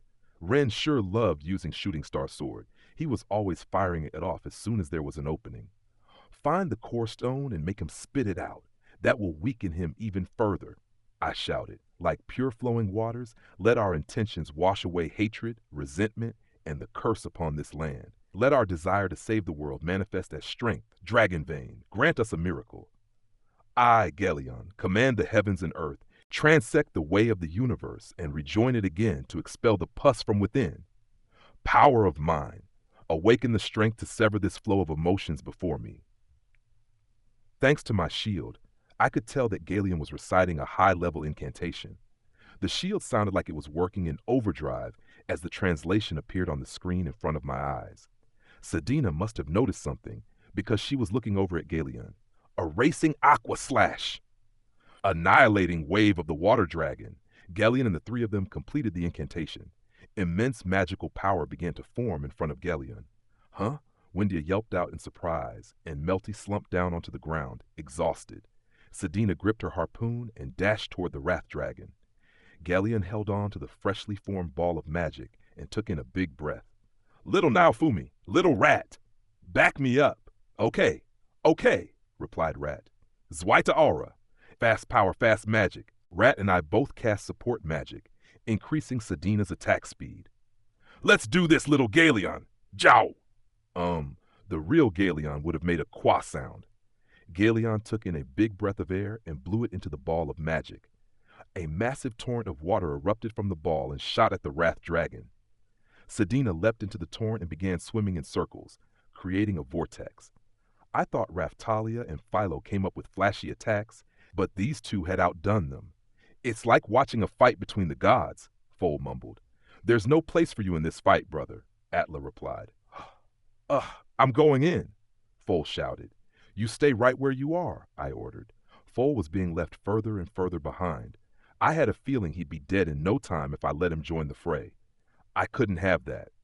Paying no heed to Foal, Sedina went spinning forward in a special attack that looked like something a 5-part transforming super electromagnetic robot might do. She drilled right through the Wrath Dragon, and the torrent that Galion had produced vanished. Did that do it? Sedina asked. She landed on the ground and looked back at the Wrath Dragon. She was breathing hard. Of course, I checked the Wrath Dragon for signs of life too. Not yet. Also, Atla immediately dashed toward the Wrath Dragon and leapt at him like a lion pouncing on its prey. She dug her fingers into his windpipe. The core is here. Without this, he'll be nothing. The core was floating there in midair and shining brightly. Leave it to me, Raftalia shouted. It's in your hands, Raftalia. It would seem you're the only one here that can defeat this dragon-shaped black mass of emotion. Atla replied. Raftalia must have already been preparing to attack because her katana was glowing brightly. With the demon dragon core exposed, the Wrath Dragon opened his mouth fearfully when he saw Raftalia. He turned his back to her and prepared to flee toward the sky. You're not getting away, she shouted. Airstrike shield, second shield, Dritus shield. I summoned my shields to form steps. Raftalia dashed up the steps and sliced at the Wrath Dragon. Instant blade, missed, ja! Still in mid-flight, the Wrath Dragon was split clean in two. He let out a nightmarish shriek and his body fell back down to the ground. It was as if Raphtalia's blade had created a blast of air that sliced the dragon's body right in half. "Father, forgive me. I will dwell on the past no more," Windia whispered. Windia pressed her hands together and cried. Galeon looked on silently from behind. Seeing his daughter grow up was probably making him feel emotional. Chapter 10. Purification. Raphtalia landed back on the ground, shook the sludge from her blade, and sheathed her katana. "You're the MVP today. Atla," I said. Her training had been limited to sparring with me and Raphtalia, and yet she had managed to pull off a performance like this. She got a passing mark for sure. On the other hand, I looked over at Foal. To think that I had expected so much more from him when I purchased the two of them. "Why? What are you looking at me like that? Damn it! Atla, I swear I'm going to get stronger. You just watch!" Foal shouted. "Please do try," Atla replied. She gave her brother a word of encouragement, but it was clear she had little interest in whether or not he was actually motivated. Thank you, Atla," said Raphtalia. "Everything I did was for Mr. Naofumi." It was exactly the kind of response I'd come to expect from Atla. Thank goodness. I guess that took care of this mess. Well, I still needed to have a talk with Galeon later. Quoi? Galeon flew over to Windia and started licking her face. Had he returned to normal? Or was Daddy putting on an act? "Galeon, are you okay?" Windia asked. "Quoi? Give me back what you stole." Philo stood up and started shouting at Galeon. "Settle down, Philo. You still haven't fully recovered," said Melty. She tried to calm Philo down. "Quoi?" Galeon glared back at Philo for a brief moment, but then looked over at the Wrath Dragon. "I think he says what you're looking for is over there," said Windia. "Is this tiny baby dragon really Galeon?" asked Raphtalia. "Yes." He pushed himself too hard and ended up like this, I think. "Give me back my experience points." Now Philo was shouting at the liquefied corpse of the Wrath Dragon. She'd had a real streak of bad luck lately. It felt like her luck had been on the decline ever since around the time we went to Kazuna's world. They made a freak show out of her there. Motoyasu latched onto her after that. Then he stole her carriage, and now she had leveled down after being forced to become a sacrificial offering to the demon dragon. Maybe I should treat her to a really good meal. Now then, all that's left? I looked at the demon dragon core stone that Atla had pointed out. Without a doubt, that core is what had been the driving force of the Wrath Dragon. That thing had been in my shield and in Raphtalia's katana too. Absorbing it back into my shield would be dangerous, but just leaving it lying around would be even more dangerous. I would just have to store it away somewhere very carefully. I could use it as an armor core stone or something. Philo was still shouting at the Wrath Dragon's corpse when it suddenly turned into a black light, which then made its way back into my shield. Some of the light also enveloped Philo and then disappeared. Once most of it seemed to have finished returning to my shield, I suddenly heard an extremely unpleasant voice. "There will always be rage in your heart. I will retreat this time." I guess we might not have completely defeated it. I just have to hope that there was no next time. I'd do my absolute best to avoid relying on the Shield of Wrath from now on. It was a beast of a shield, powered up beyond belief. If I used it again, it was likely that I would finally lose myself to it. Quoi? Galeon jumped up onto my shoulder playfully and began frisking about. "Hey, Master is supposed to play with me," Philo shouted. "I don't have time to play with pets right now. Let's go home already." "But how do you feel anyway, Philo?" "My body feels better." But Galeon didn't return very much of what he stole. I checked her status. She was level 41 now. That was quite the drop. Galeon, on the other hand, was level 60 now, despite having fled from the curse of the demon dragon without looking back. Their levels had basically been swapped. "Give it back," Philo shouted. "Quoi?" Galeon jumped off of my shoulder. He and Philo began fiercely glaring at each other. "Quoi? Quoi quoi? I think Galeon says he has no idea what you're talking about. He says he's the shield hero's favorite," said Windia. "Boo!" Galeon made the opening attack. He slapped Philo on the cheek with his tiny tail and laughed. "Give it back! Give it back! Give it back! Quoi! Quoi! Rafu!" Galeon and Philo started exchanging blows. Rafchan stood between them with a look of disgust on her face. This had all been Galeon's fault to begin with. and he didn't seem to feel bad about it at all. In that case, now then, we'll just give Galeon back to Philo, body and all. Maybe she can get some of her experience back if she eats him, I said. I grabbed Galeon, forced Philo to turn into her filial queen form, and then pried her mouth open and stuffed Galeon in. Qua! Stop that! What are you thinking, Naofumi? Wendy and Melty interfered. Boo! Stop trying to make me eat weird things, master. But you love eating. Eating a dragon might make you feel better. No, dragons are yucky. So the little glutton was complaining, was she? She needed a more balanced diet. Philo, stop being a picky eater. No, that's not the problem here. Think about what you're saying, Naofumi. Melty shouted. Mr. Naofumi, let's not encourage Philo to pick up any strange eating habits, said Raftalia. Yucky! Stop trying to make Philo do weird things, Melty exclaimed. She hugged Philo and then started glaring at Windia. This mess is all that thing's fault. We should get rid of him, she said. He's back to normal now, Windia replied. Oh, geez. What a hassle. I needed an escape from reality. I hugged Rafchan and started petting her showily in front of Philo and Galeon. Boo! Qua! Philo and Galeon glared at Rafchan with envy in their eyes. But that wasn't my problem. What are you trying to do? Raftalia snapped. They're both causing trouble. Rafchan is well-mannered, cute, and unselfish. She's the best. Rafu? Rafchan waved her hand at Raftalia. For some reason, Raftalia looked at Rafchan with the same look in her eyes that Philo had. You know, I feel sorry for you now, Fumi, said Ren. Frankly, this was all his fault, when it came down to it. You bastard! You better not try to say this was all some quest triggered by leaving that dragon's corpse to rot. That would just piss off everyone that got tangled up in this mess. I wouldn't. Ren shook his head back and forth violently, but I really could imagine him saying that. That it was a quest with a rare boss encounter and defeating that boss would get you an epic weapon. Something like that. Anyway, we're going home, I shouted. Things sure are always exciting with you around, little Naofumi, Sadina cackled. This kind of thing was nothing to joke about. Sheesh! Philo, let's go home.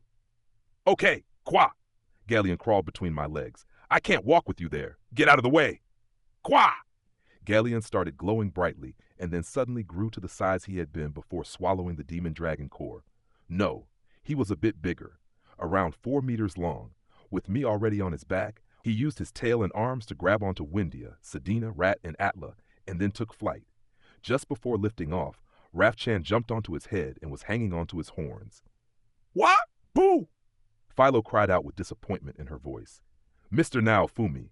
Raftalia looked awestruck. I didn't know what to say either. I had no idea he could transform. Qua! Boo! Galeon flapped his wings loudly and flew up into the air. Big sis, sword lady, we have to hurry and go after them. Carrying master is my job.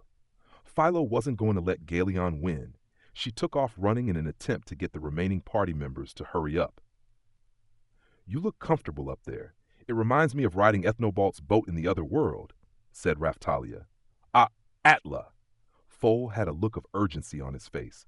But without a carriage, I'm sure there was no way he would be able to catch up with us. You never get a break, do you, Mr. Iwatani? Asked Eclair while looking up at us. Geez, this little guy sure is pushy, said Rat.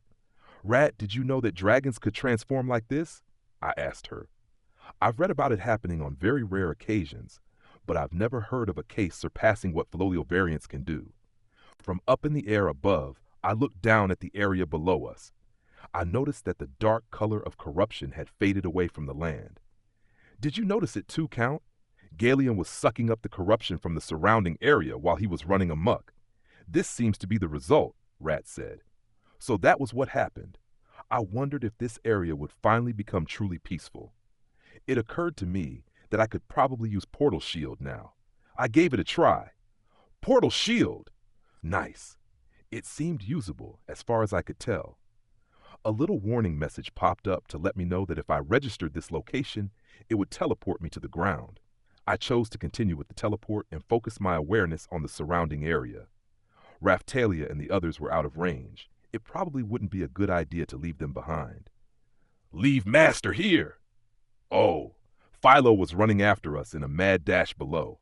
She seemed faster than she should have been after having lost so many levels. I checked her status again, just to make sure. Huh? Her stats that had been reduced by the curse were back to their normal values. Ah, no wonder. That's why she didn't seem to be weakened that much. But why was Philo the only one that had the effects of the curse removed? Maybe the demon dragon had leached away the remnants of the powerful all-sacrifice aura. That had been the source of the curse, so the consequences would have gotten sucked away with it. I was super jealous. That meant that Philo was no longer cursed. If she leveled back up, she would be faster and more powerful than before. All's well that ends well, I guess. Qua, Galeon, you're on your way to becoming a fine dragon. Keep it up, and someday you'll be as great as my father was. Your father is hiding in plain sight, you know. What are you talking about? My father is dead. Windia brushed me off. She didn't believe me. I had Galeon put us down near the eastern village. I teleported everyone back to the village from there. I guess there's no need to mention that the eastern village residents were thrilled that the mountain had returned to its initial state of beauty. You sure are something, shield hero. That's what they said. I sure had fooled them. But to be honest, from what Windia and Galeon had said, the villagers only got what they deserved. I thought a lot less of the eastern village residents now. Master rides on my back, Philo shouted. Qua! The heated battle between Philo and Galeon resumed as soon as we got back to the village. Galeon had transformed back into his baby form again. Oh, whatever. It makes no difference who I ride. It does too. Philo sure was stubborn, I sighed. Whatever. Playtime goes to you for the next few days, so settle down. Yay, but Master is supposed to. You're going to lose your playtime if you keep pushing the issue. Qua. You're the one that caused that mess, so you're grounded. But I might let you join me and Philo for some extra playtime if I'm not busy, so behave yourself. Galeon tottered off to Windia and started crying. Qua! Why are you nice to that bird, but you bully Galeon? Windia snapped. Is it that hard to understand? He has to be punished. Well, Mr. Naofumi does have a point. That was no small incident, said Raftalia. Rafu! Raftalia and Rafchan both nodded in unison. Sabgalion was hanging on to Windia and crying, but I saw him steal a glance at me. It reminded me of a bully feigning tears whenever a parent showed up. That just pissed me off. That attitude just got you in more trouble. Qua! Now he was crying for real. Ha! That's what you get! Philo! Melty and I both shouted at Philo together. She looked away and started singing. Sheesh. This one acted just like a little brat too. Anyway, Philo, your curse is gone now, so I want you to get out there and level. Okay, I'll go with Melchan and we'll level together. Then you can play with me, Master. I had no idea why she was dragging Melty into this, but she sure seemed excited. Oh, Melty didn't look too enthusiastic. Melty spoke up. Listen, Philo, I don't have time for that. I have a ton of work I have to take care of back at the town that Eclair is running.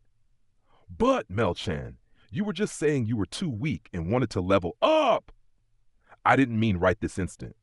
But, Melchan, when the townspeople were being lazy and said they'd do something the next day, you got mad at them. You said, if you can do it tomorrow, then you can do it now. I have other things to do.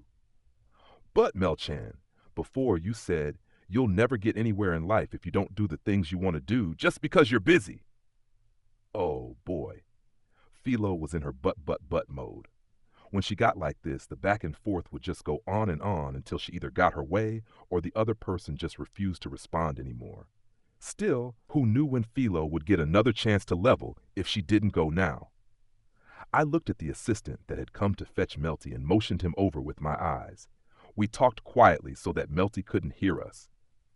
The assistant was worried about Melty's level being so low too. She was a hard worker, so her magic proficiency was far ahead of her level. But regardless of that, many of the higher-ups wanted her to raise her level before she was put in charge of running the country. Really, the fact that a child was spending so much time on public affairs probably wasn't a good thing either. Rafu! Rafchan called out from on top of Philo's head. She stood up on her hind legs and slapped her hand against her chest, as if to say, leave it to me. All right then. Knowing you'll be there is reassuring, Rafchan, I said.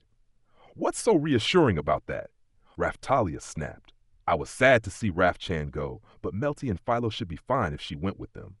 I was sure she would make it more enjoyable anyway. It was time for Melty and Philo to realize just how cute Raf-chan was. Eclair. What is it, Mr. Iwatani? You've been relying on Melty too much. Melty is going out to level now. You're the town governor, so I'm ordering you to take care of your own busy work while she's gone. Mr. Iwatani?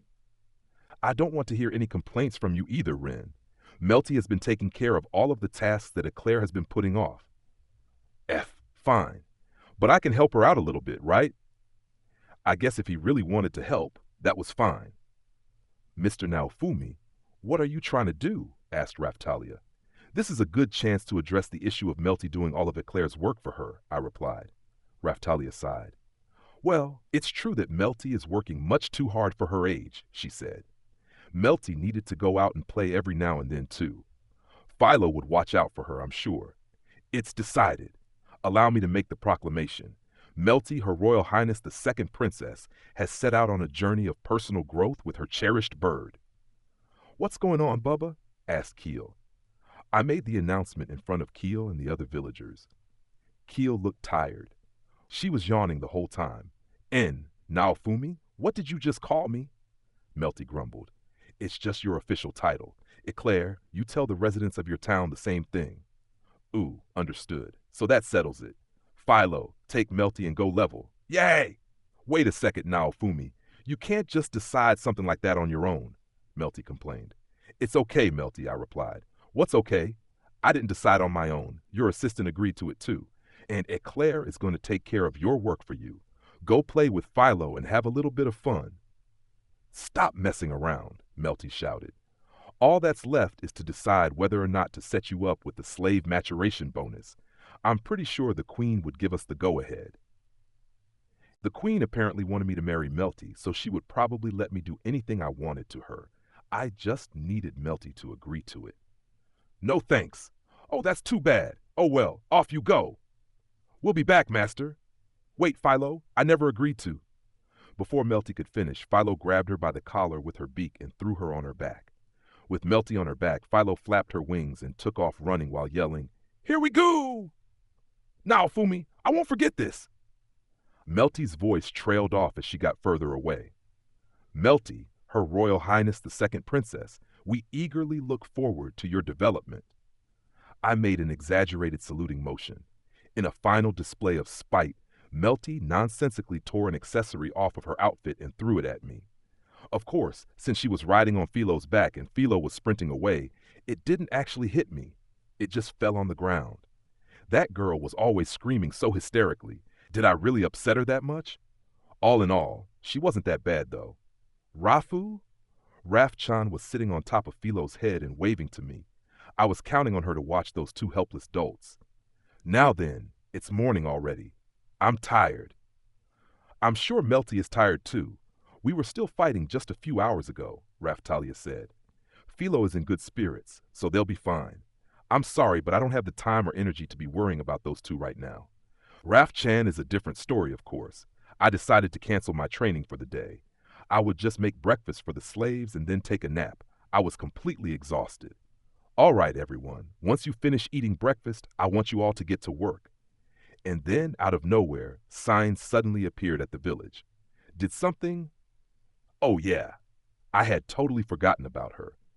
And just like that, things had finally returned to normal for us. Chapter 11. Perfect Hidden Justice. It was the day after Philo and Melty set off on their journey to train. I gathered up the slaves from the village who had been making an earnest effort to level up, and I used my portal skill to teleport us all to Zeltobel. When the old lady had gotten back to the village, she told me that it would be good practice for them if they fought against some unfamiliar opponents, like mercenaries. She said they were at least strong enough to fight in the Colosseums now. Bubba, do we get to fight here? Keel was excited. We were watching a duel at a Colosseum in Zeltobel. Yeah, this is the open Colosseum, so it's relatively safe.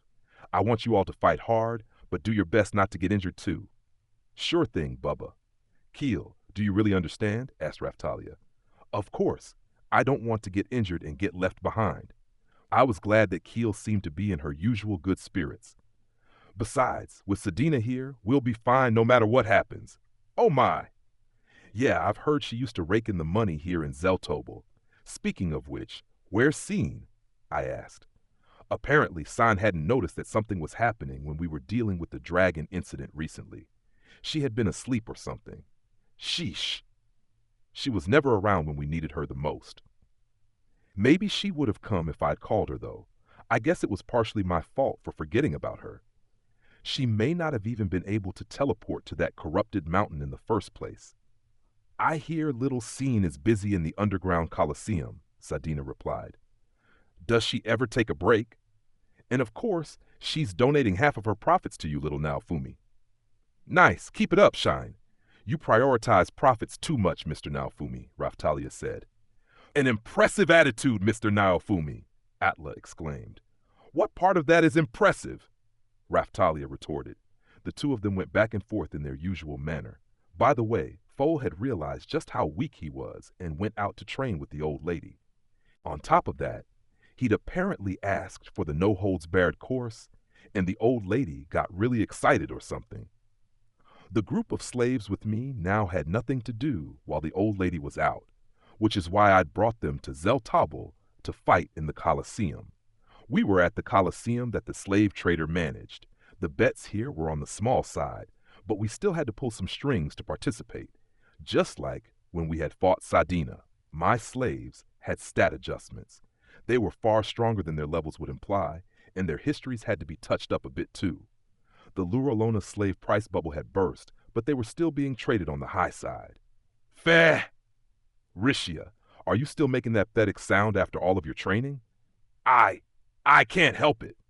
Her talents had finally blossomed, but she was still the same useless Rishia. Sheesh! I'm sure we would have been able to defeat the demon dragon a lot easier if she had been there.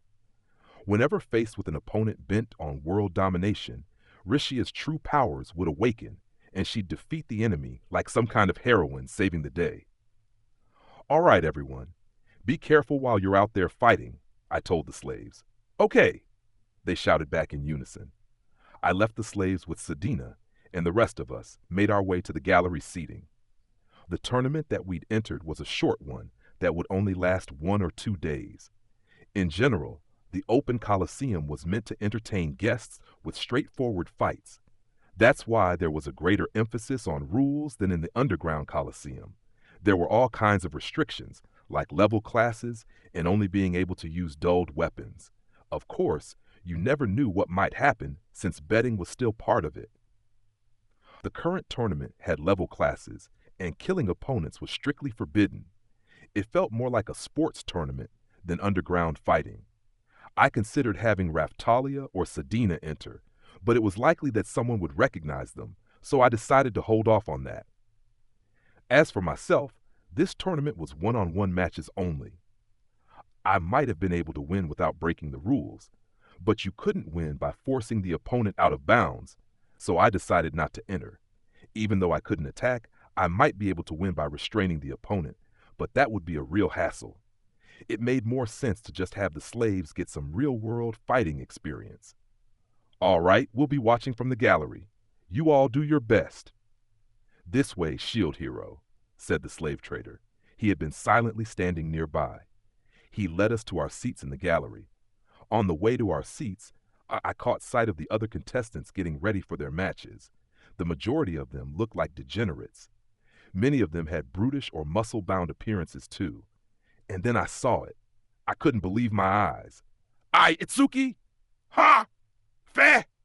There was Itsuki mingling with the other contestants like he was just another ordinary mercenary. When Raftalia and Rishia heard my outburst, they looked over and saw him too. They both cried out in surprise. Is something wrong? Yes, sir. No, it's just... I explained to the slave trader that Itsuki, the bow hero, was here in the Colosseum. We needed to talk to Itsuki before we did anything else. Scene's adversaries were trying to kill the holy heroes. I wasn't going to let Itsuki slip through my fingers here. Let's see. A brawny man whose face was concealed by a piece of cloth brought the slave trader a list. Contestant number 982. He's registered as Perfect Hidden Justice. I almost fell over backward. Perfect Hidden Justice? That had to be a joke. That was so blatantly obvious that it would have sent even the most delusional escapist running back to reality. Even I couldn't help but feel embarrassed. "Can we talk to him?" I asked. "Yes, I can grant you permission under my authority." The slave trader instructed his assistant to take us to the contestant waiting room. I didn't want to alarm Itsuki, so I approached casually and greeted him. "Hey, long time no see," I said. "Mr. Itsuki," exclaimed Rishia. Itsuki just stood there vacantly and showed no sign of responding. Yes, everyone," he mumbled. "Hey," I repeated. "Everyone is counting on me. Yes, everyone is counting on me. This prize money will help save people. Are you listening?" I shouted. Itsuki just kept mumbling to himself quietly. It was hard to make out what he was saying. He had a vacant look in his eyes. I couldn't even tell where he was looking. I'm not inferior. I'm actually, hey, listen to me." I shouted at him. "Mr. Itsuki, Rishia began. I grabbed Itsuki by the shoulders and shook him back and forth, but he showed no response. I heard the sound of a gong echo throughout the Colosseum. "I fight for justice! Mr. Itsuki, ah!" Itsuki shoved Rishia out of the way and sprinted off, as if he hadn't heard a word we said. "What's up with that jerk?" I grumbled. "Are you okay, Rishia?" asked Raftalia. She had caught Rishia before she fell. "Feh!" It was like we didn't even exist to Itsuki. So, I looked into that contestant a bit more, and it seems he's been making the rounds at all of the Zeltobel Coliseums for a while now. "Yes, sir." "Really? This is the first I've heard of that." "Yes. I've been told that he started showing up a day or two after you left Zeltobel. We just missed each other." That put me in a mood to complain.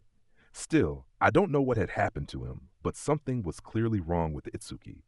It probably had something to do with losing to the spirit tortoise coming back to haunt him, though. That was easy enough to guess.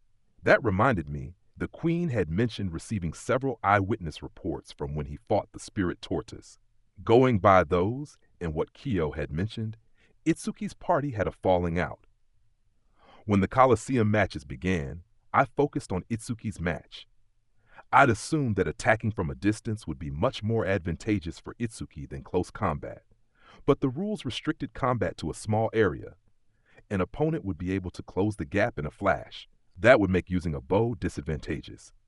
Regardless, Itsuki was advancing through the tournament with ease. He actually seemed pretty skilled at one-on-one combat, but there was something strange about his expression.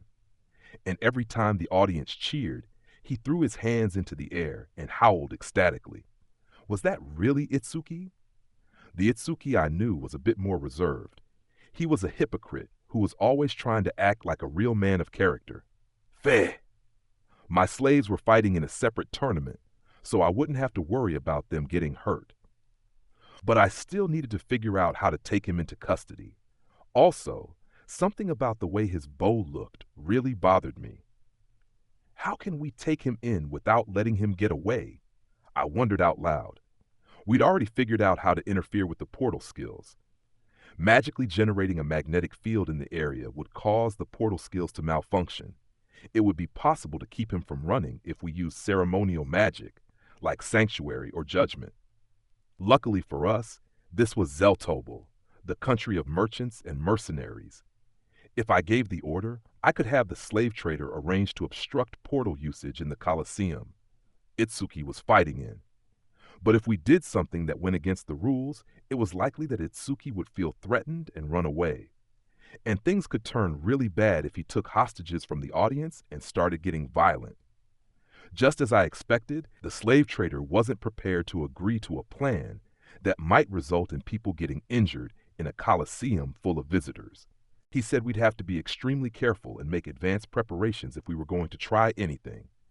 "We can just knock him out, no questions asked, and then take him into custody," Atlas said. "Why are you always so violent?" "Geez, we should at least try talking to him, right?" Raftalia replied. "Yeah, I'd like to take him in on amicable terms if possible," I said. More of Sign's old enemies might have still been hiding out in this world. We couldn't know when or where to expect them. I wanted to convince Itsuki to stick with us, if possible.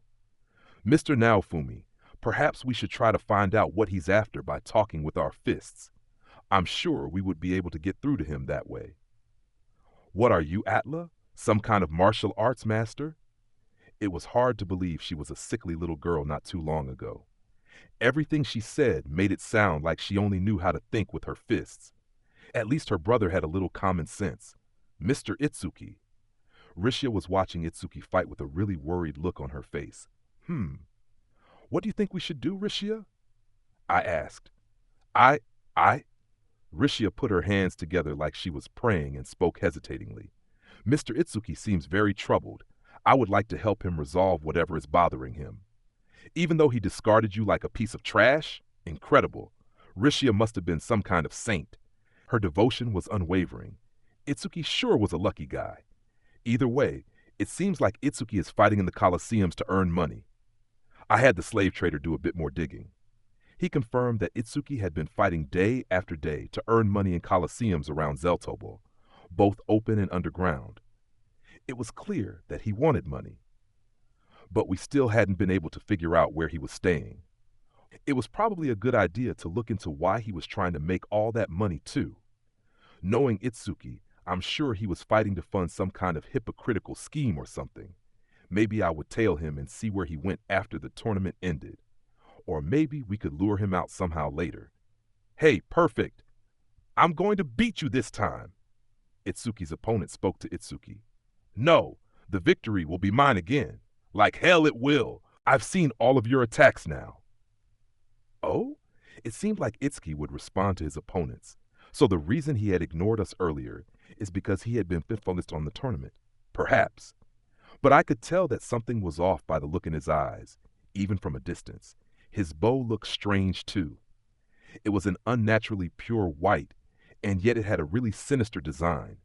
I could sense a strange aura coming from it, so we can assume that he'll respond during combat. I guess, I wondered out loud. Naofumi, Rishia called out to me. I want to talk to Mr. Itsuki, so please, let me fight in the Colosseum. I think that's a good idea.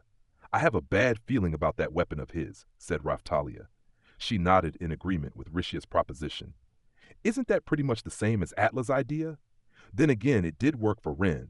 I guess we should try it sooner than later this time.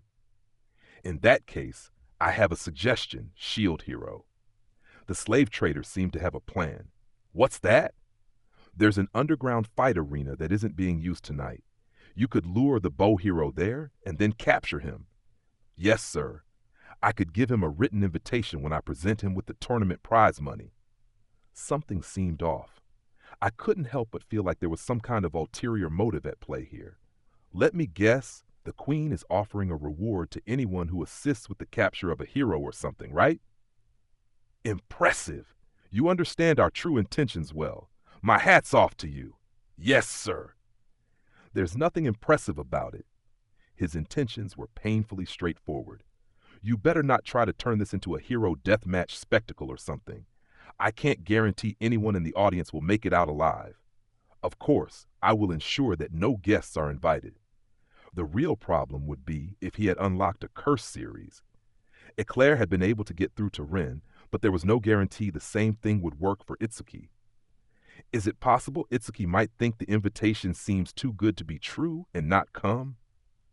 I suppose it is possible. Yes, sir.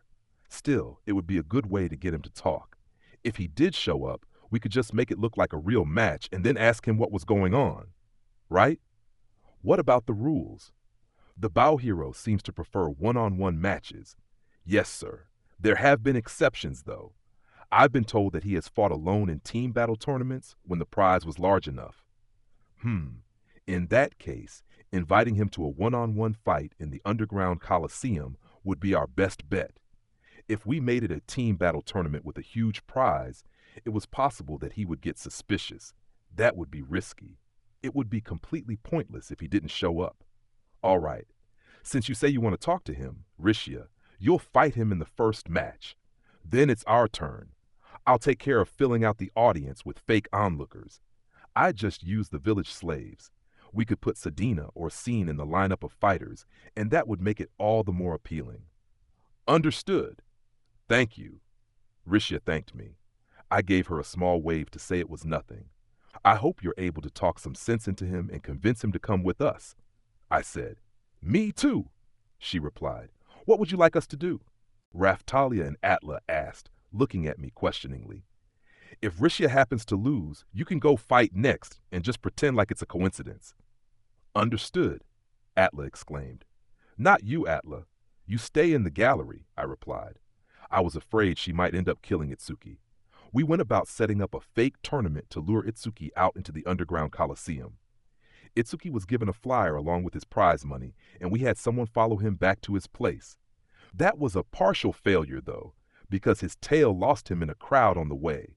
But we did have a general idea of where he was staying now.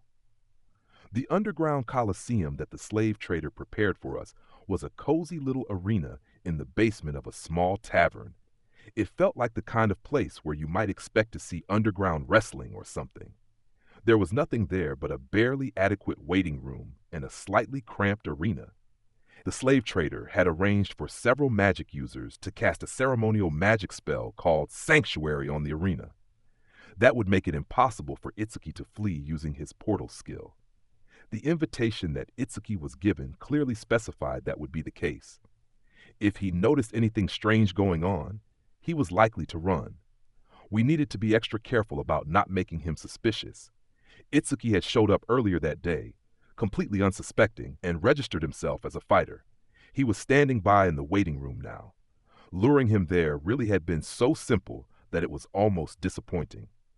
Luring him out was a success, but we still need to find out what he's doing here and why he's trying to make money, I said. You really did find Itsuki? Ren asked.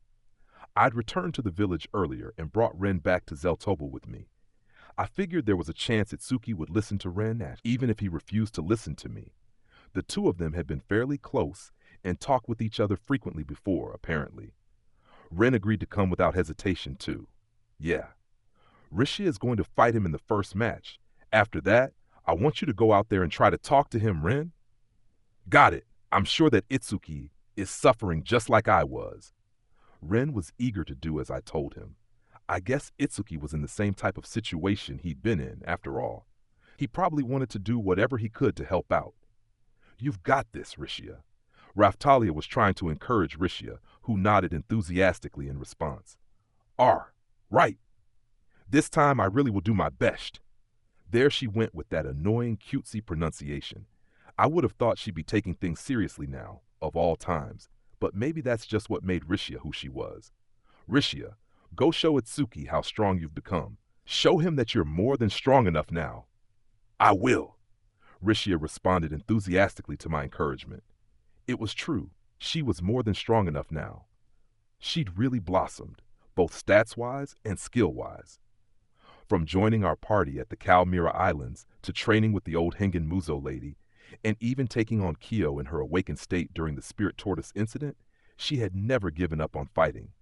She'd gained self-confidence from everything that happened in Kizuna's world, and she'd experienced a real life-and-death battle.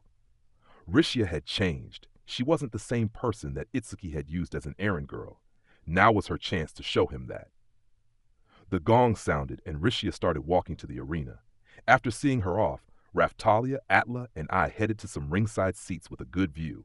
And now, a face-off between Perfect Hidden Justice and Rishia Ivyred. Let the battle begin! The same announcer from when we fought Sedina shouted out and gave the signal to start. I was surprised he'd agreed to take part in a fake tournament. My slaves all started clapping loudly. I'd ordered them to get out of there immediately if anything went wrong. Sedina and Sign were there to help guard them, though. They would be able to buy them some time, even if things turned ugly. Mr. Itsuki, Rishia called out to Itsuki. He was mumbling to himself under his breath, but he stopped and looked up, his gaze fixed on Rishia. Oh, so my opponent is Rishia? This will be an easy win. Rishia was clearly a nobody to Itsuki. Mr. Itsuki, please listen to me.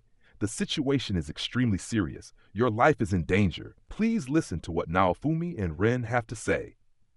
Rishia pointed over to me and Ren at our ringside seats. I waved at him, just to let him know I was there. All of a sudden, Itsuki's expression grew incredibly grim. Chapter 12, Justice is Justice. Naofumi, the malice in his eyes was unbelievable. Never before in all of my fights against other people had someone's icy, murderous intent felt so tangible. But why was he glaring at me so menacingly? Your actions, they are absolutely unforgivable. What are you going on about all of a sudden? Had I done something wrong? Then again, if you asked me to come up with something I'd done wrong, I could go on for hours. I wish I could argue with that. I really do, Raftalia whispered with a sigh. It was nothing to be ashamed of. I'd just done what was necessary to survive. Mr. Naofumi is the embodiment of justice. He can do no evil, Atla replied. I'm not so sure about that, I said. I thought about what Atla said. Saying that I made the rules would put me on the same level as Itsuki. It was hard to tell whether he was under the effects of a curse or just showing his true colors now. Then let me spell it out for you. You've gathered up slaves, forced them into hard labor, and you're keeping all of the profits for yourself. Am I wrong?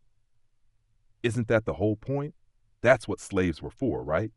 Of course, it was only natural to compensate someone for their labor. But once you owned a slave, that was manpower that belonged to you. You didn't have to pay them for every little job they did. Did I have any qualms about purchasing another human being? Sure I did, but I was just doing what needed to be done. This was taking the argument to the extreme, but to put it in terms of modern society, slaves were kind of like vacuum cleaners. No one was going to look at a vacuum cleaner and feel sorry for it because it was sucking up dust every day. Slaves were a convenient tool, just like a vacuum cleaner or a washing machine. What is that guy with the bow talking about?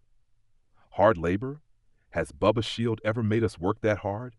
He never orders us to do more than we can handle. On the contrary, it's always just the right amount. The slaves started whispering among themselves. They sounded like a bunch of shills. More importantly, this popcorn stuff that you made for us is super good, Bubba, Keel shouted. She was sitting in the gallery and chomping on some imitation popcorn that I'd cooked up to help set the mood for the match. It really wasn't all that good. Let's go do something fun after this is over. Yeah, let's do something fun. Oh, damn it. They were distracting me. I wish they would just shut up. Oh my, look at that unquestioning obedience. Little Naofumi. That killer whale wench, Sadina, needed to keep her mouth shut. The village children in Jo. She says that despite being slaves, the villagers enjoy the work that they do. Scene weighed in and her stuffed doll familiar translated for her. Letting them get to me would be a waste of energy. You're making them act like they enjoy laboring for you. That's even worse. And I heard about how you gave a sickly young girl expensive medicine to force her older brother into hard labor. The same slave siblings that Princess Malty was trying to rescue. There's no way Witch would be trying to rescue anyone. I reflexively shouted back in anger. But it was the truth. Doing a good deed was impossible for that woman. That I was sure of. Who is this witch you speak of? We must not be the only pair of siblings that you have rescued, Atla said. No, you're the only ones, I replied. Atla was sitting next to me looking confused, but I was pretty sure Itsuki was referring to her and her brother. I don't know where he'd gotten his information, but he sure was spouting off nonsense. Witch rescuing a demi-human? Even if hell did freeze over, that still wasn't going to happen. But wait, why the hell was he mentioning Witch? Itsuki, you just said Witch's name, didn't you? Why are you bringing her up? I couldn't even imagine how it all fit together. Surely Witch wasn't pulling Itsuki's strings now, was she? But Itsuki clearly wasn't listening to me. He just continued on with the accusations.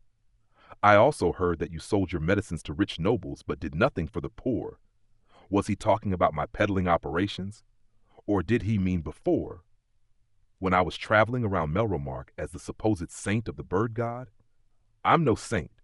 No one expects a merchant to sell goods to someone with no money, do they? Every now and then, some entitled jerk would show up and demand that I grace them with some medicine, like it was their God-given right. Maybe he was referring to those people. I heard about the evil noble who had fallen ill and was destined to finally meet his end. Thanks to you sticking your nose where it didn't belong, he escaped death and the people's suffering was prolonged. Now you're really barking up the wrong tree. I only sell the stuff. It's not up to me to decide how people use it. And anyway, refusing to sell someone medicine because they're a bad person or trying to say that someone is better off dead would be even worse. What the hell? Since when was selling medicine to rich people wrong? Besides, even if I had refused to sell to those rich people, it would have just been them doing the bad mouthing. In the end, I was the bad guy, no matter what I did. As a hero, you have the power to save others, and yet I spoke with a lamenting mother who told me about how you refused to save her son. I have no idea who you're talking about. That wasn't ringing any bells. I didn't save someone. I always did my best to save anyone that was seriously ill, just like I had done with the old Hinjin Muso lady. That's not to say I didn't demand those people pay for it afterward with anything they owned, but still. The woman clung to me, crying and saying she could never forgive you. Who would still be holding a grudge against me after all that I did? Oh, wait, I think I understood. That son that you mentioned, he was already dead, wasn't he? That's right. She told me that your shield had the power to perform a miracle, and yet you still refuse to help. Are you even listening to yourself? There's no way I could bring the dead back to life, even if I do have the legendary shield. The people that can do that kind of thing are from another world. I knew of people that could come back to life, although we had still managed to kill them. That was getting off topic, though. I had pretty much figured out who Itsuki was talking about. It was really rare, but people like that did show up every now and then in villages and towns. They would bring me a corpse and ask me to bring the person back to life. Based on the rumors that I was a saint and my actual feats as the shield hero, they would insist that I should be able to do such a thing. They would come begging to me, expecting miracles. Please, bring this poor soul back to life, they would plead. Those kinds of people never listen to reason. It would be one thing if they just burst into tears and gave up after being told I could do no such thing. But so many of them would just get pissed off and start trying to attack me.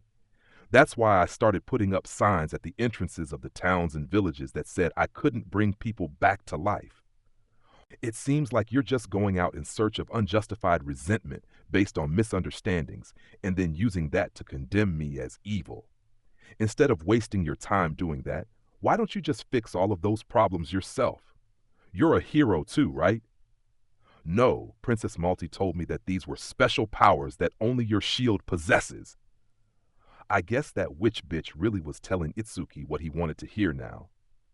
She was exactly what he needed to convince himself that I was evil. Itsuki was more close-minded than ever.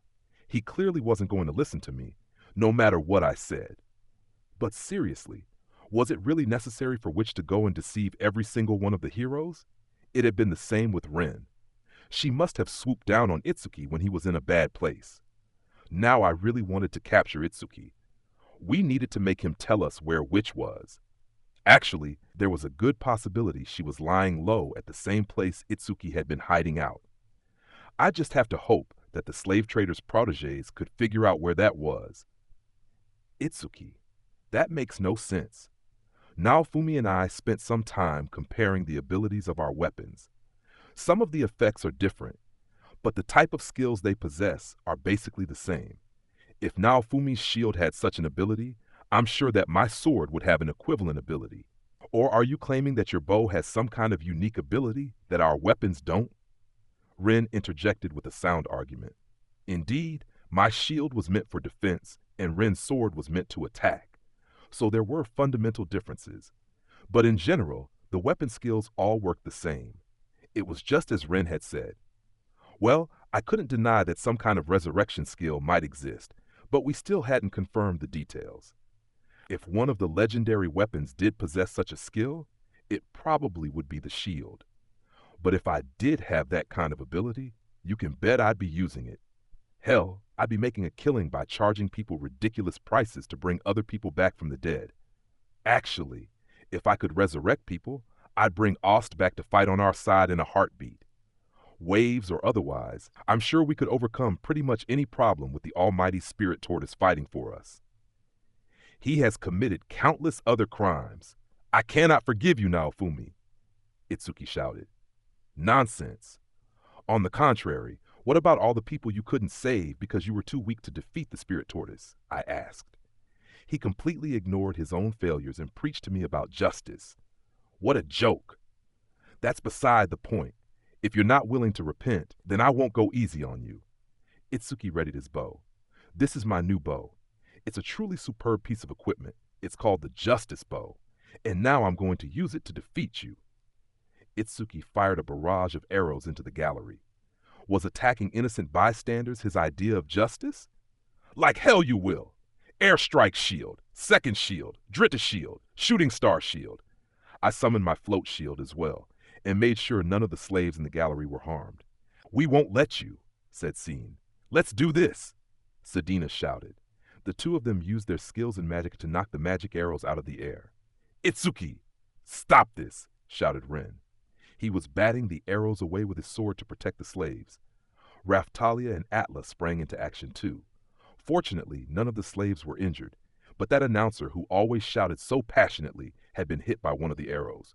Are you okay? The announcer fell to the ground with a thud, but then stood back up immediately. Mr. Naofumi, I felt some kind of sinister force swell up and shoot through that man. What was that? Atla asked. I have no idea. He looked like he was okay. Mr. Itsuki, as announcer for the Underground Coliseum, I've aided the shield hero in his plot to deceive you. Please forgive me. Huh? What was the announcer up to? Did he have a change of heart and decide to turn on me? Something wasn't right. You are forgiven. Reflect on your sins and wash your hands of this shady business. Yes, sir, Mr. Itsuki. The announcer had a crazy look in his eyes. It was as if he had been brainwashed. Itsuki, that bow of yours, Ren muttered. He pointed at the bow and Itsuki grinned happily.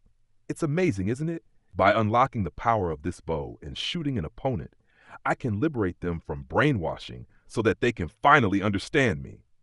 Did he really think he was liberating people from brainwashing so that they could understand him? There's no way people would sympathize with others so easily. Case in point, Itsuki was making zero effort to understand my side of the story. On the contrary, he was the one brainwashing people. Justice Bow, my ass. This bow that Princess Malti entrusted me with possesses divine power. With this weapon, I can rescue even irredeemable trash. I decided to try thinking about things from Itsuki's point of view. He was defeated by the spirit tortoise and lost everything. That's when Witch showed up and instigated him, which awakened new powers in the form of a curse series. If it were a mecha anime, it would be like the excitement of switching to a new robot suit. And then, before Itsuki came down from that high, Witch had sent him out to earn money by fighting in the Colosseums. But he was being careful about how he used the power since it was his trump card. Something like that. Either way, it was clear that Itsuki had unlocked a curse series weapon. Itsuki, let me tell you how it really is. That bow may seem like a tool of justice to you, but things aren't that simple. The truth is, that's a sinister bow with the power to brainwash others. You're wrong. This bow is the embodiment of justice. I'd seen anime and manga where the hero went around spouting off nonsense. The hero would defeat an enemy, and that enemy would be forced to sympathize with the hero. It seemed reasonable at first, but thinking about it from another perspective, the whole idea of trying to make someone understand something by fighting them was pretty warped. If a little violence is all it took to make someone abandon their beliefs, then those weren't worthy of being called beliefs in the first place. Everyone, fight me! Open your eyes to that which is just! He was on a completely different level than Ren had been. Ren had still been aware that he was in the wrong. But that wasn't the case for Itsuki. Itsuki was charging forward, blindly following his own sense of justice to the very end. In terms of the 7 deadly sins, this would probably fall under pride. But that wasn't a perfect fit either. Another possibility would be vainglory, which was one of the 8 cardinal sins. Or maybe it was one of the 8 deadly sins that popped up in anime or manga every now and then as an alternative take on the concept. This was getting into real escapist nerd territory. I'd seen 2 instances of an 8th deadly sin. The first was justice. It was a justice that had been taken too far, becoming cold and merciless. Even the slightest of sins was deemed unforgivable and had to be paid for with one's life. The second was fanaticism, sticking to one's beliefs no matter what, even if it meant one's own ruin. Then there was also the possibility that it was all 4 of those. Ren had unlocked multiple curse series too. It had been gluttony and greed in his case. We'd only seen two at once so far, but three or four at once might be possible too. I felt like I was starting to understand what this justice was that Itsuki was chasing. "You're wrong," Rishia lashed out at Itsuki in a surprisingly loud voice. "You misunderstand Naofumi, Mr. Itsuki. Is that you, Rishia? You too have been brainwashed by Naofumi. Mr. Itsuki, you said that Naofumi was forcing slaves into hard labor and keeping the profits for himself, right?" Itsuki nodded with a look of disgust on his face. "Then tell me, why is everyone living in Naofumi's village in good health? Have you heard from any slaves that were overworked? Have you talked with anyone who was nearly worked to death? I don't know about any of that, but there's no way that Princess Malti or Maud would lie to me. I'm asking if you verified any of this yourself." Uh-oh. Risha had switched into her justice mode. That hadn't happened for a while now. Not since we fought Kyo. If they started fighting while she was like this, we'd get to see the awakened Rishia. "I've been watching Naofumi rebuild the village from the very start when he brought the slaves in. Do you have any idea how many people Naofumi has saved after they fell into a life of slavery? And you call that forcing them into hard labor and hoarding the profits? Hogwash." "She's right. Not a single child in that village is being forced to do work they don't want to do," Ren shouted. He jumped on the bandwagon and tried to help talk some sense into Itsuki. "That's right. We're all living life to the fullest, thanks to Bubba saving us. We're working hard to rebuild our village."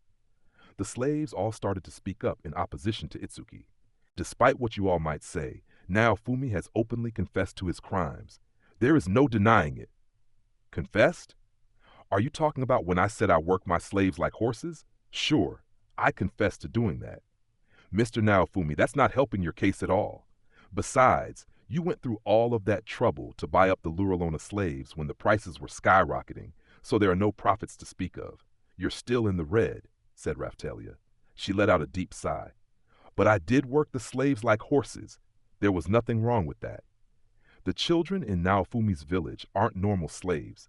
They're always having so much fun while they work. It doesn't even make sense to call them slaves," added Ren.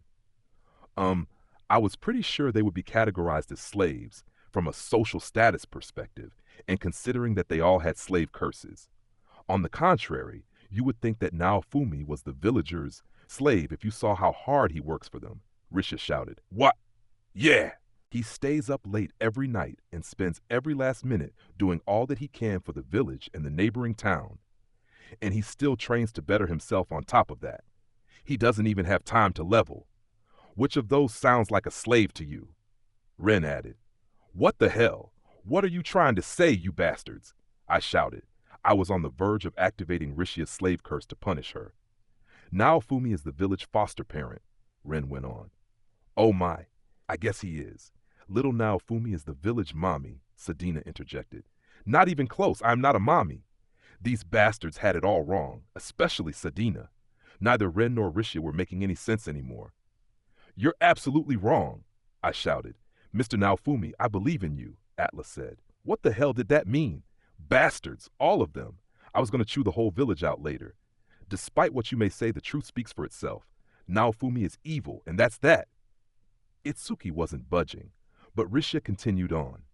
"Mr. Itsuki, what about yourself? Are you free of sin? I find that very hard to believe." "Enough of the theatrics. It's repulsive. You make me want to puke." Itsuki glared at Risha with a scowl on his face. Talk about verbal abuse. Did he really think it was okay to talk to her like that? He'd already forced her to try to kill herself by jumping into the ocean, and yet here he was still pretending like he was the good guy. "There is only one thing for me to do, and that is to destroy all traces of evil in this world." "Yeah, that's not happening," I said. "All traces of evil in this world? As long as there were people, there would be conflict." According to Itsuki's standards, Ren and I counted as evil. Actually, I was sure anyone that didn't bow to him would be considered evil in his book. I may possess very little power, but even so, I will not condone such injustice," Itsuki shouted. He was trying to sound like some kind of hero. He pointed his bow at me and drew the string. When he did, an arrow appeared. "Naofumi, I will shoot clean through that injustice." I could hear the whistling sound of Itsuki's arrow slicing through the air as it came hurtling toward me. I moved my float shield and blocked the arrow. Injustice, you say? That was my line. I got summoned here as the hero they didn't like, so they created an elaborate conspiracy to persecute me. It didn't get any more unjust than that. What the hell gave him the right to go on about injustice? Itsuki's words themselves were a big, stinking pile of injustice. Mr. Itsuki, it seems you are not willing to listen. Rishia held her sword out and took a fighting stance. Mr. Itsuki, I cannot accept this justice of yours. My justice deems your actions to be unacceptable. Itsuki, this isn't who you are. If you give yourself up to that cursed power, it will only lead to your destruction, Ren shouted. Do not interfere. Itsuki aimed his bow up into the air and drew the string. Another arrow went flying. It was headed toward me, of course. Mr. Naofumi, Raftalia called out to me, but I held my hand up to signal her not to worry. I snatched the arrow out of the air this time. Shining arrow! Itsuki pulled the bowstring back even harder, and a bright shining arrow appeared. It would probably take some time to shoot that one. Mr. Itsuki, your intentions have become clear. I am your opponent now. I will fight you with everything I have. Rishia readied herself to face Itsuki. She held a hand to her blade. Muso activation! The air around Rishia began swirling and created a vortex. Is that what Muso activation was? This was on a completely different level than what Eclair had done. I knew it was the same skill thanks to Ren's commentary, but this time I could clearly see something visibly jetting outward. She's absorbing life force from her surroundings. I've seen the master do it too. Rishia's doing it the same way, Atla explained. She was sensing the life force and trying to figure out how the technique worked. Atla could get stronger just by watching others fight. I was jealous. It made me feel bad for Foal, though. His little sister was a prodigy, and yet he still had to prove himself stronger than her. Ha! Rishia charged at Itsuki. Her speed was incredible. Hengen Muso's small sword technique, spiral slash. A flow of life force began spiraling out of Rishia's sword. Ah! Itsuki must have realized that getting hit by that would have caused some damage, because he dodged by a hair's breadth and then fired off his arrow. Why the hell did it curve around and come flying at me? Shooting Star Shield. I cast Shooting Star Shield to generate a defensive barrier that would guard against Itsuki's arrows. The shining arrow split into multiple arrows that rained down over me. Just to be safe, I held my shield up toward the arrows. I didn't take any damage. I disabled any counterattack effects too. Rishia was right in front of him. He was supposed to be fighting her. Why the hell was he still aiming at me? I won't let you get away, Rishia shouted. Itsuki had managed to launch his skill while dodging Rishia's first attack, but she immediately followed up with more. They all seemed to be that same spiral slash attack. It was pretty incredible that she could use it so many times in a row, but the base stats of Itsuki's Curse series weapon must have been pretty high. He didn't seem to take much damage even when Rishia's attacks hit him. Even worse, his wounds were slowly regenerating. If that's all you've got, you better not expect to be able to stop me. Cursed, toxic fumes erupted from Itsuki, sending Rishia flying into the air. Mr. Itsuki, you must not let that power consume you. I guarantee you will regret it. Rishia yelled. You are the one who will regret it. Now open your eyes to justice. Arrow Squall. Itsuki's arrow came flying in my direction. What a hassle. Judging by the name of the skill, it would probably turn into a rain of arrows. Air Strike Shield. I stopped the arrow before it multiplied. I may be outnumbered, but as long as I defeat you, Naofumi, the victory is mine, he shouted. He did know he was fighting Rishia one-on-one, right? On the contrary, he was the one choosing to attack the audience without provocation. Did he even feel like he was being driven back in the first place? It wasn't uncommon for the hero of a story to face countless enemies at once. Itsuki was probably imagining himself in a similar situation. Maybe he thought of Rishia as a soldier that I had sent after him or something. I would have guessed he thought of her as some frightened little animal that screamed a lot. Either way, she was the obstacle directly in front of him. It only made sense to defeat her before coming after me. Even so, I would be fine just grabbing his arrows out of the air or using Float Shield, along with Ren and Raftalia intercepting his attacks. I've spent a lot of time thinking about what justice means since meeting you, Mr. Itsuki. Evil has no place talking about justice. Evil? What is evil? What is justice? Risha continued trying to get through to Itsuki. I thought she was wasting her time, but it seemed important to her to try. I guess I just have to accept that and endure Itsuki's vicious onslaught. The only thing you consider justice is that which satisfies you personally. Am I wrong, Mr. Itsuki? Do you really think that using force to suppress others is true justice? Risha spoke from the heart.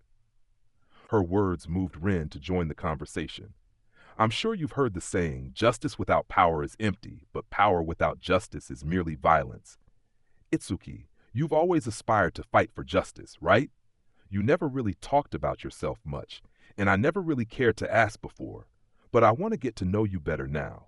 I want to know what it is that you're after and what it is that makes you suffer. So please tell me. Itsuki continued to focus his attacks on me. It would be nice if Ren thought about my situation a little bit before giving a speech. Still, he did have a point. I had no idea what kind of person Itsuki was either. I understood his personality, but I had no idea what kind of life he had led before. What was it that made him go on and on about justice like this? Justice is power. It's proof of what is right. Rescue the weak. Crush the strong, Itsuki shouted. Huh? Something suddenly hit me. I tried thinking about Itsuki's behavior from the other way around. What if Itsuki had been filled with gloom and feelings of depression in his own world? It was clear that Itsuki wanted to be a hero. A lot of fictional superheroes had ordinary alter egos, or maybe they were someone that got bullied a lot. But then they would transform or put on a disguise and go out to defeat bad guys. Anyway, that's how it was for most of the famous superheroes, like Superman or that Spider guy. The more tyrannical types of players in online games were basically doing the same thing too. Itsuki was always trying to dish out his justice in secret. So that was it. Fighting for justice did indeed mean using one's power to save others. Put all of that together, and you get the idea of rewarding the good and punishing the evil. Justice wins, and evil gets stomped out. I don't care if you or anyone else tries to call me evil. I fight for justice, Itsuki went on. His thirst for recognition and his lofty ideals all added up to one conclusion. Itsuki, the way you treated Rishi is no different than the way you were treated. That's why you can't bring yourself to face her, right? I told him. What? This is a Coliseum tournament. You're a fighter in this tournament. If you want to fight me, then you have to defeat Rishia first. Otherwise, you have no right to challenge me. I had to make the conditions clear now, or Itsuki would just keep this up forever. If I was the evil that Itsuki wanted to defeat, then he could do that in our match. I'd seen this kind of thing happen in those battle-type anime and manga. Motoyasu had done something similar to me countless times since coming to this world too. He would challenge me to a fight after specifying conditions that made it completely one-sided. I didn't have any reason to set conditions like that here, but I had promised to let Rishia handle this. Damn it, he grumbled. I knew it. This was just a guess, but Itsuki had most likely been bullied back in his own world. Rishia had the lowest status of his party members, and they had basically bullied her before running her off. In other words, Rishia's very existence brought back unpleasant memories from the past for Itsuki. He thought he'd cut himself off from his past, but now the embodiment of who he was before was standing right there in his way. It created incontrovertible dissonance with his justice. I see. Rishia is clearly brainwashed by your evil, but if I must defeat her, then I will. Rishia turned to me and bowed her head deeply. Thank you, Naofumi. Leave the rest to me. I will get through to Mr. Itsuki. You'll see. No problem. That's hard to believe, but I hope you do. You've come a long way, just like Eclair, so maybe you can pull it off like she did too. I couldn't bring myself to say anything more positive than that, but I actually thought pretty highly of Rishia. Everyone ridiculed her for being weak, but she never gave up, and she had the inner strength to stand up to an enemy even when they were far more powerful than her.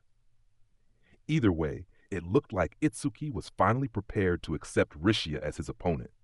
Now the problem was what to do if she lost. I wasn't sure what our best course of action would be if Rishia was defeated, but for the time being, Let's get the slaves out of here. They'll just be in the way if we have to fight.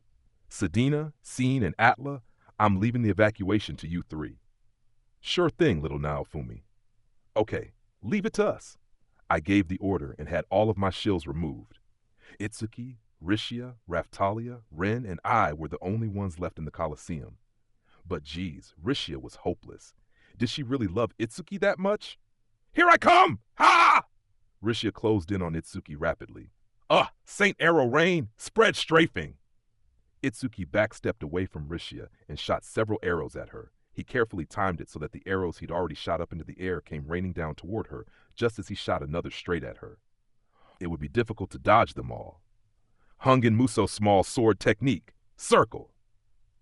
Rishia spun her small sword around in a circle. A shrill noise rang out, and all of the arrows were deflected.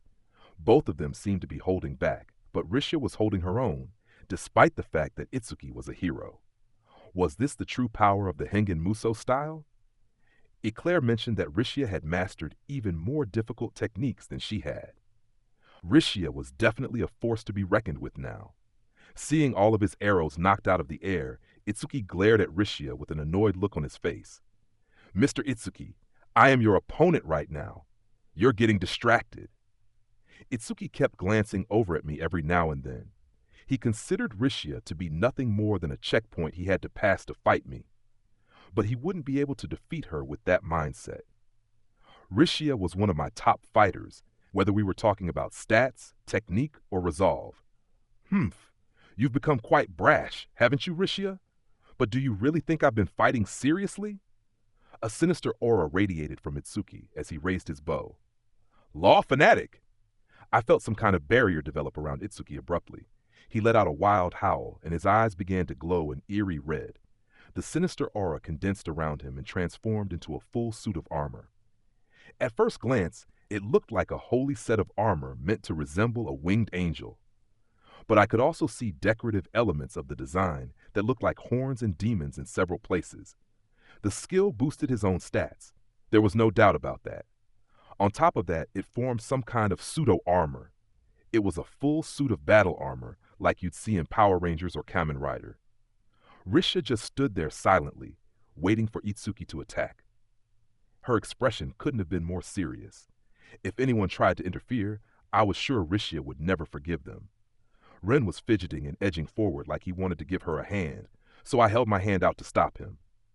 Here I come, Rishia. Once I'm finished, you will realize that I am right, and then we can defeat Naofumi together. I will not. I will never accept you the way that you are now, Mr. Itsuki, even if it costs me my life. Rishia thrust her small sword into the ground and crouched down low. What was she doing? She was gathering up so much life force from the earth that I could visibly see it. Her small sword was completely enshrouded in life force now. Hungen Muso, secret technique first form. Rishia plucked the small sword from the ground and dashed toward Itsuki. Sun! Rishia began radiating light as she thrust her small sword at Itsuki. Something about the technique, it seemed like some kind of divine ultra power-up. Shooting star bow! Itsuki fired off his version of the shooting star skill that us heroes all love so much. His was particularly annoying. When he used it, his arrows left a trail of stars flying around in the air behind them. It was safe to assume that the arrows themselves were pretty dangerous too. Second form, moon! The light that was surrounding Rishia intensified. It formed a crescent moon shape that shot out and cut down Itsuki's arrows. Itsuki had a look of disbelief on his face, having just seen his finishing move quashed. I'm not done. I still haven't shown you everything I have, he shouted. Then what the hell are you waiting for? Ren had said something like that too. I reflexively glanced over at Ren, and he averted his eyes in embarrassment. Third form star! Rishia closed in on Itsuki rapidly. When she was mere inches away, she released a barrage of thrusts. Eclair's multi-strike demolition skills seemed to last forever, but Rishia's string of attacks would give it a run for its money. With each single thrust, another piece of the armor protecting Itsuki broke away and disappeared. Ah! Rishia kept thrusting at Itsuki. It seemed like the attacks would never end, and I'm sure each one of them was fortified with life force. I couldn't really tell just by watching, but the attacks made a distinct, sharp thwacking sound. Those attacks were no joke. I had no doubt about that, because I was the shield hero and just seeing them made me cringe. Enough! Itsuki thundered. His sinister aura exploded outward and sent Rishia flying through the air. Feh! I'm not finished! Rishia took a defensive stance while still in the air to soften her fall. After landing, she steadied her breathing and prepared to resume her attacks. There's no way that someone like you could possibly thwart justice, Rishia. Don't interfere with my finishing moves. What the hell? Was he seriously telling her not to fight back? This wasn't a turn-based RPG, for crying out loud. On the contrary, overcoming the enemy's finishing moves was the key to progressing in something like an action game. Ah, that must have been it. In a superhero-type setting, the bad guys would always basically just wait for the superhero's finishing move. Laser beams, a super kick, or 5 people combining their weapons to fire off a special attack, for example.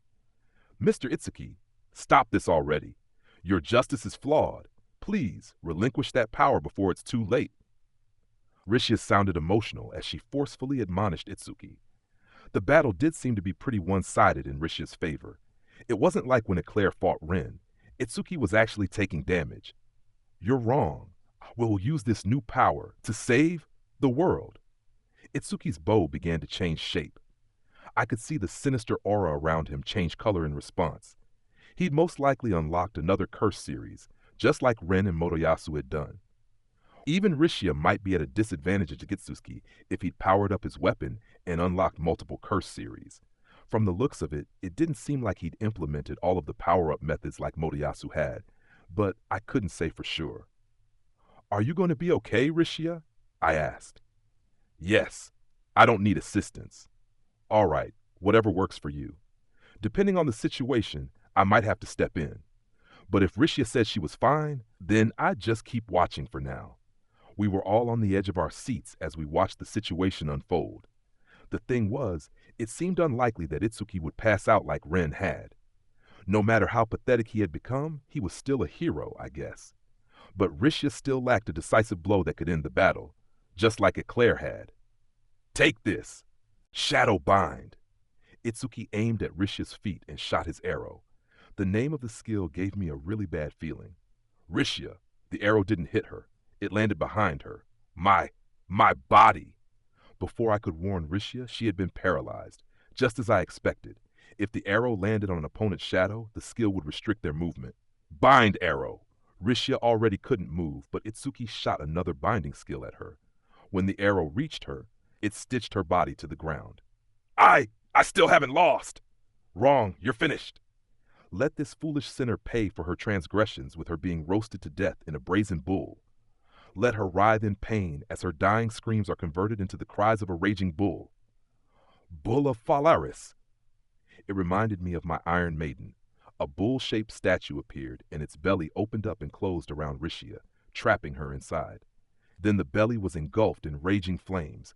Rishia! I screamed. Itsuki was confident he had won. A grin crept across his face. There was no doubt about it. That skill was the equivalent of my Iron Maiden. Victory is mine. Now, Fumi, prepare to meet your doom. Damn it. I thought Rishia might be able to win, but I guess I was being overly optimistic. I needed to figure out how to rescue Rishia before anything else. Ren took off running in her direction, without hesitation. But then, all of a sudden, cracks began to form on the surface of the bull that Itsuki had summoned. Huh? Itsuki had a look of disbelief on his face. A sharp cracking sound rang out, and the bull shattered. Rishia leapt out. Fourth form! Demon! Rishia closed in on Itsuki again and swiped her small sword at him. What was that? The tip of her sword was glowing, but it left a trail of darkness in its path. Ugh! My eyes! Itsuki covered his face with both hands and started groaning. The attack must have had a blinding effect. Don't think you've won just yet, Rishia shouted. She was breathing hard. Rishi had managed to surmount a skill named after an instrument of execution. Her growth was truly amazing, incredible. I had no idea that someone who wasn't a hero could become so strong. That pathetic little Rishia who was ditched by Itsuki finally got to show him how much she had grown. How long do you plan to stand in my way? Itsuki screamed at Rishia while rubbing his eyes. This is absolutely unforgivable. I am justice. To think you would cause me this much trouble. You're nothing but the opening act. You've overstepped your boundaries. Itsuki's bow took on an even more bizarre form. What had been white wings turned into demonic-looking bat wings. Die! All who defy me must die. Mr. Itsuki, I'll say it again. Relinquish that power before it's too late. Return to your normal self. You must not rely on that power. Rishia was crying now. She was crying because the person she loved was being consumed by corruption and she was watching it happen. She believed she had enough power now to stop it, and that's why she was fighting. But to Itsuki, she had become nothing more than another target of his hatred. For justice, die. This world is defiled by your evil. Itsuki jerked the bowstring backward ridiculously hard and let go. A barrage of arrows went flying toward Rishia. She knocked them all out of the air, but then I suddenly heard a sound that I knew was bad. Mr. Naofumi, Raftalia shouted. I know! It was the sound of Rishia's small sword, the Peko rapier, snapping in two. She was still swinging the broken sword around and using her life force to replace the missing piece of the blade. But the prolonged use of life force to replace a physical object like that was extremely difficult. I pulled a sword drop out of my shield and threw it to Rishia. Rishia! You're at a disadvantage like that. Use this sword. But Rishia ignored the sword I had thrown and continued her exchange with Itsuki. I'm sorry, Naofumi. That would go against my sense of justice. Itsuki had a crazy look in his eyes. He smiled. What are you smiling about? Mr. Itsuki, I haven't been defeated yet. How can you say that? You've already lost. No, you told me once, Mr. Itsuki, that justice never gives up. Heh, heh, heh. Fool, you are evil. Mr. Itsuki, I will never give up, no matter how painful or hopeless things may become. You taught me that when you rescued me from despair, Mr. Itsuki, and Naofumi showed me the same thing too. Rishia calmed herself and steadied her breathing. I could tell from her stance that she was about to cast a spell. I guess she decided that she would use magic since her sword was broken. She wasn't going to cheat, and she wasn't going to give up. That was the mindset she had. Her growth, I don't know why, but it made me feel really proud that such a completely hopeless girl could change so much. It surprised even me. It reminded me of the saying, where there's a will, there's a way. I'll say it again. Mr. Itsuki, I beg of you, relinquish that power. Then you can start over and regain the trust of the people of this world by fighting for them.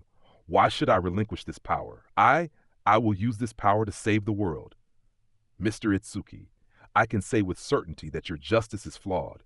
After being at Naofumi's side and watching him fight, I am confident of that. Naofumi fights even to save the inhabitants of other worlds. He stands at the forefront to protect everyone, no matter what. Silence, evil, be gone, Itsuki shouted. And then it happened. None of us could believe our eyes.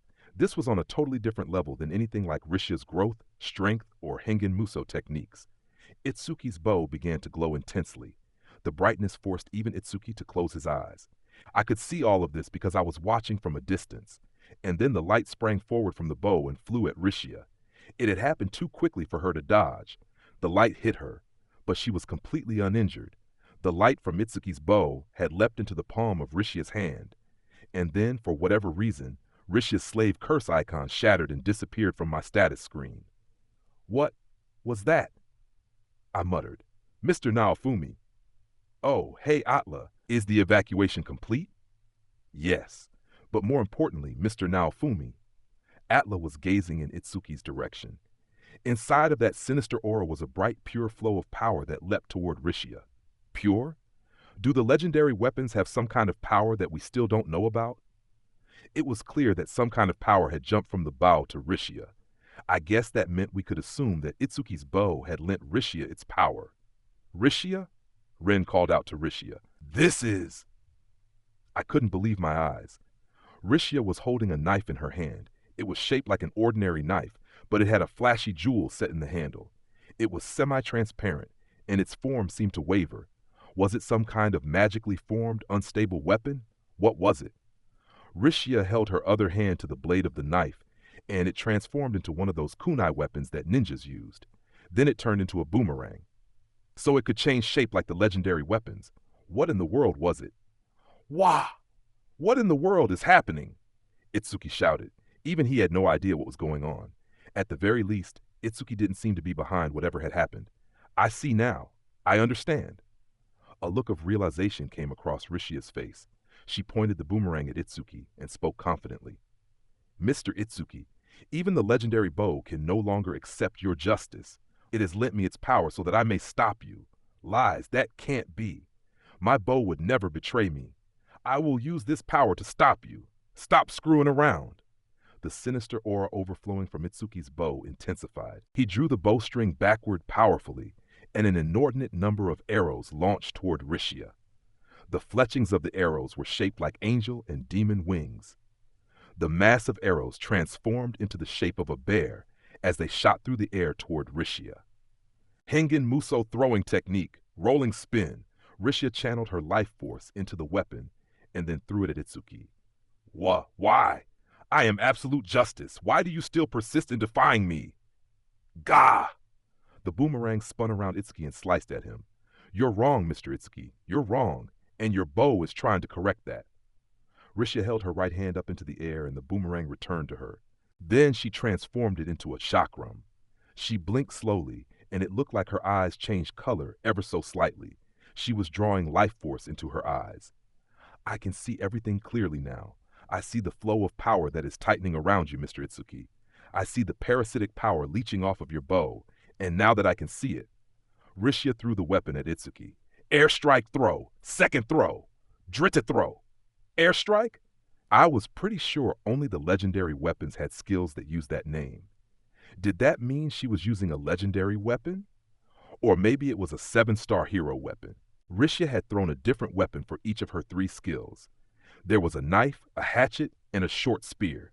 Just what kind of weapon was it?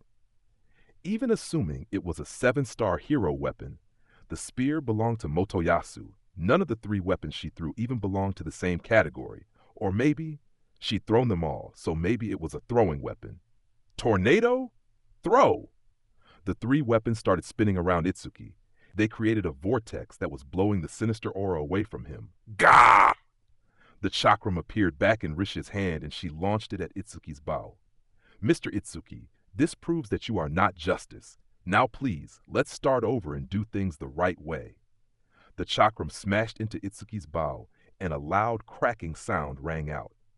The chakram returned to Rishia's hand, and then, with the sound of breaking glass, the armor-like outer layer of Itsuki's bow shattered and fell away.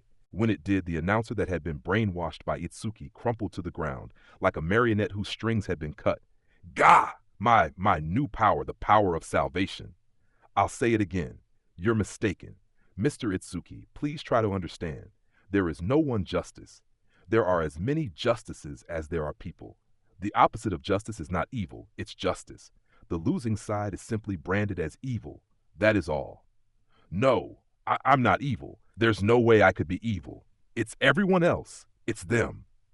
Blaming others and rejecting others is easy, even without justice. But the important thing is to accept others. Anyone can change for the better, no matter what kind of person they might be. I believe that. Itsuki sounded like he was about to cry. The bizarre shape of his bow had dissolved away, and the bow returned to its usual look. No, I could still see several of the odd designs on it. What do you think, Atla? Well, Rishia used that power in her hand to eliminate the sinister aura. However, the roots of the sinister force remain. I have to, for the people that believed in me. Itsuki hadn't given up. He stood back up. He sure was stubborn. Just then, one of the slave trader's assistants came and whispered something into my ear. I see. Itsuki, we figured out where you've been hiding. I'm going to leave you here and go check that out. There's no reason I should have to waste my time fighting some noob that can't even stand up to Rishia. I'd had the slave trader's assistants and some people from Zeltobo's underground guild work together to figure out where Itsuki was staying. They dug up enough evidence to be confident they'd found the place. Now all that was left was for me to barge in and capture Itsuki's accomplices. I won't let you. This could be a good chance to show him how things really were. Itsuki, I guess I can show you a shred of mercy. What? You say your companions are just? Then take me to them. I already know the location, but I want you to lead the way. I'm not falling for that. That's how you plan to capture Princess Malty, isn't it? Itsuki, you'll never know the truth if you only listen to one side of the story. Is that what you call justice? Ren interjected. That. Itsuki tried to reply but stumbled over his words.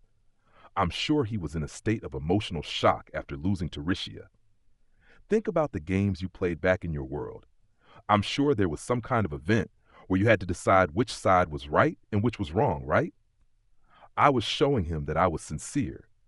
Itsuki seemed to be trying to decide whether he should compromise. Actually, deep down, he probably knew that I was right. Regardless, I guess it would still be hard to bring himself to just casually lead the enemy straight to his own base. But why had Witch betrayed Motoyasu, deceived Ren, and then run away anyway? I still didn't know what her motives were. Itsuki, Witch is a criminal. Shouldn't she have to pay for her crimes or prove her innocence? Or are you going to say that winning a fight to the death is only valid proof of justice? No, that's not it. She can even have a trial or something. If Witch is really doing good on behalf of the country, I'm sure the Queen will show tolerance. If Itsuki felt like he had been deceived and fell into despair, he'd most likely unlock another curse series and go on a rampage like Ren did. I was pretty sure he hadn't fired off a bunch of curse series skills yet. We needed to intervene before he really hurt himself. I looked over at Rishia. Right now, there was still a chance that Itsuki would listen. She needed to save him before he completely lost all hope, like Ren had. That's what I told Rishia with my eyes, and she nodded back at me. Fine then, I'll prove Princess Malty and the rest of my companions' innocence. Itsuki agreed to stop the fight and take us to his hideout. Chapter 13, Atonement. No way. Itsuki led the way, and before long we arrived at his hideout, which was exactly where we thought it was. It was a residence in a relatively quiet area of Zeltobel. We took a look around inside, and apparently the building even had a secret passageway that led down into an underground tunnel. Witch must have already made her escape by the time we got to the hideout. The place was deserted. All that was left was a bunch of garbage lying around.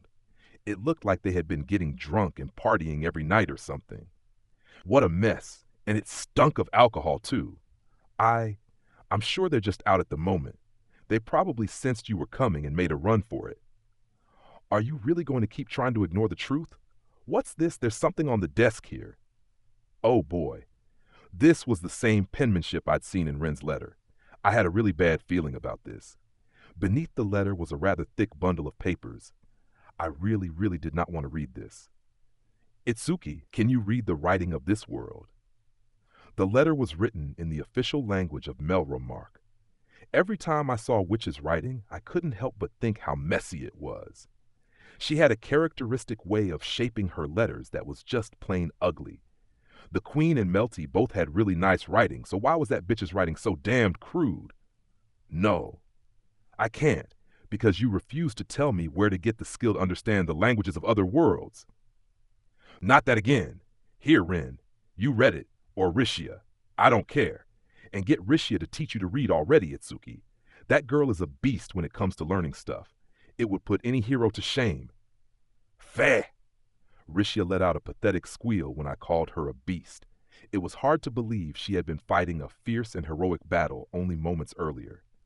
Mr. Naofumi, I feel like you could have phrased that a bit more nicely, said Raftalia. When she put it that way, I did feel like maybe I had been a bit harsh, but taking it back would be bad for my image. Ren began to read. It was nice leeching off of you, but it seems we've just about sucked you dry, so we're going to take our leave. Since we're the poor victims here, we'll be taking all of the tournament winnings you brought back every day. Yes, that's right. Thanks to the shield, we have become poor victims, forced to live hard lives, so your donation is appreciated. As Ren continued reading the letter out loud, the look of disgust on his face grew more and more apparent. It was pretty much the same letter she had left him, after all. But really, would it kill that bitch to not leave letters like this? Ren started reading the second page of the letter. Mauled and the others have had enough too. Do you really not realize that no one can stand the way you act all high and mighty and constantly order people around? You're always going on about justice this and justice that, and yet you fell for my lies so easily. It was hard not to laugh every time I saw your face. Hey now, Fumi, I'm not misinterpreting this, am I? Ren looked incredibly annoyed, like it was all he could do to not rip the letter up into little pieces. He handed it to me. Just skimming over it, it seems your interpretation is fine. Some of the expressions are slightly off, but the meaning is the same. I took the third page from Ren to read it for him. He was all tense with anger. I wasn't sure how long I would last without losing my cool, but it looked like there wasn't much left of the letter. P.S. You're weak, and neither your face, height, nor your personality are my type. If you have feelings for me, then defeat the shield. We can meet again if you do that. Ha! Also, I'm leaving you a little gift. Thanks in advance for taking care of that. Damn, she's annoying. I crumpled the letter up and threw it at the wall. I took the bundle of papers from the table and passed it to Itsuki. I was sure even he would be able to figure out what those were. He didn't need to study the language to understand a bunch of numbers, after all. Itsuki, do you know what those are?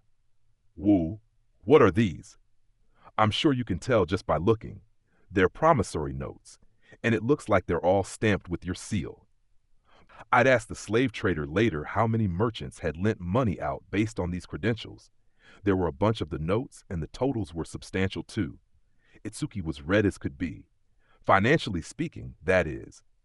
Honestly, paying all of those back would probably be impossible for him, even with all of his earnings from the Colosseum tournaments. No way.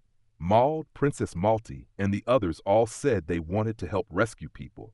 That's why I was working so hard to save up all that money. According to information gathered at a nearby tavern, his companions were spending quite lavishly and thoroughly enjoying themselves. Yes, sir. I've also been told that they spent quite a bit betting in various underground guild Colosseum tournaments. The slave trader had come to deliver an update. He had the worst possible timing. There were several other merchants standing behind him, too. Itsuki fell to his knees and huddled over in despair. You sure put your faith in the wrong place. I tried to tell you. Nothing good can come of trusting witch, I told Itsuki. I figured I might as well pour some salt on his wounds. I looked over at the slave trader. Where are the people that actually created these debts? We should probably go after them if they fled, I said. It's likely that they escaped into the underground tunnels of Zeltobel. Yes, sir. The Merchant Guild is currently on high alert, and an order for their capture has been issued to the mercenaries and adventurers. However, he wanted to say that it was unlikely that they would be found. They had probably prepared to make their escape beforehand. They would most likely get away. I let out a deep sigh and began to approach Itsuki, who was still doubled over in despair. It would just make things harder if he ended up unlocking another curse series now. Mr. Itsuki, please, stand up. I believe in you, Mr. Itsuki. Fighting for justice means always standing up again, no matter how many times you fall, right? Rishia. Rishia reached her hand out to the despondent Itsuki. This is a chance to start over again. As for the money, I'll help you with that. We can work to pay it back together. But it's not just that. I made an irreparable mistake. Everyone makes mistakes, but you can always do something. If you give up now, it will only lead to the suffering of countless more people. Countless more? People? Yes, we went to another world, and we formed an alliance with the people of that world. They were our enemies. We thought they were evil, but we made peace with them. I'm sure you remember. One of them was the incredibly powerful woman with the folding fan who came out of the rifts during a wave. Rishia had gone to the other world with us. She'd spent time with Kazuna, who had been trapped in a never-ending labyrinth. She knew about our agreement with Glass and the others, who we had fought multiple times before that. I had no idea. But we also fought against an unforgivable enemy. There was an enemy that even you couldn't forgive? Yes, and right now, Naofumi is preparing to fight another unforgivable enemy. To do that, he needs you and all of the heroes who give our world hope to help him. So please, stand up. I couldn't deny the fact that Itsuki was the bow hero. Just like with Ren and Motoyasu, if he powered up his weapon properly, having him on my side would make me feel a lot better. Keep it up, Rishia. You're getting through to him, just like Eclair did with Ren. Itsuki started to make sobbing sounds. Rishia's words must have been the final nail in the coffin for the curse, because the last of the sinister designs on his bow broke apart and disappeared. When they did, Itsuki collapsed and fell flat on his face. Mr. Itsuki! I took his pulse. He was still alive. Hopefully, he wouldn't have any consequences to pay for using the curse series. The slave trader was holding the other merchants back. They were all discussing how Itsuki should be dealt with. Damn it. Witch sure knew how to leave a mess behind. I would kill her for sure the next time I saw her. Or no, maybe I would make her pay back this debt that she had forced onto Itsuki using her own two hands. Itsuki's own party members had been in on it too, apparently. Lark had mentioned that they looked like nothing but trouble, and boy, was he right. I'll... Rishia stepped forward to stand up for Itsuki, who was still collapsed on the floor. She was going to tell the merchants that she was prepared to take on Itsuki's debts. Slave trader, have Itsuki's debts transferred to my name, I said. I had some money from peddling our goods. If I rounded up all of my elixir of Yggdrasil and whatnot, and sold that too, I was sure it would work out one way or another. If that still wasn't enough, I'd just have to pay the rest back later. Surely it wouldn't be any more than what I'd paid for the slaves at the peak of the price bubble. Mr. Naofumi, Raftalia whispered. She had a look of relief on her face. I looked at her and gave the orders to begin the search for Witch. Rishia looked like she was on the verge of tears. She bowed her head to me deeply. Rishia, it's your job to give Itsuki a thorough re-education, just like Eclair has done for Ren. Make sure that he never loses control like this again. I will. Ah, you really are a good guy, aren't you, little Naofumi? Sadina said. That's our Mr. Naofumi. Seeing him shoulder the responsibilities of the foolish bow hero. That's how a real man behaves. Atla exclaimed. Foolish? She needed to be a bit more careful about her word choice. Itsuki was still a hero. In the end, we weren't able to figure out where Witch and Itsuki's companions had run off to, but we had managed to successfully capture Itsuki. It had cost me a lot of money, but Itsuki probably wouldn't try to cause any more problems now. I'd gone ahead and invited Itsuki to my party before heading to their hideout, so I was able to use my portal skill to take him back to the village with us, despite him being unconscious. I just hoped things would work out as well as they had with Ren. It was around noon the following day. Our search for Witch had ended in failure, so I wasn't in a very good mood. Itsuki finally came to. He had been sleeping in one of the camping plant houses. I figured it was about time for him to wake up, so I went to check on him, and that's when I heard Rishia call out to him. Mr. Itsuki! Itsuki stood up and got out of the bed. He looked around. I stood there with my arms crossed and watched as Rishia ran over to him worriedly. I had Philo, Atla, and Ren on standby outside, just in case Itsuki decided to cause any trouble. Itsuki, you remember what happened yesterday, right? I shouldered all of your debt, but I still expect you to work to pay it all back, I told him. Expressionless and sleepy-eyed, Itsuki slowly turned his head to me and just stood there in silence. The room was completely silent. Rishia was waiting for Itsuki to say something too, but it didn't look like that was going to happen. Hey! Say something, I said. Something! What the hell? That bastard! He had the nerve to try to pick a fight with me at a time like this. Sorry, Rishia. It looks like I'm going to have to break my promise to you, I said. He obviously didn't regret what he'd done at all. A guy like that didn't deserve to live. I'd just sell him off to the Zeltobel merchants. Fair! Please, just wait a minute. Go on, Mr. Itsuki. Give him a sincere apology. I'm sorry. Still expressionless, Itsuki obediently bowed his head and apologized. What the hell? Is this what kind of person he was? Itsuki, what happened to you? I asked. I don't know. Do you mean yesterday? Why was I so unhappy? Itsuki, don't tell me you don't know who you are. Surely the consequence for using that ridiculous justice bow wasn't amnesia, right? But considering what had happened to the other heroes, that wouldn't have been all that strange. It was going to be a real headache if that were the case, though. No, I'm Itsuki Kawasumi. I'm the bow hero. I aspired to fight for justice, but I was defeated. And I was deceived on top of that. So you don't have amnesia, right? I don't know. How could he not know? You better not be hiding something. What are you up to? Am I up to something? How the hell should I know? That's why I'm asking you. Don't answer a question with a question. What was wrong with him? It was like he'd lost all ambition. He was acting like a spaced out junkie. No, this was different. Just a second ago, when I said say something, he replied by saying something, didn't he? Itsuki, do a handstand and take your clothes off while upside down. Okay. Just as I'd ordered, Itsuki did a handstand and started unbuttoning his shirt with one hand. Mr. Itsuki, stop that! When Rishia told him to stop, he got back up on his feet and stood there motionless. Hold on. Did that mean he would do anything he was told to do? Itsuki, kill yourself. Okay. Itsuki pulled a rope out of his bow. Not the bowstring, but a rope stored inside of the bow, like the one I had in my shield. He started looking for a place to tie the rope so that he could hang himself. Don't do that, Mr. Itsuki. Okay. Itsuki, what do you want to do? I asked. What do I want to do? I don't know. Oh, come on, Itsuki. Also, Itsuki had always been so secretive and reserved that it was kind of creepy seeing him talk so readily. Itsuki, do you not have any idea what's going on? There are all kinds of consequences for using cursed weapon skills. Is that what this is? I felt like I could sense some kind of inauspicious presence completely enshrouding Itsuki's body. When I was fighting in the underground coliseums in Zeltobel, I used some special skills several times when things got tough. Ugh.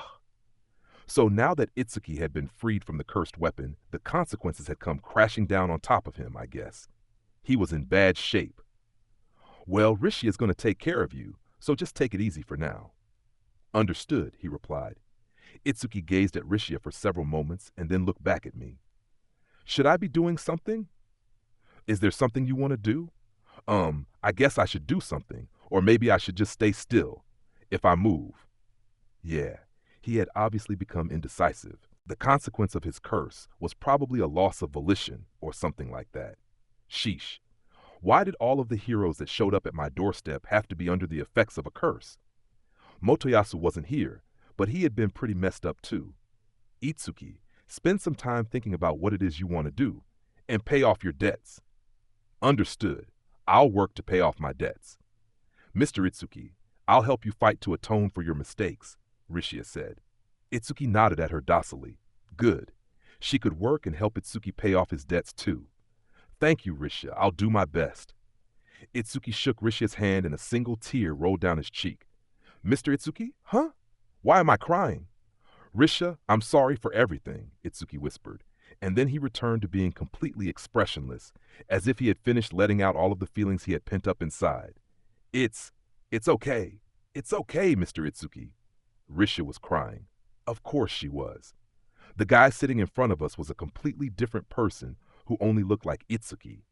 He did exactly what anyone told him to do without complaint. I sighed. It would be easy to get Itsuki to talk, but we had a whole pile of other problems now. I wasn't sure what to do. It seemed like I was constantly worrying about something or other lately. For now, I'd hammer the power-up methods into his head. Then I'd have him go recuperate at the Calmira hot springs, since they help speed up recovery from curses. That seemed like a good plan. It wouldn't be long before all 4 of the holy heroes had finally implemented all of the power-up methods. Chapter 14, Secret Base. All right, little Naofumi, you and I are going to have some fun tonight. Like hell we are. One night, several days after Itsuki arrived at the village, I decided to have Sadina teach me the way of the dragon vein. The slaves had gotten over their trauma for the most part, so she didn't have to spend so much time looking after them at night. He's right, Sadina. You need to stop fooling around so much. Raftalia snapped. Raftalia must have finally gotten her nights back to herself too, because she was sleeping at my house again. I'd asked her to fight Atla off if she showed up during the night. Oh, by the way, I figured it might be difficult for me to teach you all of the details by myself, so I asked little Galeon to help out, Sadina said. She stuck her hand out the window and made a beckoning motion. Galeon came flying over in his baby dragon form and entered the room. So you want to learn the way of the dragon vein, do you? I sense that a divine blessing has already been bestowed upon you. Did he just... Raphtalia was standing there dumbstruck after hearing Galeon speak. I am Galeon, the weakest of the Emperor Dragons. I was slain by the sword hero. Nice to meet you. Introducing oneself as the weakest was kind of strange, but whatever. He's the dragon that raised Windia. The demon dragon took control of his core, and now he shares a body with baby Galeon.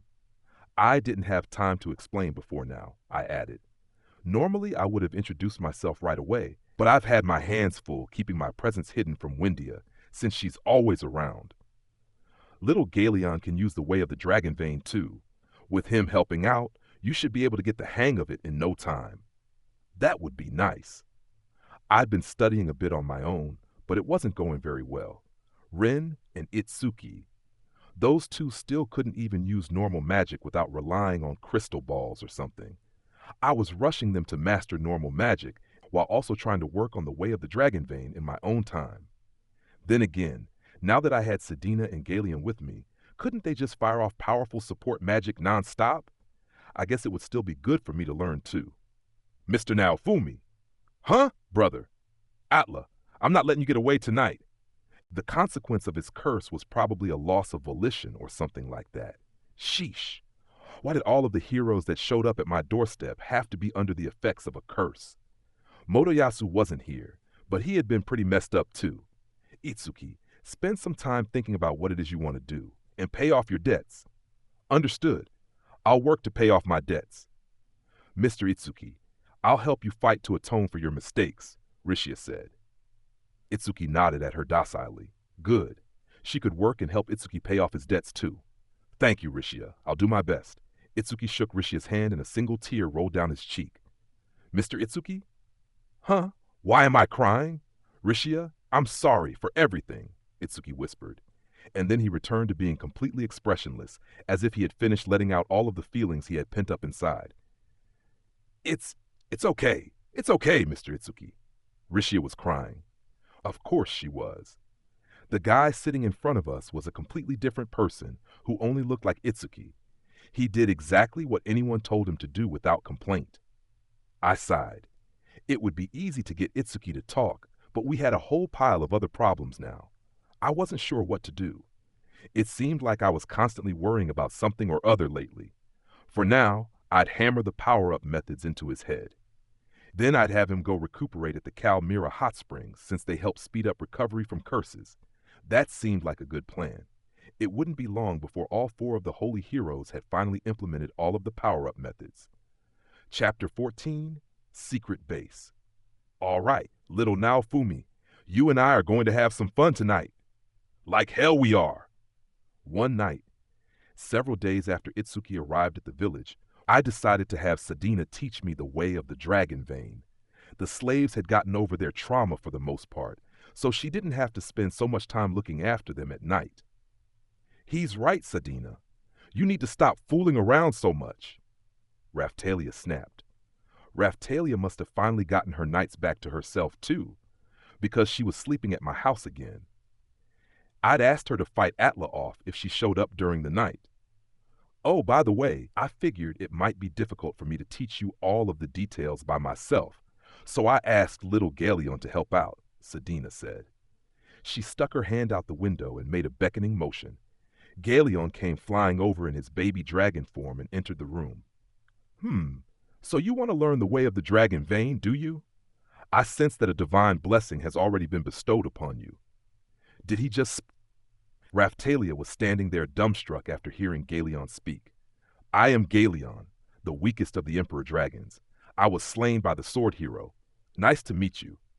Introducing oneself as the weakest was kind of strange, but whatever. He's the dragon that raised Windia. The demon dragon took control of his core, and now he shares a body with baby Galeon. I didn't have time to explain before now, I added. Normally I would have introduced myself right away, but I've had my hands full keeping my presence hidden from Windia since she's always around. Little Galeon can use the way of the dragon vein too. With him helping out, you should be able to get the hang of it in no time. That would be nice. I'd been studying a bit on my own, but it wasn't going very well. Ren and Itsuki, Those two still couldn't even use normal magic without relying on crystal balls or something. I was rushing them to master normal magic while also trying to work on the way of the dragon vein in my own time. Then again, now that I had Sedina and Galeon with me, couldn't they just fire off powerful support magic non-stop? I guess it would still be good for me to learn too. Mr. Naofumi, huh? Brother, Atla, I'm not letting you get away tonight. I'll show you the fruits of my training. Ha! Do you really think someone like you could stop me, brother? I'll stop you tonight for sure. I heard a loud commotion coming from outside of the house. I peeked outside and saw an imbecilic pair of siblings brawling while the rest of the slaves looked on excitedly. What were all of them still doing up? I have a feeling it's going to be hard to concentrate, I mumbled. I think you're right. Atla will probably be here shortly, so I doubt you'll get to learn much magic tonight. Raphtalia replied. It would be nice if there was a good place we could go. Should we use my portal and go find a place near the castle? That could work, but if it were only as far as the castle, Atla might still show up riding Chick, for example. Who was that? Ah, that must have been Philo Underlinger One's name. I seem to recall hearing the slaves call it that while petting it. Zeltobel could work, but on second thought, Zeltobel wasn't any quieter, and then I'd have to worry about accommodations and dealing with the slave trader. After staring out the window and enjoying the commotion for a few moments, Sadina suddenly spoke up. How about I take us to my secret base then? Secret base? I asked. Yep. There's a little island not far from the village, and my secret base is on that island. I doubt even little Atla could come after you there. If that Hakuko girl is going to interfere with our training, then it does make sense to move to a quieter spot, said Galeon. Fine. Raphtalia, don't leave my side, no matter what. You're the only one I can trust, I said. I could only imagine what might happen to me if I ended up alone with Sedina and Galeon. Well, mainly Sedina, but that would have been pretty much the same as being alone with her, so who knew what she might try to do? Mr. Naofumi, I think you're a bit too scared, Raphtalia replied. Oh? I wonder who he's more afraid of, me or you, little Raphtalia? Sedina poked. Seriously, Raphtalia, of course. That went without saying. Raphtalia got really scary whenever Sedina started hanging all over me. Should I swim and you can all ride me? Or should we have Galeon fly us out there? Galeon sounds good. If something happened, I could sick Galeon on Sedina. That should at least buy me enough time to get away. We all climbed onto Galeon and departed for the island where Sedina's secret base was located. Wow. So this is where your secret base is, huh? It had been around 30 minutes since we climbed onto Galeon's back. The island finally came into view. It was dark, so I couldn't see well, but it wasn't a very big island. It reminded me of one of those crescent-shaped atolls I'd seen in travel brochures. There didn't seem to be any monsters on the island either. I didn't want to sound like Motoyasu, but it seemed like a romantic little island floating there under the moon. Once we landed, Sedina took us to a cave near the edge of the island and lit a torch inside. The cave even had a little hole in the roof, like a skylight. The interior was crude, what I imagined a pirate cave would look like. There was a table made of haphazardly piled up rocks and a chair that was really just a tree trunk that had been split down the middle. There seemed to be other rooms in the back, but it was dark, so I couldn't really tell. Make yourselves at home. You used to come here with Mom and Dad, right? When I was little, they told me they'd bring me when I grew up. I remember lying in bed unable to sleep because I was so excited, Raphtalia said. I could relate with that. I could remember being little and getting excited when relatives told me they would take me camping. But I had no recollection of ever actually going camping, by the way. Oh? So you already knew about this place then? Sedina asked. Yes, replied Raphtalia. Yeah, I'm pretty sure even Atla won't show up all the way out here, I said. Right? Then again, I couldn't help but feel like she might actually try to swim or take a boat. All right then, little Naofumi. How about we go ahead and get started with the Way of the Dragon Vein lessons? Sounds good.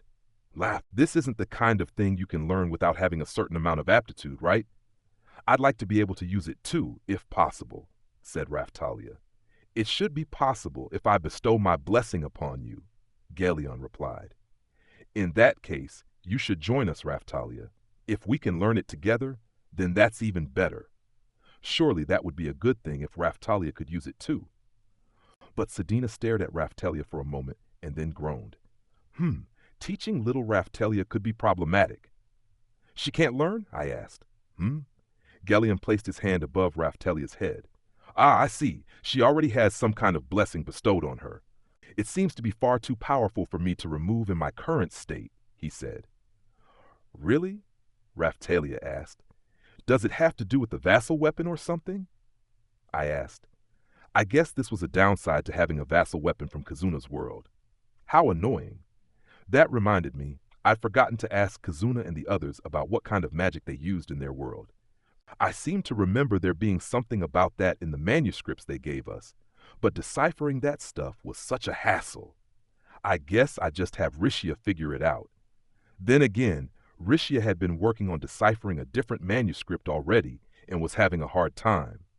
I guess I shouldn't expect much. Not to mention, she had to take care of Itsuki now, too. If I absorb the knowledge of that other world's emperor dragon from the core you have, then I should be able to teach her, but, Galeon suggested. It's all too easy to imagine you getting swallowed up instead, I replied. I'm just lucky that he was a different class of emperor dragon, which is why he didn't completely assimilate me. If that hadn't been the case, that would have been the end of me. I see. So there could be class differences, even if they were both emperor dragons.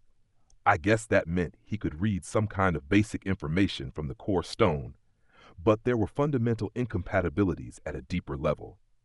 The demon dragon was the whole reason Kazuna got summoned to the other world in the first place. I'm sure the demon dragon that Kazuna fought was stronger than the one we had faced recently. Galeon pointed at some water in a jug. We'll start by drawing power from that water over there. I'll show you how it's done. Galeon placed his hand over the jug. I call upon the power of this water to come to me and take form. Earth Vein, lend me your power. Aqua Seal. Some kind of power shot up out of the water toward Galeon and materialized in the form of magic. I'm pretty sure that spell was supposed to create a magic barrier. It would be effective against fire-based magic.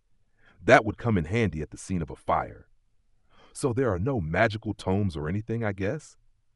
With the magic you normally use, you materialize your own power using a fixed process. This magic just doesn't work like that. You're borrowing power from other sources, Galeon replied. It seemed to employ the same basic system as the magic Therese used. She had told me once that she was borrowing the power of her jewels when she cast her spells.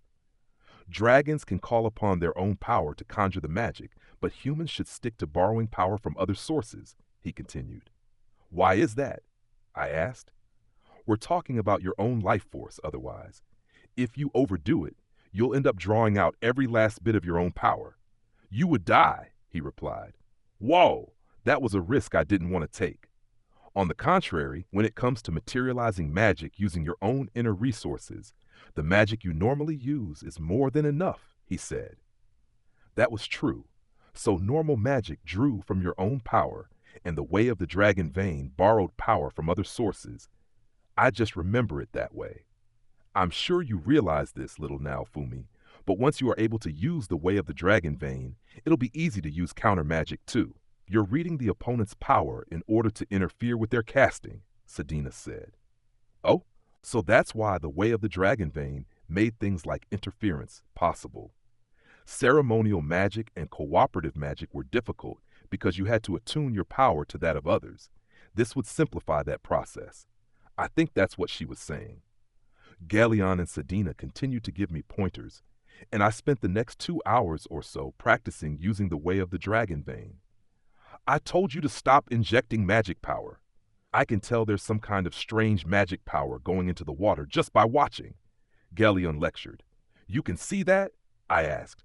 The water is vibrating, not to mention it's glowing. Therese had scolded me about the same thing when I was practicing magic with her. They really did seem to be similar systems. It seems incredibly difficult, Raftalia commented. She was watching me as I struggled to figure it out. She looked concerned. Hey, Raftalia, maybe you remember. The magic back in Kazuna's world was similar. Maybe you can use the same kind of magic that Therese used. I'll give it my best shot. Little Naofumi, you have to avoid releasing magic power like you would when using normal magic. Instead, think of yourself as empty and let the power come to you from the water. Yeah, that's what's so hard. It was a sensory type of thing, and those were always the most difficult. All right, don't use magic power to draw it out. Let the power come to me from the water. Nothing was happening. The water didn't respond. Concentrate. Hey, water, give me your power. Stop releasing magic power. Galeon thundered. God damn it. This was so annoying. I felt like I was starting to understand why Windia could only use the way of the dragon vein. The fact that Sedina could use both types of magic just meant that she was a bona fide freak. She was a prodigy. I wasn't. I was just a hard worker. I continued to struggle, and another 2 hours or so passed. I was starting to get the idea of how it worked. Since I developed the ability to see the flow of magic power, watching Galeon and Sedina cast spells and then mimicking their flow had done the trick. In other words, I just kept begging them to do it over and over. While watching, I created an empty space in my own magic power. Then I carefully extended the magic power out until it just brushed the water's surface, like reaching with my hand. A pristine flow of power was sucked up into my body by way of the magic. That's it. That's good enough. You're progressing faster than I expected. I'm surprised, said Galeon. Yeah, not bad, Sedina added. After that, a little puzzle popped up, like when I'd cast magic along with Aust or Sedina. I was already familiar with how to do the rest. I call upon the power of this water to come to me and take form. Earth vein, lend me your power. Aqua seal. A target icon popped up on my screen. I chose myself and verified that the magic had successfully been cast. You sure learned that quickly. I guess heroes really are different, Galeon said. Yeah, you must be a genius, little Naofumi, Sedina poked. Oh, shut up. You have no idea how much time I've spent studying on my own. Now that I had figured it out, it seemed like it had taken hardly any time at all. But they had no idea how hard I'd worked to get here. Ost had granted me the ability to use it, and I'd been practicing ever since getting Therese to teach me the basics. I'd been racking my brains and trying to figure it out forever now. All that's left is to practice, practice, practice. Diligence is key, said Galeon. Yeah, now that I can manage this much, I guess that's really the only option, I replied. It was like learning to ride a bike. Being able to just barely pull it off would be pointless. I needed to shoot for becoming a pro cyclist. Well, they didn't have those in this world, but still. All right, I guess we should wrap things up and get some sleep, I said. Good idea. I completely lost track of time, Galeon replied. You know what that means, little Naofumi? It's time for you and me to have a drink. Sedina brought a barrel of alcohol out from the back and plunked it down in front of us. Where the hell did you get that from? I salvaged it from a shipwreck. It's perfectly aged. As if I cared. Wherever she'd gotten it, I'm sure the circumstances had been shady. That's probably why she was keeping it here. Salvaged it from a shipwreck, you say? Yep. Is keeping something like that for yourself allowed? In Melromark? It's perfectly fine. This barrel falls outside of salvaging law jurisdiction. Salvaging law? Salvaging law says that someone who salvages something maintains 70% ownership, and the remaining 30% goes to Melromark. It's a pretty useless law, actually. It only applies to the territorial waters of Melromark. I salvaged this in international waters. Well, I guess it would be impossible to prove who had salvaged what. People could probably get away with it as long as they kept their mouths shut. The waves have been high lately, and the currents around Melromark are strong. Now is the right time to be on the lookout. I guess the waves of destruction made the ocean waves more dangerous too. Now that she mentioned it, I did seem to recall the captain saying something similar when we were on the boat headed to the Calmira Islands. Do you want me to do a bit of treasure hunting if I get some free time? That might be dangerous if I don't level up some more first, though. You've already leveled up quite a bit. I could use some treasure right about now if you're up to it. What I really wanted to know is how she leveled up so quickly. Maybe monsters gave more experience in the water, but underwater treasure sure sounded lucrative. I guess salvaging was kind of like a side job for Sedina. That must have been how she'd made money before meeting me, apart from her fight purses and other funding from Zeltoba. Okay, let's all get our drink on, Sedina exclaimed. I could go for a stiff drink, said Galeon. He leaned toward the barrel. Here! This is for you, little Galeon. Sedina pulled out a 1 8-liter glass bottle and handed it to Galeon. Was that Japanese sake? The bottle was shaped the same. I guess one of the previous heroes must have told someone how to make it like that. Cheers, he said. Galeon starting drinking straight out of the bottle. Oh, this is the good stuff, isn't it? It sure is. It's from the region where I grew up. It's strong enough to satisfy even a dragon. I see. Galeon continued drinking. He seemed to be in high spirits. What about you, little Raftalia? Your parents could really hold their alcohol, so I bet you can too. Sure. She could definitely drink a lot. Lark had been totally smashed by the time Raftalia had only started getting tipsy. Drink up, you two. I have some Rukalu fruit for you too, little Naofumi. Sedina handed me and Raftalia a drink. It wasn't like I actually liked Rukalu fruit that much. But whatever, going on about that at a time like this would be tactless. With a map of the sea in one hand, I discussed our plans while we all went on drinking. Every time the conversation died down for a moment, Sedina started prodding Raftalia. Hey, little Raftalia, what do you think about little Naofumi? I have a lot of respect for Mr. Naofumi. Oh, she was always getting upset with my crude behavior, so her answer was a bit of a surprise to me. This probably wasn't the kind of thing a person should admit, but I really did do a lot of terrible stuff. Is that really how you feel? Yes. So you don't want to marry him or anything like that? Marry me? Was she asking if Raftalia thought of me in a romantic sense? It wouldn't really bother me if she did say she liked me, but I'm pretty sure Raftalia had other things much higher on her list of priorities. That was clear from how hard she was working to ensure that more children didn't end up in the same unfortunate circumstances she had as a result of the waves. That's, Raftalia's face turned red. She was looking this way and that, avoiding eye contact. Chronologically speaking, Raftalia was still pretty young. She probably shouldn't have been drinking alcohol, actually, and she wasn't old enough to be thinking about things like love and romance. She only thought of me as a surrogate parent. Asking her to think about me in that way was probably just getting her worked up. Mr. Naofumi. Raftalia was starting to slur her speech. I didn't think she would be that drunk already. Oh, little Raftalia? What I'm shayin'-ish.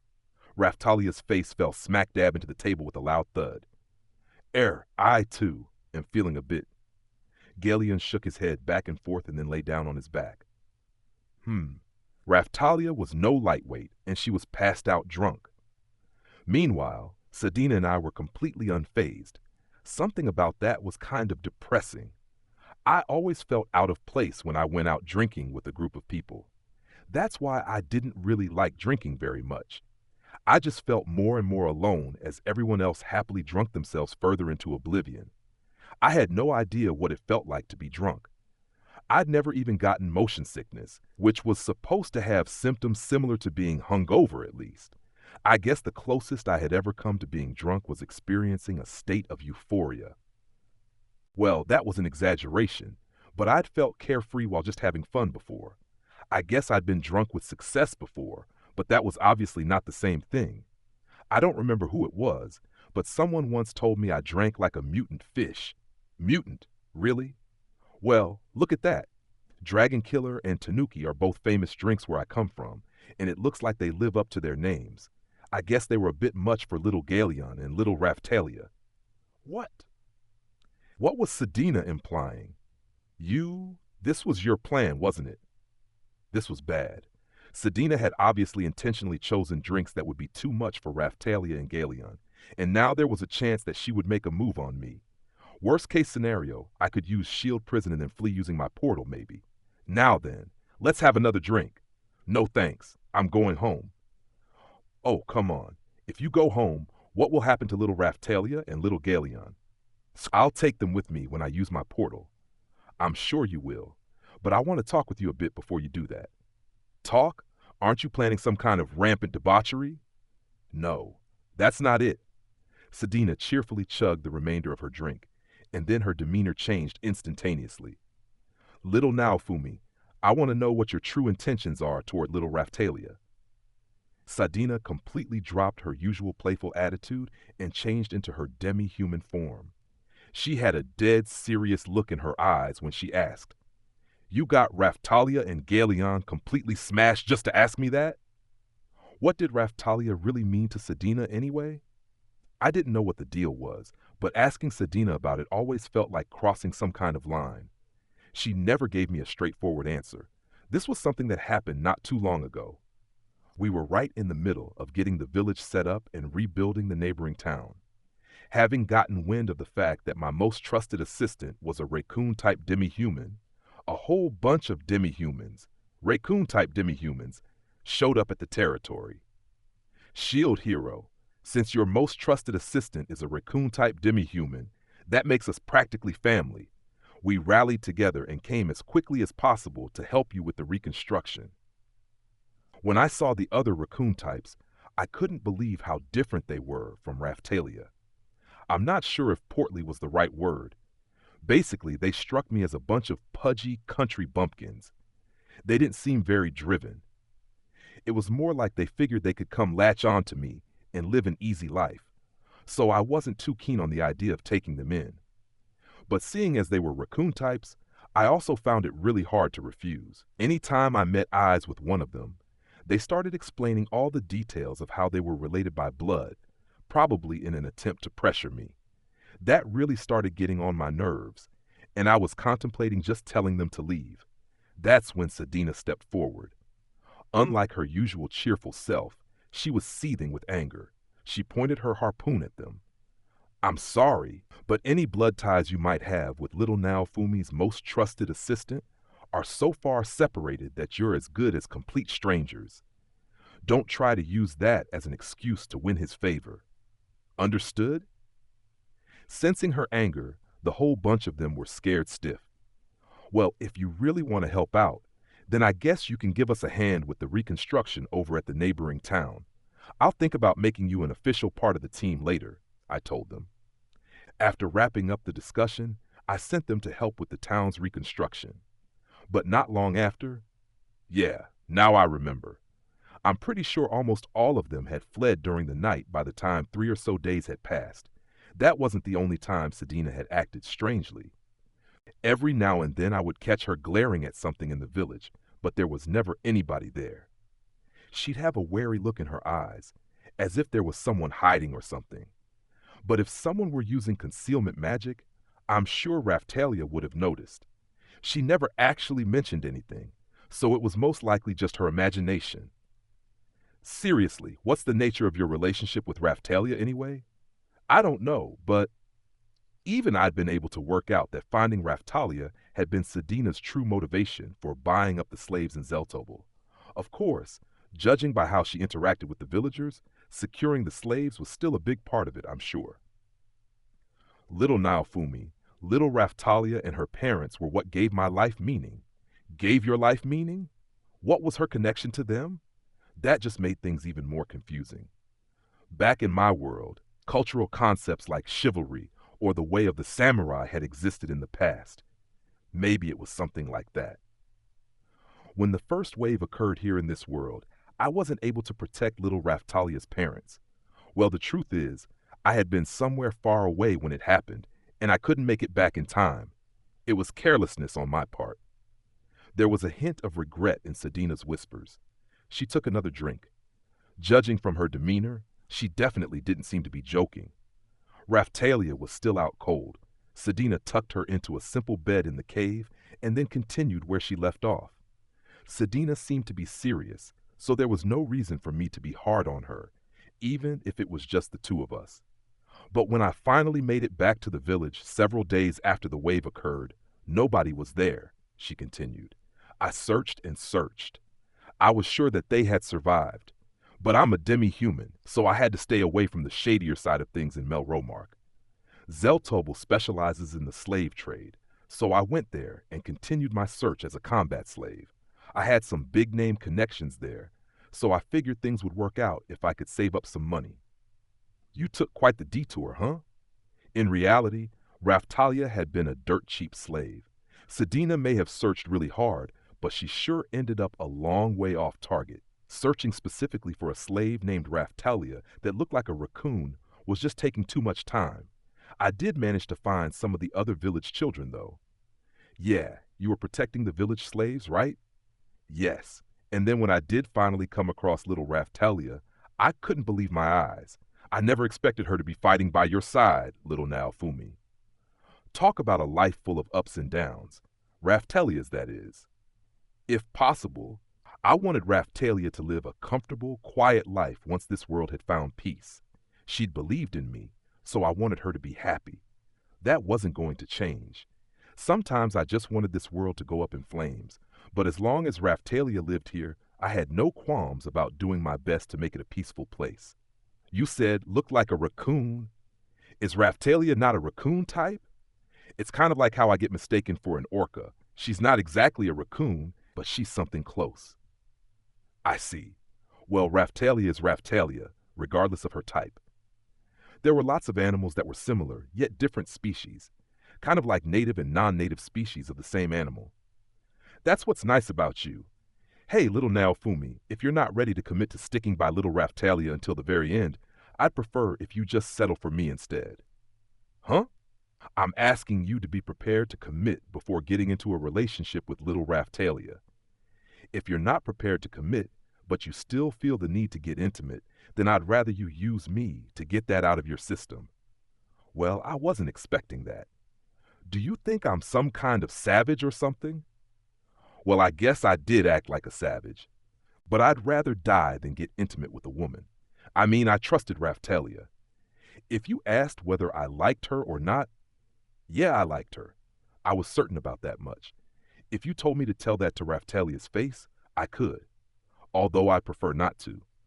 But was it in a romantic kind of way? I don't know. Raftalia was my trusty sidekick. We were companions that had shared the good times and the bad. At the same time, she was like a daughter to me. In that sense, I considered myself her father, as Motoyasu liked to call me. As long as this world hadn't found peace, I was sure Raftalia would remain focused on her mission and wouldn't be interested in things like love and romance. On the other hand, I loved her like a child. Wait a minute, I needed to slow down. I was getting caught up in Sedina's pace. When Sedina said, very end, she probably meant until Raftalia died, and not just until the waves ended. In manga and games, it wasn't uncommon for the protagonist to settle down in another world. But I wasn't prepared to make that kind of commitment, I don't think.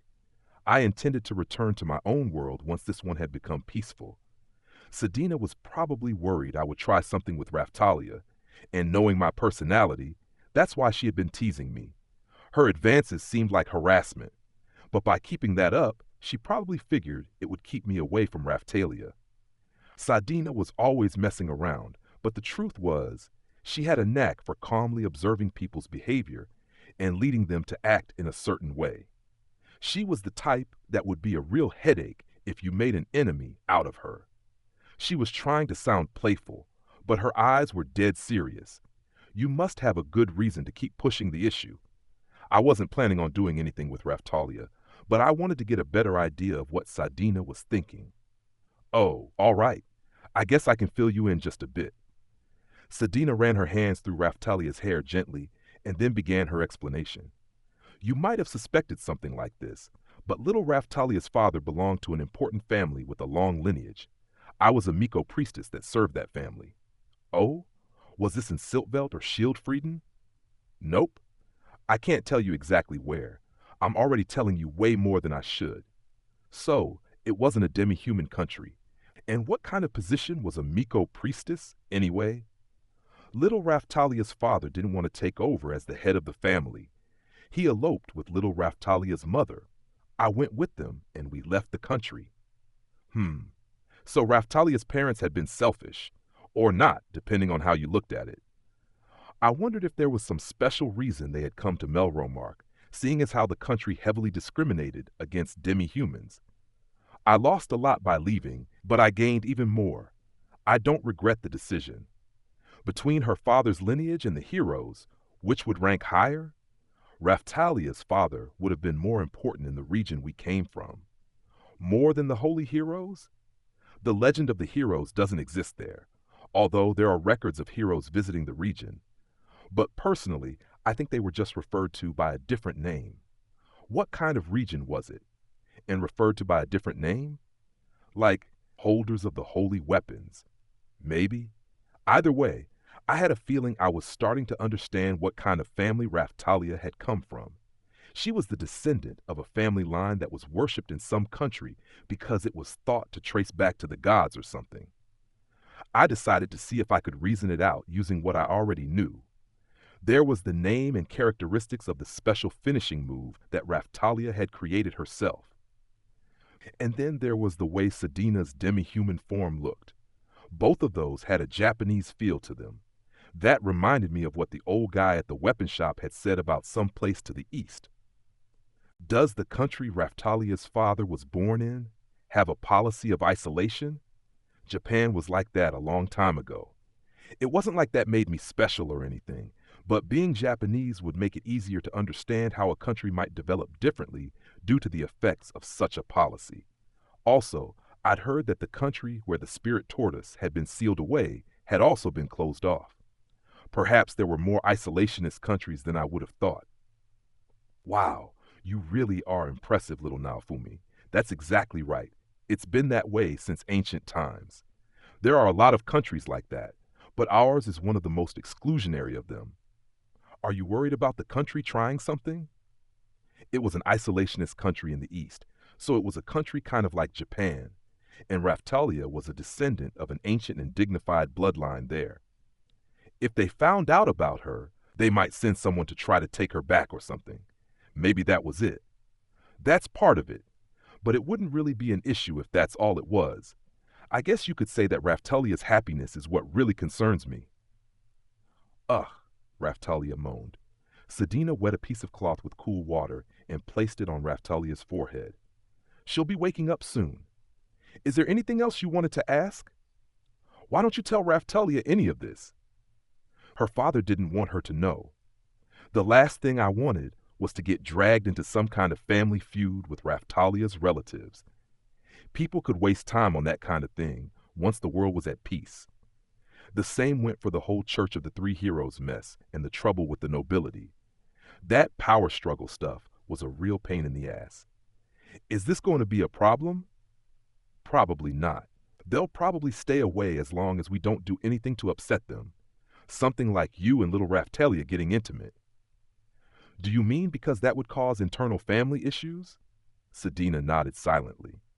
So that was it after all. Hypothetically, let's say I slept with Raphtalia and she got pregnant.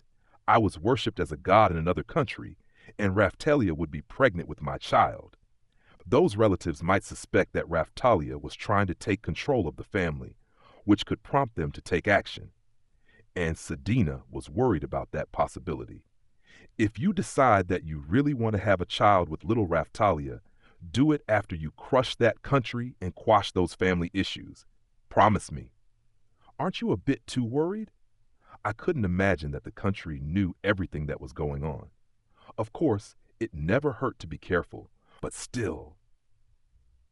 You're probably right, but that country is full of Miko priestesses and people that can use unique abilities.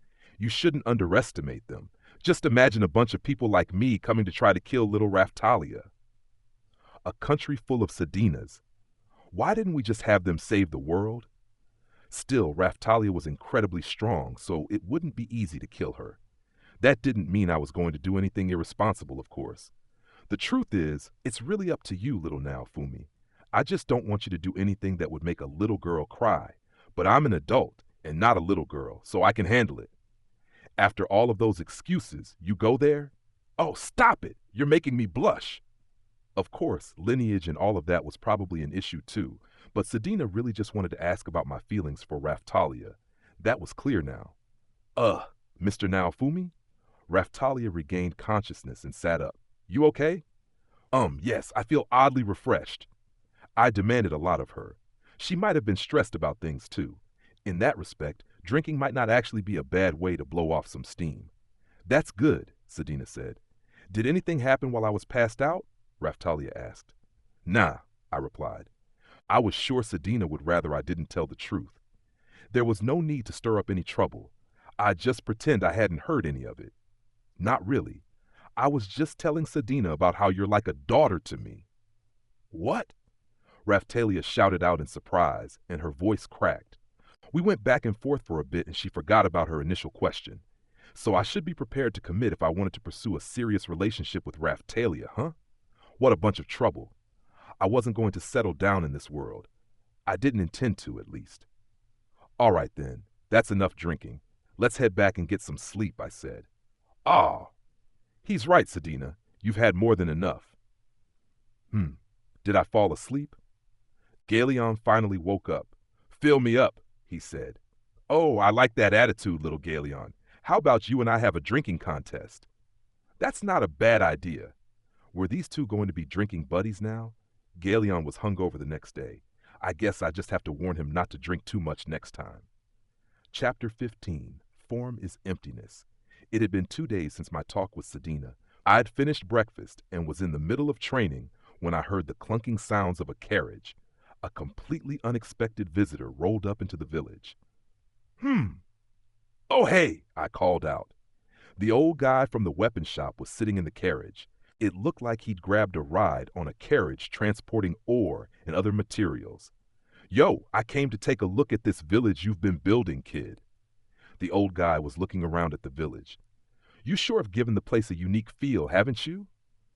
That was his comment after catching sight of the bioplant field, the camping plant buildings, and the monster stable. There's absolutely no denying that, Raftalia agreed. I sensed a hint of bitterness in her voice. That's just a reflection of Mr. Naofumi. You need to learn to accept that already, Raftalia. Atla retorted. I'm not so sure about that. But why are you always so eager to pick a fight, Atla? I asked. Hearing the old guy's comment and taking a look around, I couldn't deny that the village was turning out to look pretty strange. The bioplant field and the camping plant buildings were only a couple of the many oddities. The camping plant buildings, in particular, were a real one-of-a-kind. That was undeniable. No matter how you looked at it, the place stuck out among the other towns and villages in Melremark. I was fully aware that I had some pretty crazy stuff going on there, and having it pointed out by the old guy didn't make me feel any better about it. Did you just stop by while you were out gathering ore or something? There is that, but I have another reason for coming too. The old guy reached into a bag sitting on the carriage and pulled out an outfit. He handed it to Raftalia. I immediately understood what it was. Even I knew that my eyes were twinkling as I stared at the outfit.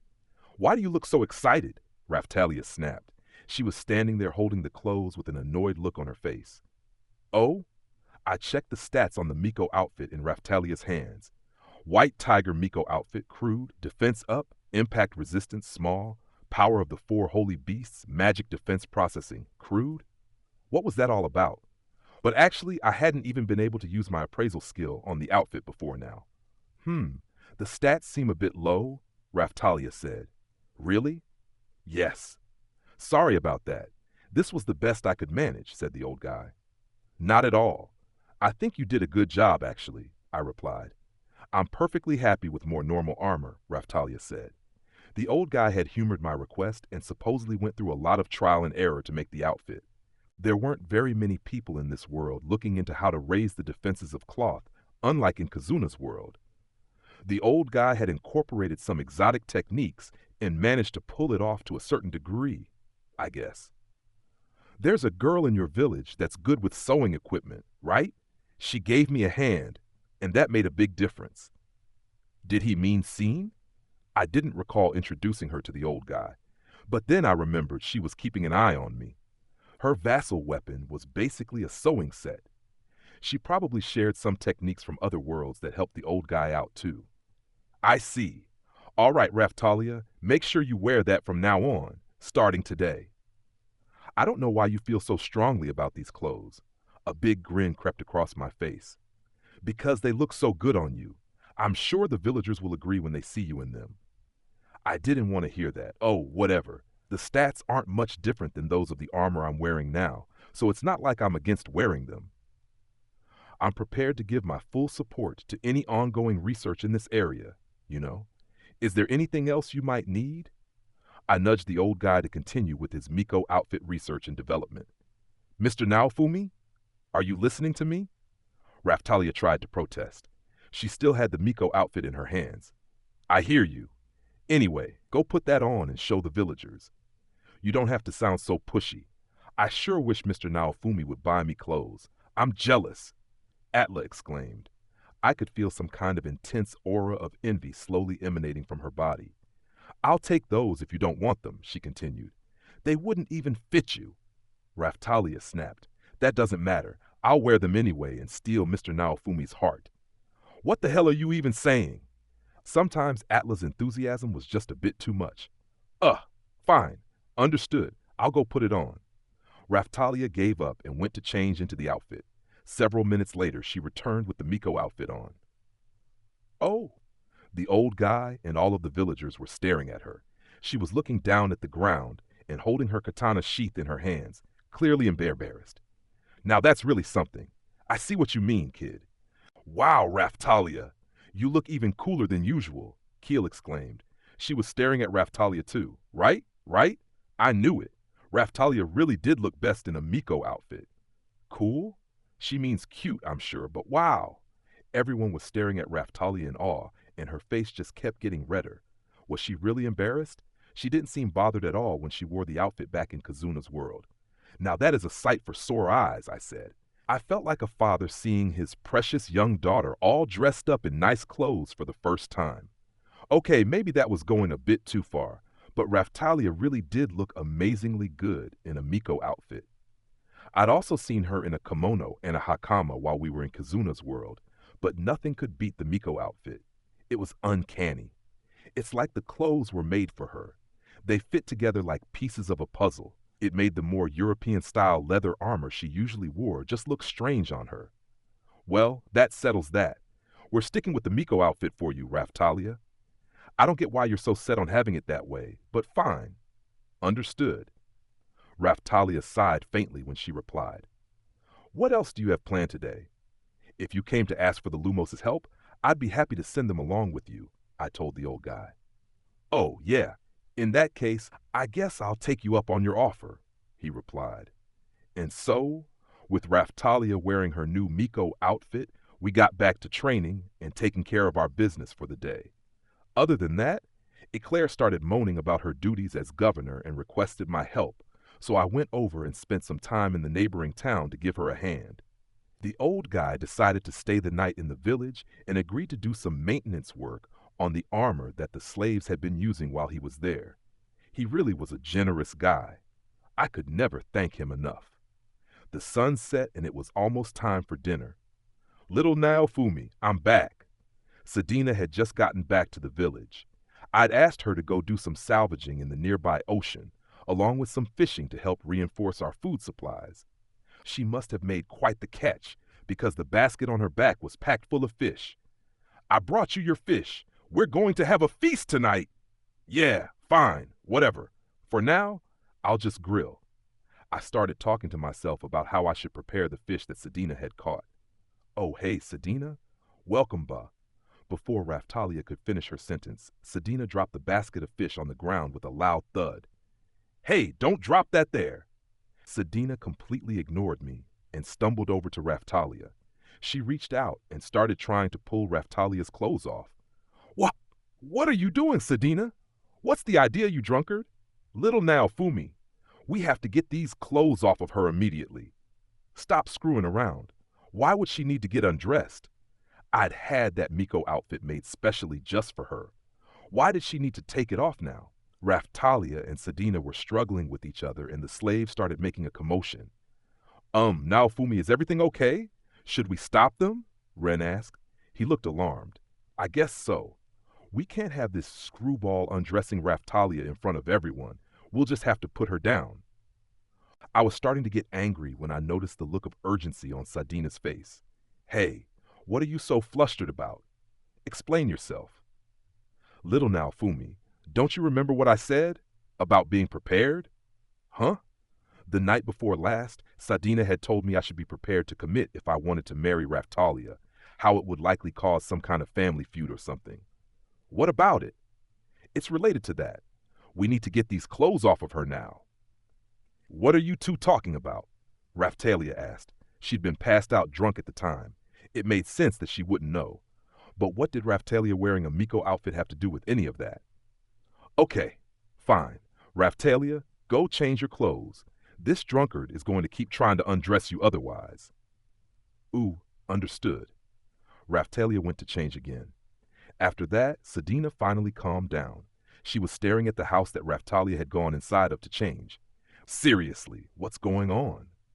Listen, little Naofumi, do you have any idea what having little Raftalia wear that outfit means? Hell if I know. It's just a really nice piece of equipment that we brought back from the other world and had repaired. Sadina acted like I'd stepped on a landmine, but how should I have known what the problem was? No one had told me anything about something like that. Sadina covered her face with her hand, like she was getting frustrated. It was unlike her to be visibly irritated like this. Okay, little Naofumi, I'm going to explain. Having her wear that outfit has far greater significance than even what we talked about the other day. In that country, it signifies a right to the throw. All of a sudden, Sadina took off running. Several seconds later, a column of flames suddenly shot up out of the house that Raftalia had gone in to change clothes. What the hell? We were too late! Sadina quickly switched to her therianthrope form and began to rapidly recite an incantation. Raftalia! Raftalia leapt out of the crumbling house and brandished her katana. She was still halfway undressed, and her Miko outfit was spotted with ash. I heard a metallic sound echo out, and something went flying toward Raftalia. I squinted to get a better look. It looked like a kunai or some kind of iron spike. And then a group of people appeared from out of nowhere and attacked Raftalia. Raftalia parried and then counterattacked, but her attack was dodged by a hair's breadth. Prepare yourself, the enemy shouted. Fortunately, Raftalia was slightly more skilled than her opponents, so she was able to dodge all of their attacks. What kind of weapons were they using? Was that a kodachi? One of the enemies blocked Raftalia's katana and locked blades with her. Immediately after, another enemy took advantage of the opening, appearing from behind and attacking.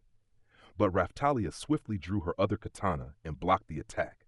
She could dual wield. Brave blade! Crossing mists! Raftalia forced the skill off and tried to slice through the enemy, but her katana stopped just short of making contact and sparks shot into the air. Her opponents were pretty strong. Ha! Not so fast! Raftalia used her illusion magic to confuse the attacker and then dodged the attack. She'd only changed her position ever so slightly, so it had appeared really dangerous. The enemies had managed to unleash such a fierce chain of attacks in the mere moments it had taken us to approach. They must have been some seriously skilled fighters. Raftalia had a vassal weapon. Levels were capped at 100 in this world. Even if Raftalia's stats were reduced by the effects of a curse, I was sure she wouldn't be outclassed by someone of that level. She was at least that strong. Airstrike shield! Second shield! Shooting star shield! Raftalia had only been able to focus on protecting herself. I hurried to the front to take over defense. Drifa Thunderbolt! Sadina finished her incantation and thunderbolts rained down on the surrounding area, revealing several more enemies that seemed to have been hiding.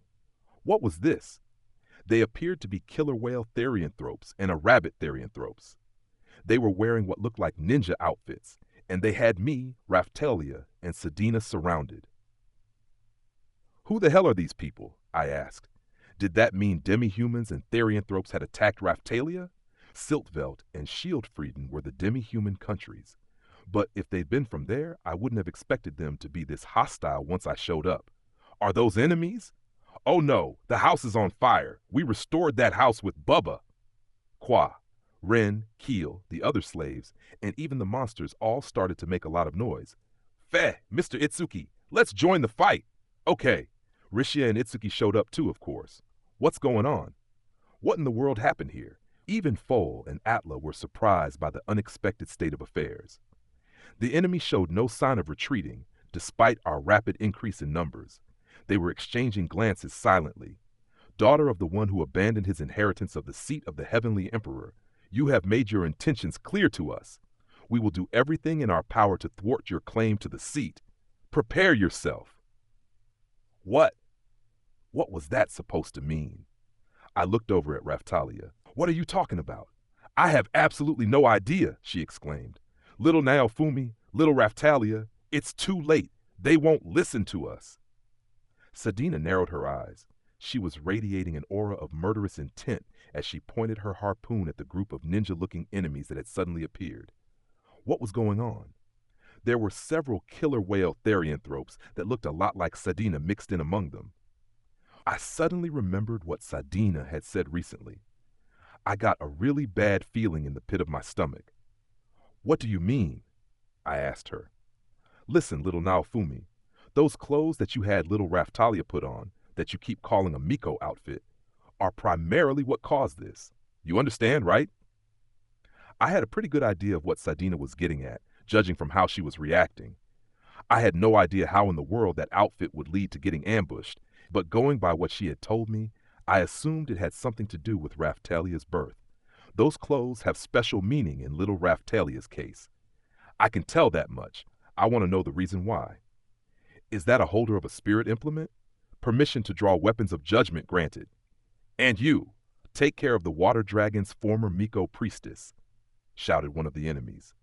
Yes, sir. There were a bunch of clicking sounds, and what were those? The enemies drew strange weapons that were enshrouded in energy resembling pale flame. The enemies readied themselves to attack. I guess we don't have time for explanations. We'll just have to fight them off for now, I said. The group of killer whales that looked like Sadina sprang into action. Before Sadina could even move, they lunged at her at full speed and thrust their staffs at her, sending her flying through the air. The thrusts must have been incredibly powerful, because Sadina was thrown high into the air toward the cliff. The enemies leapt at her and latched onto her body in what appeared to be a suicide attack. They all went tumbling together over the cliff and down into the ocean. Sadina! Raftalia screamed. As if in response to her screams, the enemies raised their weapons high into the air. Ha! The first attacker swung a maul, and I stepped forward to block it. He was really quick. Almost as quick as Sadina was when we fought her in Zeltobel, after she'd become serious. I needed to watch out for defense raiding attacks and defense ignoring attacks. But I didn't know if the enemy could use either, so I decided to block the attack with Shooting Star's shield. There was a loud cracking sound, and the maul smashed through the barrier as easy as if it had been the crisp outer layer of a chocolate-dipped cone. Was this a joke? Could it really be possible to destroy my Shooting Star shield so effortlessly? I could have understood if it had been the Demon Dragon or another hero, but these were just normal people, as far as I could tell. Something seemed a bit different about the way it had been destroyed, too. I wasn't sure how to describe it. It had just kind of dissolved, like the barrier had been nullified. Ah! I blocked the enemy's sideways swing with my shield, and I felt the massive impact pass through the shield and into my arm. I hadn't taken any damage. It hadn't been a defense raiding or defense ignoring attack. And yet, it had easily smashed through my Shooting Star shield. On top of that, I had the Demon Dragon shield equipped, and the counterattack effect hadn't activated. The accessory I had attached to my shield recently didn't react either. None of my effects were functioning. Mr. Naofumi, another enemy attacked Raftalia behind me. Damn it! Dritte shield! I summoned my third shield to protect her. It's no use. The enemy that had attacked Raftalia was using a sword breaker dagger. As expected, the enemy sliced through the shield that I had summoned with ease. I had learned the way of the dragon vein, and I could feel that I was becoming more and more sensitive toward magic recently. Surely I would be able to tell whether my stats had been reduced by magic. I took a quick look at my stats just to make sure. There didn't seem to be any kind of debuff magic at play. Did that mean the enemy had surpassed my defense with pure brute force? But our stats were higher than theirs. We have to protect Bubba. Wait, be careful! I shouted. Keel and the others paid no heed to my warning and rushed into the fray. Was I going to end up with dead villagers on my hands? The thought flashed across my mind, but they were actually coordinating and maneuvering rather well. Their guard was tight. In that case, I would just cast Zweite Aura to reduce the damage they may take. There seemed to be some highly skilled fighters mixed in among the enemies, but we had them outnumbered and they seemed to be struggling. But there was a different problem. Keel and the others were fighting back with weapons that had no edge.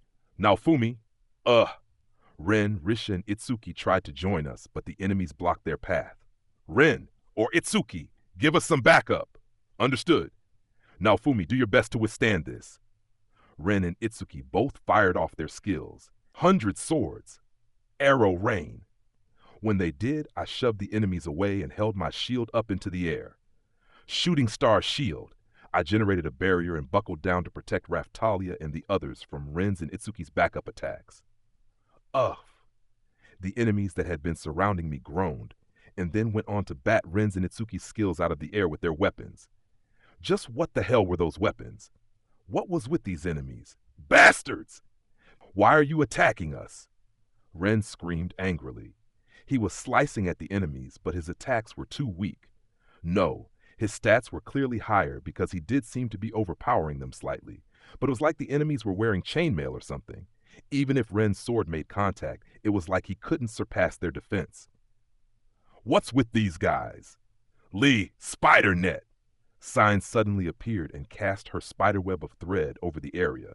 The enemies were caught off guard by the surprise attack and got tangled up in the thread, slowing their movements. That would prove to be a mistake. Here I go, brave blade, crossing mists. Hiya! Let's do this, Mr. Itsuki. Okay. All of our best fighters took advantage of the brief opening and attacked. Ugh! But we will not back down, shouted one of the enemies. Their armor is ridiculously tough. Yes.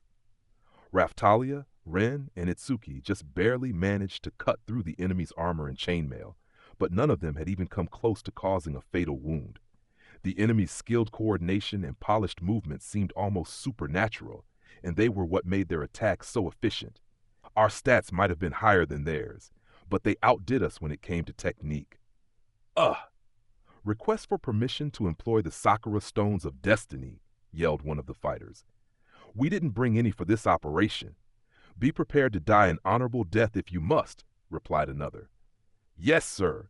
It sounded like they had another secret weapon, but now wasn't the time to worry about that. You're not welcome here, Atla exclaimed. She caught one of the enemies off guard and punched him in the chest. Ugh! Huh? Atla's attack destroyed the enemy's armor. But Ren and Itsuki were complaining about being unable to breach the enemy's defenses. Raftalia's, Ren's, and Itsuki's attacks hadn't been very effective, and my skill had been destroyed effortlessly. What was the common denominator? Was it that we were all heroes? But this wasn't the time for pondering.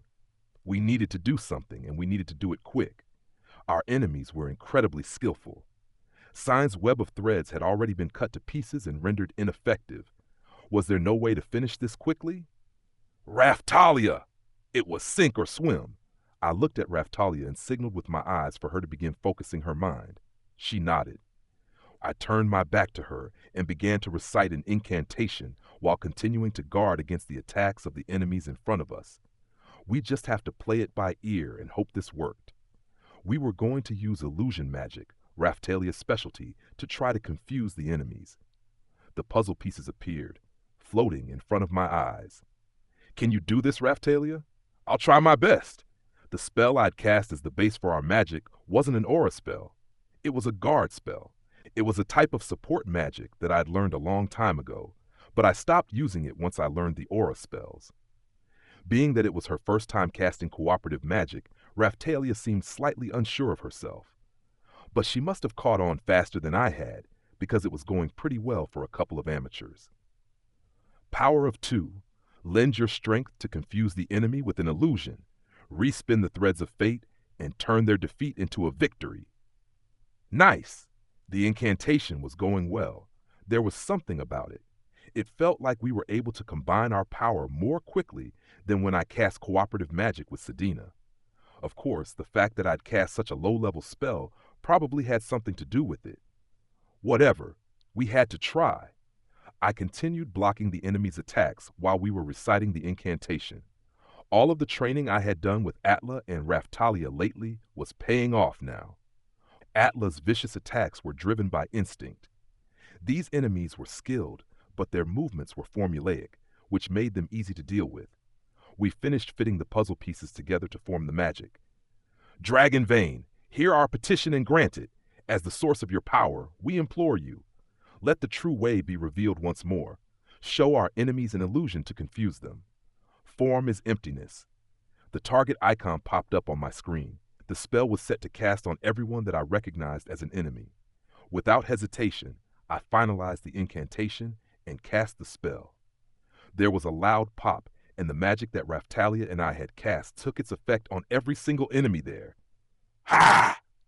The enemy's fierce attacks began to miss us, and they began moving in all of the wrong directions. It was hard to tell, but it seemed like our illusions were putting up a good fight. What happened? We cast some cooperative magic. These bastards are going to be full of holes for a bit. It seems that we succeeded in creating sensory confusion with the illusions. But be careful. I'm sure you realize this, but attacking them will cancel the effect. They'll figure out what's going on soon. Then what should we do? The effect won't last long. In that case, Raftalia took a stance that I'd seen her use before. It would seem they have some kind of powerful resistance against our weapon skills. I'm sure that Mr. Naofumi and the other heroes have noticed, she said. Yeah. We need your strength too, Ren and Itsuki. We need to make the absolute most of this chance. Got it. Okay. Feh. Don't waste this opportunity, I told them. I started casting my aura on as many of us as I could, starting with the strongest fighters. It probably took less than a minute. Raftalia finished recharging her magic power and gave everyone the signal to attack. Shooting star sword! Eagle-piercing shot! Ren and Itsuki led the attack, and everyone followed up with their biggest skills and most powerful techniques. Atla delivered a heavy blow to her opponent's chest with her fist. But the enemy immediately took a defensive stance, perhaps because they sensed Atla's hostility, or just as a result of combat experience. Here I go! Ha! The blade of Raftalia's katana began to glow, and she unleashed something that wasn't a weapon skill. It was an attack that would extend across the whole area. 8 trigrams blade of destiny. It was a quick draw attack with incredible momentum, but everyone must have known it was coming, because we all crouched down and dodged the attack. A trail of light shot out and directly into almost all of the enemies who had been standing there confused. A yin-yang pattern appeared in the air briefly, and then the enemies were all sent flying through the air. Gah!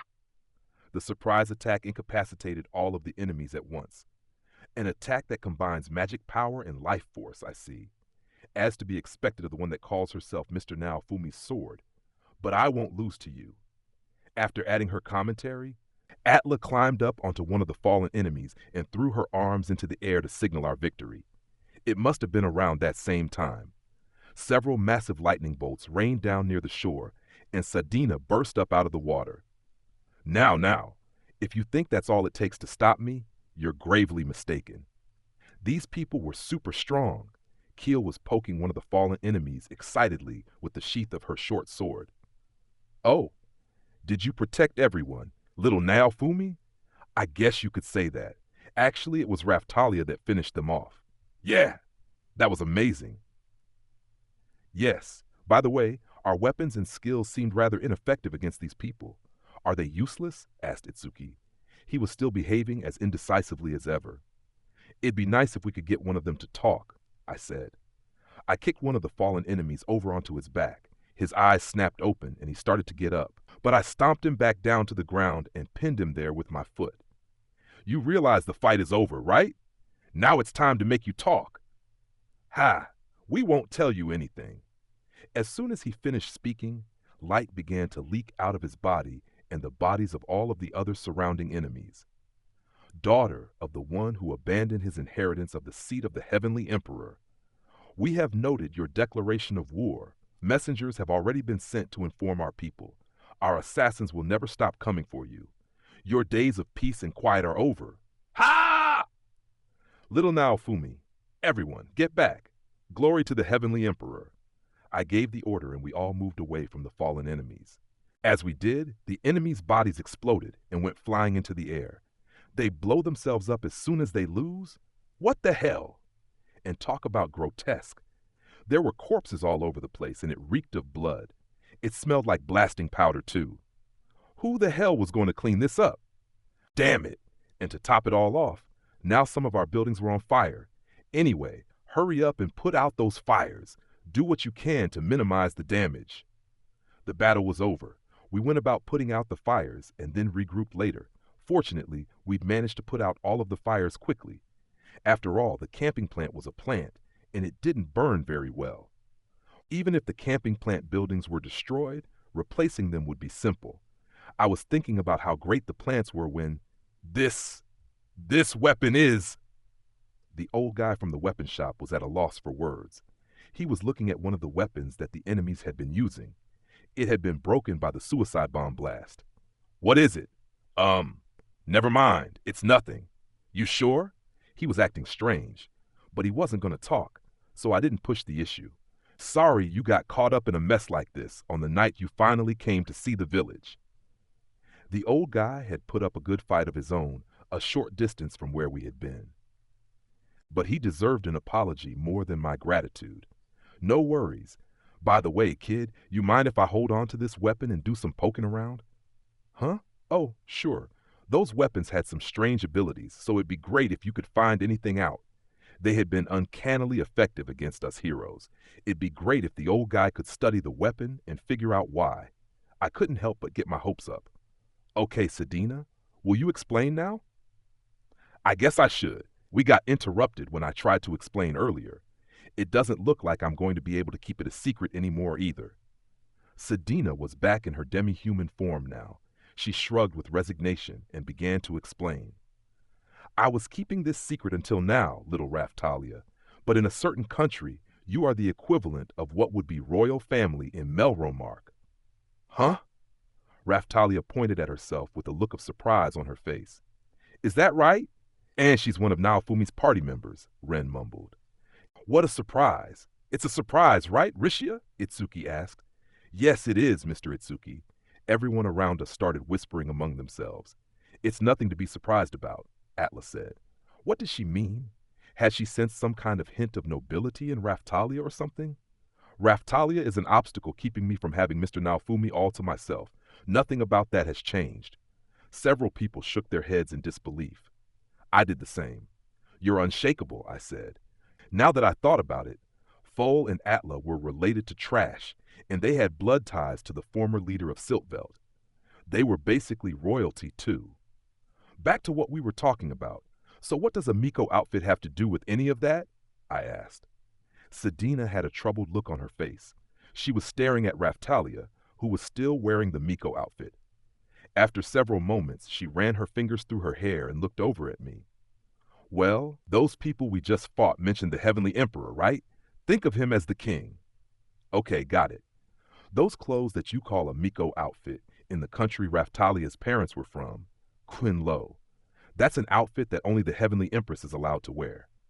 Oh, so that was it. Ren, Itsuki, Rishia, Atla, Foal, and pretty much everyone else there all seemed to finally start to understand. In other words, even from a lineage perspective, it's only natural that the Miko outfit would look so ridiculously good on her. And wearing it would signify that she's the country's ruler, I said. That's right. And Raftalia's father didn't want to become king, so he abandoned his royal status, eloped, and came to Melromark, I continued. Sedina kept nodding. So the way they see it, Raftalia is a subordinate of the shield hero, also known as the god of the demi-humans, and she's off in some remote region wearing their royal garb. Clearly she intends to take the throne. That's a declaration of war. She must be killed. Does that pretty much sum it up? Little Naofumi, you sure are sharp. I'm impressed. It's blatantly obvious. And once the message gets back to the country, they're going to just keep sending assassins after Raftalia, I barked. Come on. Why did I always have to be inundated with such annoying problems? Just when I'd finally managed to get Ren, Itsuki, and Motoyasu to implement the power-up methods. Well, Motoyasu was missing, but still. I wanted to hurry up and take care of the hero's curse effects and meet up with the 7-star heroes. But then this happens. Give me a break already. I figured it wouldn't be a problem as long as we didn't provoke them. I never imagined you would have Raphtalia dress up in that outfit. Ugh, why did things have to turn out like this? I just wanted to enjoy the sight of my cute little daughter dressed up all nice. Damn it. Sedina, I noticed you staring at empty spots around the village every now and then before. That was because you could sense them hiding there, wasn't it? Yeah, it was. They use their own unique concealment techniques that are difficult to detect even for me. How long had they been keeping watch? There was a slightly grim look in her eyes when she answered, "Ever since little Raphtalius left the country." Oh, really? In other words, that meant that the enemies we just fought had watched the village come under attack during the wave. They watched it get destroyed, and they watched Raphtalia's parents die. They stood by and watched as Raphtalia almost died, and they watched her suffer as a slave. All that time, they stood by watching silently and never even tried to help. Basically, they had absolutely no interest in anything other than their royal family issues. They didn't care if Raphtalia was distressed over the loss of her parents. They didn't care if she ended up a slave and got whipped. And they didn't care about any of the countless hardships she'd been through thanks to me. To hell with the heavenly emperor. They sure had a lot of nerve going on about their emperor when they were happy to just completely ignore his blood relatives. The fact that they had been keeping an eye on us this whole time just made me feel sick. Maha! Maha! I've been pushed over the line. Mister, now Fumi? They have a lot of nerve. If they want to come invade my place and try to kill Raphtalia, then I'll just have to make them pay. Sedina, you told me I would need to be prepared to crush a country, right? Well, why not? I'll do just that. I'm going to go to that country and I'm going to crush it with my own 2 hands. Oh my. Why the hell was she looking at me like she was spellbound or something? You're really going to? Asked Ren. I nodded emphatically. I am. I absolutely hate trash like that. You understand that, right? Yeah, I guess. If they're going to fire at us, then we'll fire right back. I can't imagine anything good coming from ignoring the issue. The only reason any of this happened is because you had Raphtalia wear that Miko. Briem! I glared over at Itsuki and Raphtalia quickly covered his mouth with her hand. Humph. I had a clear target for my anger for the time being, so I'd let that slide. In return, I expected him to get stronger so that he could help me make those bastards pay. I looked over at Raphtalia. She was slouching and looked disappointed. You against this? I asked her. No, I don't think we have a choice if they're just going to keep coming. It's just, I'm sorry. Don't be. If this is the obstacle standing in the way of me being able to dress you in that Miko outfit, then overcoming it is the only choice. If we can't go around the obstacle, then we'll just smash right through it at full speed. That's right. If those bastards were going to attack the village I'd built, then fighting back was my only choice. This was a battle that couldn't be avoided. I wasn't going to sit around scared, waiting for the enemy to come to us. I'd take the fight to them.